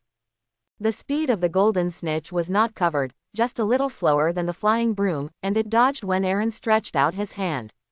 And his action also attracted Terence's attention. After discovering the golden snitch, he immediately controlled the broom to fly over. Seeing this, Aaron spread his hands, gave him a harmless smile, and decisively turned around to chase the golden snitch. Being close still has advantages, although this advantage is not worth mentioning in Quidditch, and it is even fleeting. Unless the snitch flies in a straight line, the opponent will catch up in a few seconds. It is almost impossible to catch a snitch whose movement trajectory is irregular in these few seconds. The snitch began to circle around the court, and Aaron followed closely. No matter how tricky the angle of its flight was, he could keep up and keep closing the distance. Seeing this, although everyone was reluctant to admit it, Terence's flying skills were indeed a certain gap compared to Aaron. Terence also noticed this, so he temporarily changed his tactics and stopped chasing from behind. Instead, he temporarily predicted a direction and blocked the snitch in front of him. But his sudden appearance made the snitch's speed obviously pause. Although it was a ball that did not want to be caught by anyone, and it would not stupidly hit someone's hand. But with such a small pause, a big hand behind him grabbed him in the palm of his hand. Terence looked at this scene in a daze, and after breaking, he shook his arms twice to vent his anger. I'm sorry, Senior, Aaron said modestly, it seems that I won by luck this time. Terence snorted, said nothing, and turned back to his position. Aaron also threw the golden snitch to Snape. Professor, it's almost time to start the second game. Don't you need to rest? Snape asked. Quidditch games are very physically demanding. Although this is not a formal game, 3 consecutive games are not something that ordinary people can handle. I don't need it, Aaron said, and then looked at Terence on the opposite side. I just don't know if Senior Terence. You don't need it, and I don't need it either. Seeing that the two people's attitudes were so firm, Snape nodded slightly, and then walked to the center of the court and opened the box containing the bludgers. 2 black iron bludgers jumped out of it. They were 10 inches in size and always wanted to knock the players off their brooms during the game. The golden snitch was active on the court again. Snape raised his wand and a ball of fireworks ignited in the air. After the signal to start the game appeared, Aaron and Terence's faces became solemn. If it was just the snitch, they wouldn't be so nervous, but with 2 more aggressive bludgers, they couldn't help but be alert. This was not a serious game. There was no striker to block the ball for them. They had to avoid the snitch in the process of catching it, otherwise they would be broken at least by the 2 iron balls. Whoosh, whoosh, whoosh. The sound of breaking through the air continued to sound in the court. The bludgers flew around without rules. Aaron and Terence also began to look for the snitch. Aaron found it before Terence, but this time his luck was not very good. The snitch was relatively close to Terence. The chase started soon. The snitch's flying angle was still as tricky as before. Sometimes it flew around the wall in the court, sometimes it accelerated and dived down, and sometimes it jumped up and down in the pillars, using the wooden stakes of the platform to block the two seekers behind. In short, it would do whatever it took to get rid of the seekers. These are a test for the skills of the seeker. If you don't have an accurate understanding of your flying ability and are eager for quick success, it is likely to cause an accident. Terrence can be a seeker, and his skills are already excellent, but not good enough. Compared with Aaron, he is too careful, or he is a little afraid of getting hurt. At the beginning of the game, he can still focus most of his attention on the golden snitch. After a period of chasing, his pressure gradually began to increase, especially the sound of the bludgers hitting the building made him very scared. When Aaron caught up with him, he obviously put more energy on the bludgers, because the two bludgers put the targets they hit together, and the danger increased exponentially. The feeling of being rubbed by the iron ball flying over the scalp is not ordinary. Finally, after a few minutes, Aaron won and caught the golden snitch. Snape immediately took out his wand and stopped the two bludgers to prevent them from flying around after the game. Snap, snap, snap. Snape clapped his hands expressionlessly and said, "It was a very exciting match. So, do we need to have a third match?" As soon as he finished speaking, the members of the Academy team rushed into the arena impatiently, and Marcus even gave Aaron a provocative look. In the first two games, they had already recognized Aaron's ability, but they couldn't let Aaron win in this last game, otherwise they would lose face. Just think about it, the 7 players of the Slytherin College team were defeated by a freshman. How could they survive if this got out? Wait, Professor, I want to rest for 10 minutes. Aaron raised his hand and said. Snape's mouth corners slightly raised, and he sneered, "You won't be brave this time." Aaron smiled awkwardly. "I am still very self-aware. In the first 2 games, Senior Terrence played against me alone. I was tired and he was tired too. It was still fair. But next I have to face a whole college team. If I don't adjust my state, I will probably lose miserably." You have proved your ability. It's not too late for you to regret it now. It doesn't matter whether you play the third game or not. Slytherin students still have shame. 7 against 1, they will definitely win, but this is much more unpleasant than bullying. So, there are only us on the court. As long as I don't say it, the professor doesn't say it, and they don't say it, then no one will know, right? Aaron smiled. Snape pondered for a few seconds, and looked at Aaron with more appreciation. "You have 10 minutes, and in 10 minutes, the next game will start." "Thank you, Professor." Aaron smiled, and then flew down, took out a lollipop from Abe's pocket, unwrapped it and put it in his mouth. Ahem. Snape stared at Aaron with a strange look. "Mr. Guss, don't you know that the traceless extension spell can't be used casually?" The traceless extension spell. Aaron looked at the candy in his hand and the somewhat aggrieved Abe, and thought it was careless in his heart, but pretended to be at a loss on his face. "Professor, I think you misunderstood. There is no traceless extension spell on its clothes, it is purely used to hold snacks. But what you said just now is indeed desirable. I decided to send a letter to my family tomorrow and prepare a piece of clothes with the traceless extension spell for Abe." Snape's face turned slightly darker, and he simply turned his face away. 10 minutes later, Aaron flew over the court and confronted the college team, who were a little embarrassed but had an extremely firm attitude. As Snape released the start signal, the golden snitch and 2 bludgers appeared on the court at the same time. Aaron did not look for the golden snitch at the first time, but focused on the 6 college team players except Terrence. After all, the third game was the most difficult and dangerous one for him. Terrence could slowly look for the golden snitch, but it was not so easy for him. In addition to grabbing the golden snitch, he also needed to guard against the siege of these 6 seniors. And in this difficult game, the only thing he could use was the 2 bludgers that flew up and didn't recognize people. After the game started, Aaron's tactics were very clear, a word drag. While trying his best to avoid the encirclement and suppression of the college team, he tried his best to destroy Terrence's capture of the golden snitch. During this process, he always regarded the 2 bludgers as teammates and often led them to other people, which was full of dangers. However, under this old-fashioned, rogue, dangerous and even somewhat stupid tactic, Aaron managed to hold out for more than an hour, and even knocked Marcus off his broom with a bludger. This captain was also pitiful enough. He wanted to block Aaron, but ended up blocking 2 bludgers for him. This action made Aaron feel that he had misjudged the person. The captain was still very considerate. He cursed with his mouth, but his body was extremely honest. He blocked 2 bludgers for him, a new player who had not yet officially joined the team. This was the first time in his life that he had seen such a good senior. With the tactic of killing 800 enemies and losing 1,000 to himself, Aaron and the academy team fought fiercely for more than an hour, and finally got the golden snitch 1 step ahead of Terrence, at the cost of breaking his right arm after being hit by a bludger. He shrugged one arm and exhaustedly controlled the broom to fly below the court. His tense spirit suddenly relaxed. He almost lost his balance and stumbled to sit on the lawn below. Abe immediately ran over and looked at him worriedly, then turned around and showed a fierce expression to the 6 players who were flying down one after another. This was the first time it was angry. Several fangs were exposed from its mouth, and the sides of its clothes were slightly stretched.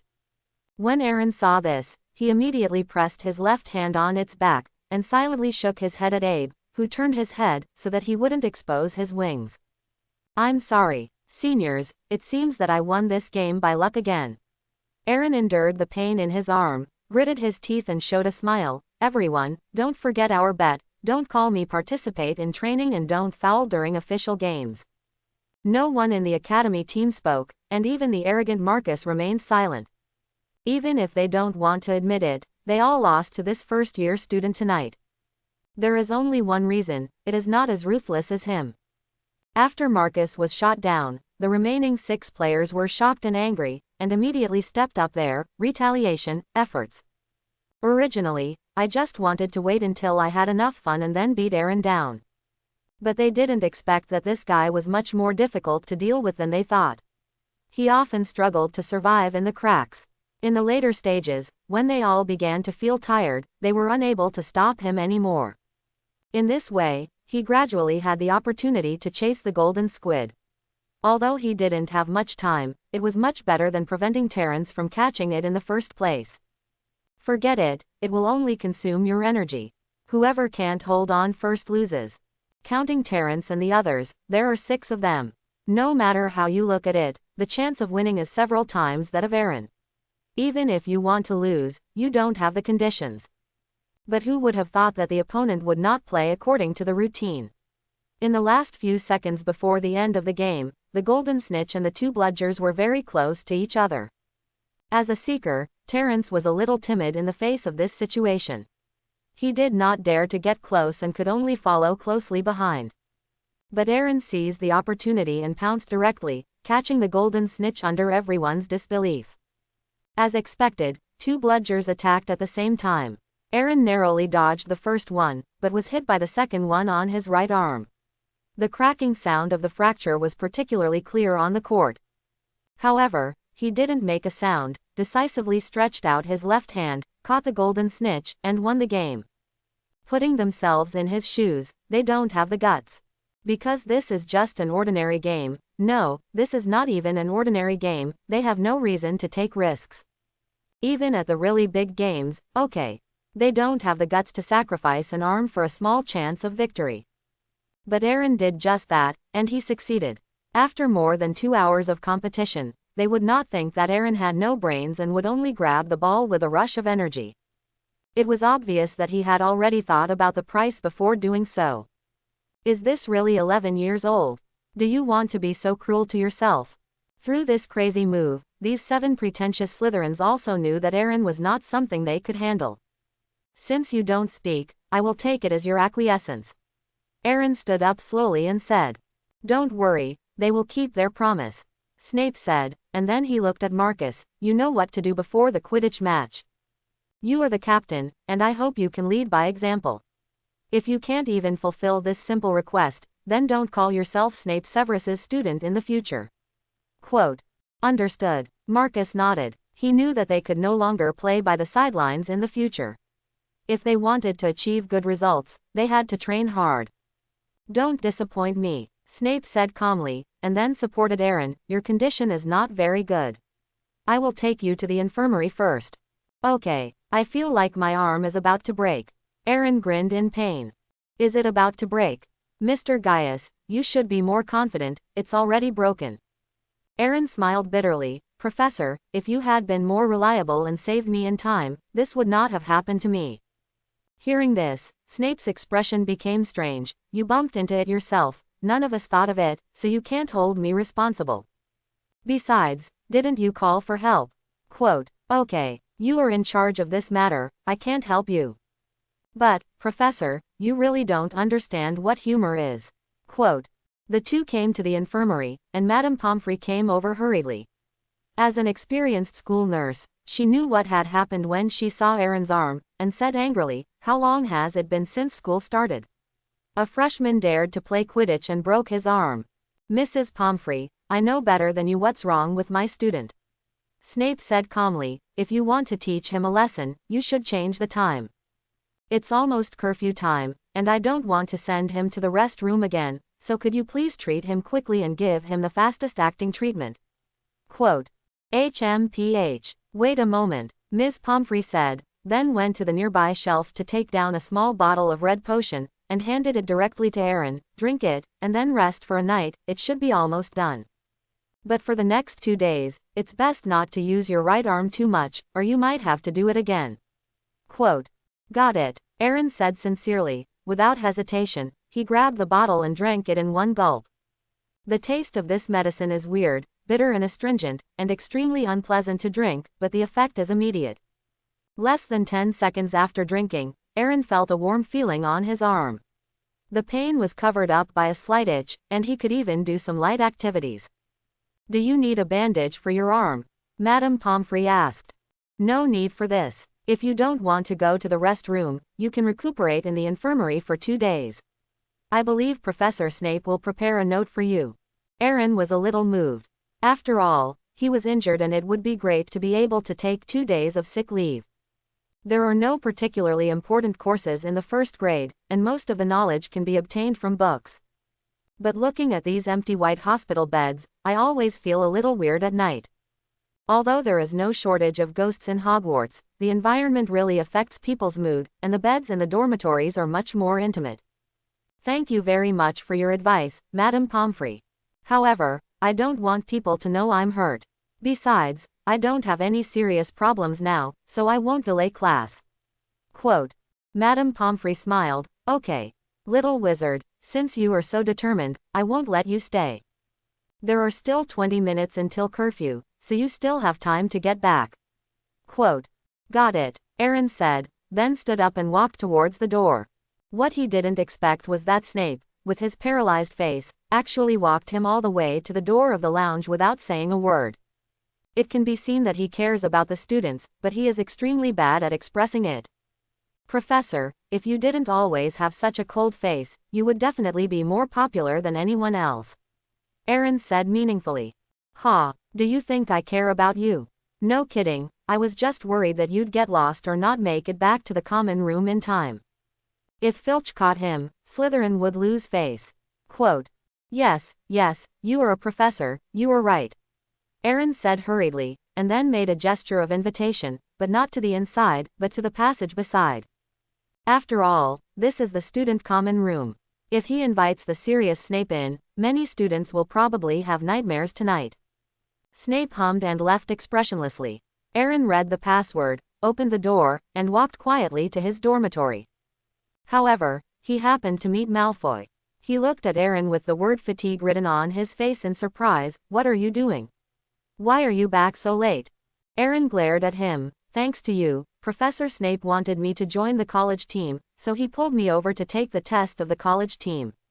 More than 2 hours. It's almost exhausting me. Quote. Malfoy's eyes evaded. He was embarrassed but also looked forward to it. You must have passed the test. Of course, the seniors on the house team have unanimously agreed to let me be Slytherin's seeker. Great, Malfoy said excitedly. With you, we will definitely defeat Harry Potter. Aaron, how much does this naughty kid hate Harry Potter? But forget it, we are all 11-year-olds, so any disagreements should be treated as a joke. Ahem, let's talk about this later. You must keep this matter of my role as Slytherin's seeker a secret. I don't want too many people to know before the official match. Quote. Don't worry, I've always been the strictest. Malfoy promised, patting his chest. For some reason, looking at his vow, Aaron felt that he could no longer keep the secret. More than a month passed quickly, and it was Christmas Eve. Today's defense against the dark arts class was taught by Slytherin and Ravenclaw. Professor Quirrell was still wrapped in a thick purple turban, holding a large chameleon, and stumbled about the theory of defense against the dark arts. Although his speaking speed was unique, this lesson was already quite interesting compared to the boring astronomy and history of magic. Especially for the history of magic, I don't know what the school thought, but they actually invited a ghost to teach. Although the experience of ghosts is much higher than that of living people, the ghosts who are responsible for teaching are not very bright, and they will go off topic halfway through the lectures. Professor Quirrell's condition seemed to be not very good. He was weaker than usual, and he felt as if he was recovering from a serious illness. This was considered the professor's private matter, and Aaron was not interested in knowing what happened to him, but there was one thing that concerned him. That's when Professor Quirrell walked to Aaron's side in the classroom. Abe, who had been napping on the table, suddenly stood up. It stood on the table with 4 legs and grinned at Professor Quirrell, while its eyes were fixed on his turban. "Mr. Gaius, what's wrong with your cat?" Quirrell asked nervously, but his body involuntarily took a step back. Aaron immediately picked up Abe and said with some embarrassment, "Professor, my cat got a little sick from eating garlic recently, and the smell on your body is really too strong." Aaron didn't believe what he said. Defense against the dark arts classes were held twice a week. It had been so long since school started, and he had taken this class for at least a dozen classes, but Abe hadn't behaved like this before. "The most important thing is that our cats never eat garlic." "Yes, really." Quirrell swallowed, looking at the fierce cat that might pounce at any time. "I'm really sorry, should I stay away?" "This isn't appropriate," Aaron said with a bitter smile, and then he carried Abe to the other corner of the table. "It's better to keep him far away." As the distance between them widened, one person and one dragon seemed to return to normal. Abe still held a trace of hostility, but Aaron inadvertently noticed a glimmer of light flashing in Professor Quirrell's eyes. The cold eyes with strong murderous intent made his body tremble subconsciously. Professor Quirrell is definitely not simple, at least he is not as submissive as he seems on the surface, or in other words, his submissiveness is all fake. There is definitely something wrong with this guy, otherwise he wouldn't be so disgusted by Abe, who has divine attributes. Suddenly, Aaron seemed to have thought of something. Could Professor Quirrell be the one possessed by Voldemort? This possibility is not impossible, even very high. Thinking of this, Aaron felt that his back was soaked with sweat, and then he instantly adjusted his state. If this guess was correct, then he must not let Quirrell see that he was strange, otherwise he might have to face Voldemort in advance. Although Voldemort's goal is to steal the Sorcerer's Stone, he will never expose himself easily until his goal is achieved, but if you don't fear 10,000, just be afraid of the worst. Fortunately, Quirrell focused most of his attention on the harmless Abe, but did not pay too much attention to Aaron. He was completely unaware of the rich expressions on his face in these 2 short seconds. Variety. Aaron's psychological quality is quite good. He behaved very normally, until the end of get out of class and left the classroom without any danger. "I was scared to death. I thought I was going to be left by Quirrell."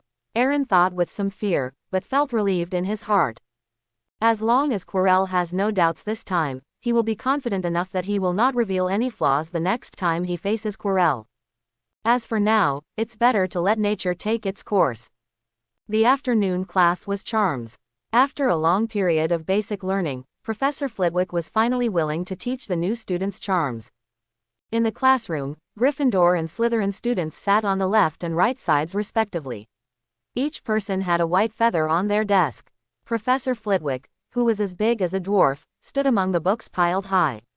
Lectures above. As a magician, one of his basic skills is to levitate into the air, which is to have the ability to make objects fly. "Did you all get your feathers?" Quote. Hermione immediately raised her feather so that Professor Flitwick could see it clearly. "Very good. Now, don't forget the wrist movements we have been practicing. First wave and then shake, let's do it together," Professor Flitwick said as he pulled out his wand to demonstrate to everyone. "You must recite the spell clearly, Ugardum Leviosa, you can practice it." In an instant, the students in the classroom began to wave their wands and chant spells on the feathers in front of them. Aaron smiled and shook his head. He knew these simple spells a few years ago. He used this floating spell to fly a kite when Abe was still an egg. He waved his wand gently, without even reciting a spell, and the white feathers floated up, slowly flying to the ceiling before stopping. Everyone stopped what they were doing and stared quietly at the feather floating in midair. While marveling at Aaron's talent, they couldn't help but feel a little more frustrated. "Great, look here, Mr. Guss succeeded," Professor Flitwick said excitedly. Then everyone experimented harder. Ron chanted the spell, but he obviously forgot the movement of his wrist. He kept swinging the wand, and the rustling sound of wind sounded in the air. "No, stop, you're going to poke someone's eyes out." Hermione, who was sitting next to him, immediately interrupted him. "Besides, you also pronounced it wrong, it's Leviosa, not Laviosa." Quote, "You are so smart, then you should give it a try," Ron said unconvinced. Hermione didn't say much, just picked up the wand and shook her wrist lightly. "Wingardium Leviosa." The next moment, another feather flew into the air. Ron was dumbfounded, pouting and lying on his textbook. The third person to succeed was Draco Malfoy, but he looked at Hermione with dissatisfaction.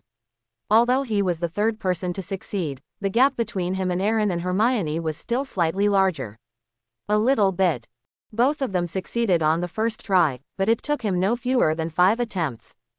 "You did quite well in learning this spell for the first time," Aaron comforted. "But Draco, your talent is quite good." But Hermione spent all her time reading books except eating, going to class, and sleeping. "If you could do that, you would be no worse than anyone else." Quote. Malfoy was stunned for a moment, then looked at Hermione in astonishment and murmured, "Why was she sorted into Gryffindor? Shouldn't she be in Ravenclaw? Who knows, maybe she has perseverance and courage, and this courage is stronger than her thirst for knowledge." After getting an answer that was barely reasonable, Malfoy stopped talking and silently turned his head to guide his 2 followers to learn this spell.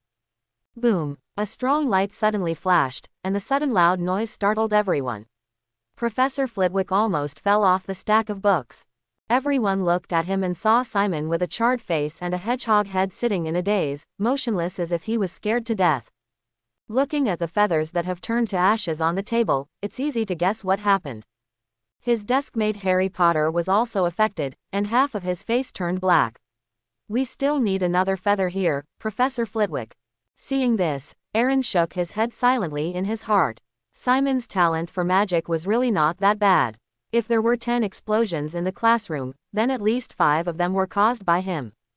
After class, Ron walked on the street with a dissatisfied look on his face, and said angrily to Harry, "Simon and a Gryffindor friend, it's Leviosa, not Leviosa.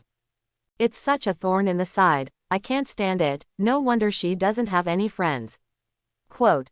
At this time, Hermione walked past Ron Quickstep with her book in her arms and bumped him with her arm.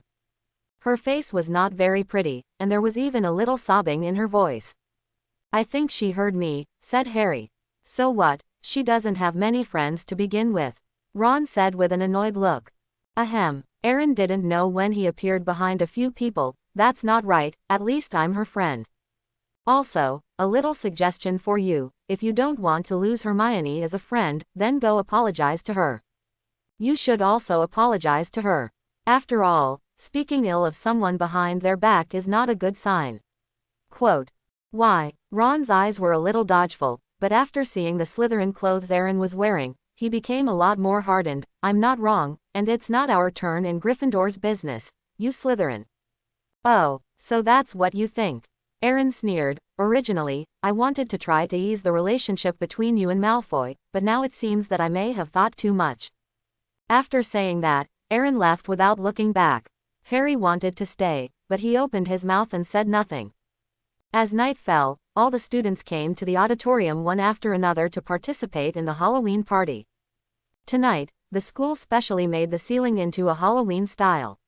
Looking up, you can see clusters of low dark clouds slowly swimming in the dark purple light, and silver lightning flashes in the sky from time to time. The candles originally hanging in the auditorium were also covered with a layer of pumpkins, and the flames inside were constantly swaying, adding a touch of festive color to the auditorium. Of course, this is not the main thing. The main thing is that the richness of today's dinner is comparable to that at the beginning of school. Everyone enjoyed the food with relish, and the atmosphere was quite cheerful. At this moment, Aaron noticed that Hermione was not on the Gryffindor table, and couldn't help but frown. "Aaron, what's wrong with you? Are you okay?" Draco asked. "It's okay," Aaron responded, then walked to Harry and asked in a low voice, "Why isn't Hermione here?" "I don't know, she didn't come to class in the afternoon." "I know." Neville, who was sitting next to him, raised his hand and said, "Barty said she refused to come out of the bathroom and said Hermione had been hiding in there crying all afternoon." Aaron was stunned, and looked at Ron, who was enjoying his meal with some dissatisfaction. "Is it so difficult for you to apologize? Even if you don't apologize, can't you comfort her?" Ron shrugged helplessly, saying that she didn't expect Hermione to be so fragile.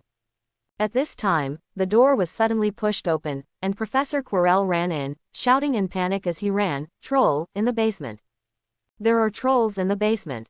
Quote, these two sentences attracted everyone's attention. Students and teachers all looked at him blankly, without reacting. "Do you know?" Professor Quirrell's voice lowered, then his body softened and he fainted. The students looked at the Defense Against Dark Arts professor lying on the ground, and their hearts were instantly filled with panic, and they screamed involuntarily. Even the senior students were no exception. That was a troll, a magical creature that even an adult wizard might not be able to deal with. There is such a giant monster wandering around the school uncontrollably, which means that their life safety may be threatened at any time. It would be false to say that they are not afraid. Quiet. Dumbledore stood up from his seat, and the students who were about to run outside stopped one after another. It must be said that the most powerful white magician of this century is still very authoritative, and just 2 words calmed everyone down. "Please don't panic, don't panic. Now, the prefects are taking the students from their respective colleges back to their respective dormitories. The teachers went with me to the basement." Quote, after the words fell, order was restored instantly, and the prefects of their respective colleges also stood up and organized the students to line up and leave in an orderly manner. The teachers looked serious and followed Dumbledore towards the basement. Snape rolled his eyes and quickly walked to the side door while no one was paying attention. But when he was about to arrive, a white figure stood in front of him. "Get out of the way." Snape glared at Abe and walked forward quickly. "Professor Snape, where are you going?"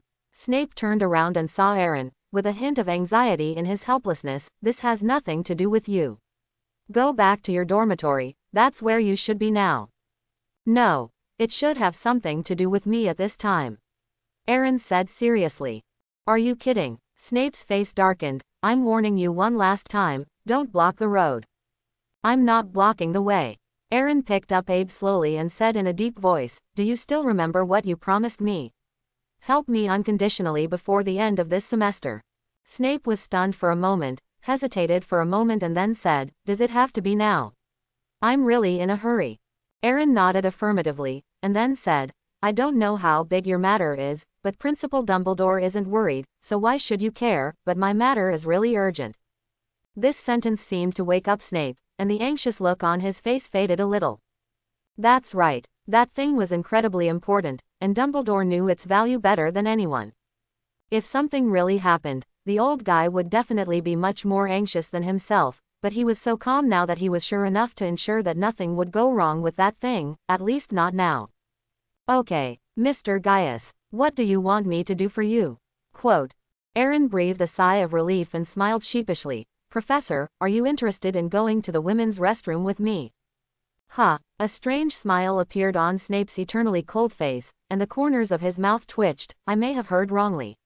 What place did you just talk about?" "The women's bathroom. I really didn't expect you to have such a weird habit. Is it really appropriate to let me know about this? Or is it really appropriate for you to waste this opportunity? You should know how important a favor from a potions master is. To be honest, as long as there are enough materials, I can even help you prepare a bottle of elixir. And your family should have no shortage of these materials." Quote. Hearing this, Aaron became more and more embarrassed. "Don't get me wrong, it's not like we don't have fulling elixir in our family. No, I'm not a pervert. It's like this. Hermione Granger didn't know about the troll's escape. She should be in the toilet now. Sometimes you are not afraid of 10,000, but just in case. With my current ability, I am not confident enough to defeat the troll, but you can definitely do it. So, I can only ask you. Quote. Snape looked at Aaron deeply, not knowing what he was thinking, and finally let out a long sigh. Let's go. Aaron nodded and immediately led the way.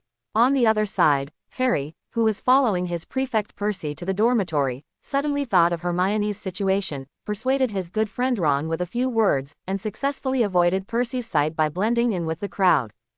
Then, the two quickened their pace and rushed to the corridor on one side, intending to find and notify Hermione that a troll was infested. In this way, two groups of people rushed to the women's restroom with the same purpose. Aaron and Snape were close and arrived first, and were very lucky to find a huge monster that was 3 or 4 meters high. The troll looked stupid, with bubbles on its nose. Its gray-green body was covered with 2 pieces of tattered clothes, which looked particularly eye-catching. It held a thick wooden stick in its hand and dragged it slowly forward. An indescribable stench emanated from its body, and the 2 people could smell it even if they were more than 10 meters apart. If I had to describe it, it would be the smell of smelly socks from decades ago, stale clothes from decades ago, and swill from decades of years mixed together. In short, it was not generally disgusting. Even Abe buried his nose under his clothes. With an extremely sensitive sense of smell, it felt that it had been greatly hurt.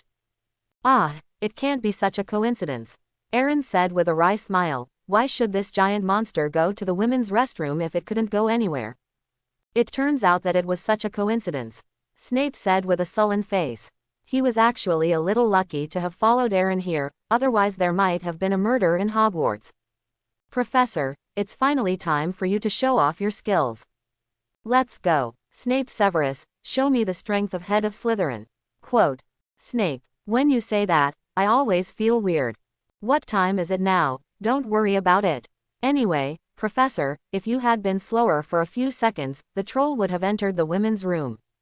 If we want to save people at that time, we will have to change the battlefield. Of course, if nothing else happens, I will definitely not enter the women's restroom and hinder your heroic battle. Quote. Snape snorted, then glared at Aaron, pulled out his wand, and said, collapse. A pale white light shot out from the tip of the wand and hit the troll's head. A magic spell made the giant monster, which was not very intelligent, see stars in its eyes. However, after staggering around a few times, it did not fall to the ground, but its steps became frivolous and it staggered as it walked. This blow also attracted the attention of the troll, and it became furious and turned towards Snape and Aaron. Professor, Aaron pulled out his black wand and said with some disappointment, I can also do this level. Can you do it? If it doesn't work, I'll divert it away first, and you can take the opportunity to go over and rescue the person. Quote. Shut up, Snape said in a low voice. Although this guy has a certain level of magic resistance, he is only at the level of a high-level magician. In addition, it has almost no IQ. You can deal with it if you are careful, let alone me. However, it is the property of the school. If not necessary, it is better to capture it alive. Quote. At this time, the troll also walked up to the 2 of them, and without saying a word, he waved the wooden stick in his hand and smashed it down on the 2 of them.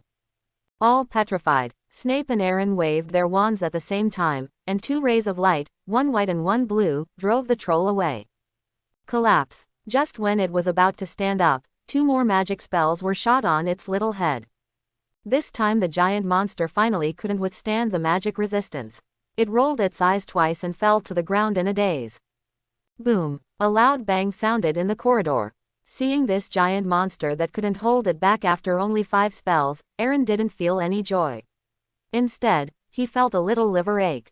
Even adult wizards may not be able to deal with the promised trolls. Scare the kids. With this kind of fighting power and extremely low IQ, anyone who knows a few serious spells can beat it to death. It's a pity. I originally planned to use the Snape card in the confrontation with Voldemort's remnant soul, that is, Professor Quirrell, but now it's gone in such a confused way. This is different from using the King Explosion to suppress the opponent's card. What's the difference between 3? Oh, I've lost a lot now. Aaron sighed. Snape's mood was completely opposite. He had made a lot of money this time. Ahem, Mr. Gaius, I won't owe you anything after this. I understand. No matter what, thank you, Professor, for your generous help. Quote. At this moment, Hermione walked out of the women's bathroom. The first thing she saw was the troll lying at the door. Her eyes widened instantly, and then she let out a long scream. Ah, it's okay, Hermione. Aaron comforted immediately. It's okay. What on earth is going on? Hermione asked, covering her heart with some fear. This is what happened. After hearing this, Hermione couldn't help but feel a little lucky, and then she felt heartfelt gratitude to Aaron. She couldn't defeat the troll, and her life might have been in danger if Aaron hadn't come to save her. But what she didn't expect was that Professor Snape, who had always been at odds with Gryffindor, would actually come to save her, which she was a little confused about. Thank you, Aaron, Hermione said, then looked at Snape with a complex expression. Thank you too, Professor Snape. Snape was stunned for a moment, then snorted, but the look in his eyes was more complicated than Hermione's expression. I'm not here specifically to save you, I'm just simply fulfilling my promise. Snape said arrogantly, honestly, Miss Granger, I should thank you because of what Mr. Gaius asked me to do. It was a little bit beyond my expectations. Aaron's eyes twitched. Professor, is it necessary? He didn't understand why someone who was obviously a cold-faced and warm-hearted person had to make himself cold. Snape didn't answer, just looked at the two of them deeply, turned around and left. At this time, Harry and Ron ran over and bumped into Snape. Seeing these two Gryffindors, especially one of them, Harry Potter, Snape's mood instantly brightened. Why are you two here? I remember Dumbledore just said that all students should go back to the dormitory under the leadership of their prefects. Do you think you are so capable that you can ignore the principal's words? Quote. Harry hesitated, unable to say anything. The same goes for Ron. He particularly dislikes this professor, but he is also particularly afraid of this professor. They originally thought that just informing Hermione would be enough, but there was no way they could have imagined that Snape would catch them. This is no longer bad luck, this is quite bad luck. Won't you explain it? Snape continued aggressively. We are here to inform Hermione that there is a troll in the school. Harry said bravely. Ah, Snappra said in a long tone and pointed at the troll lying beside him with a sneer, so you think you can defeat that troll? Think about it, I shouldn't need to remind you what would have happened if Aaron and I hadn't arrived in time. You will die together with Miss Granger at the hands of this monster. Quote. The two looked at the giant monster's huge body and couldn't help but lower their heads. Snape was quite satisfied with their attitude. He couldn't help but raise the corners of his mouth slightly, and then said coldly, 5 points from Gryffindor. You can't do this, Harry said immediately, with indescribable anger on his face. That's 5 points. They have never deducted so many points since the beginning of school. Yes, it is indeed biased. Snape nodded with deep approval and added, one person should be deducted 5 points, and you two will be deducted 10 points in total. Of course, you can also protest if you think your life is not worthy of these 10 points. Quote. Harry and Ron looked at each other and were speechless. No one would think that scores are more important than their lives. What about him? Ron pointed at Aaron and said unhappily, didn't Aaron come over too? Why doesn't he have to deduct points? Mr. Weasley, you have to know that I am actually very happy that you can ask me that. Snape smiled, because Aaron and I came together. Is this reason enough? Ron looked at Aaron, the Slytherin student, and then at Snape, the headmaster of Slytherin, and wanted to understand something.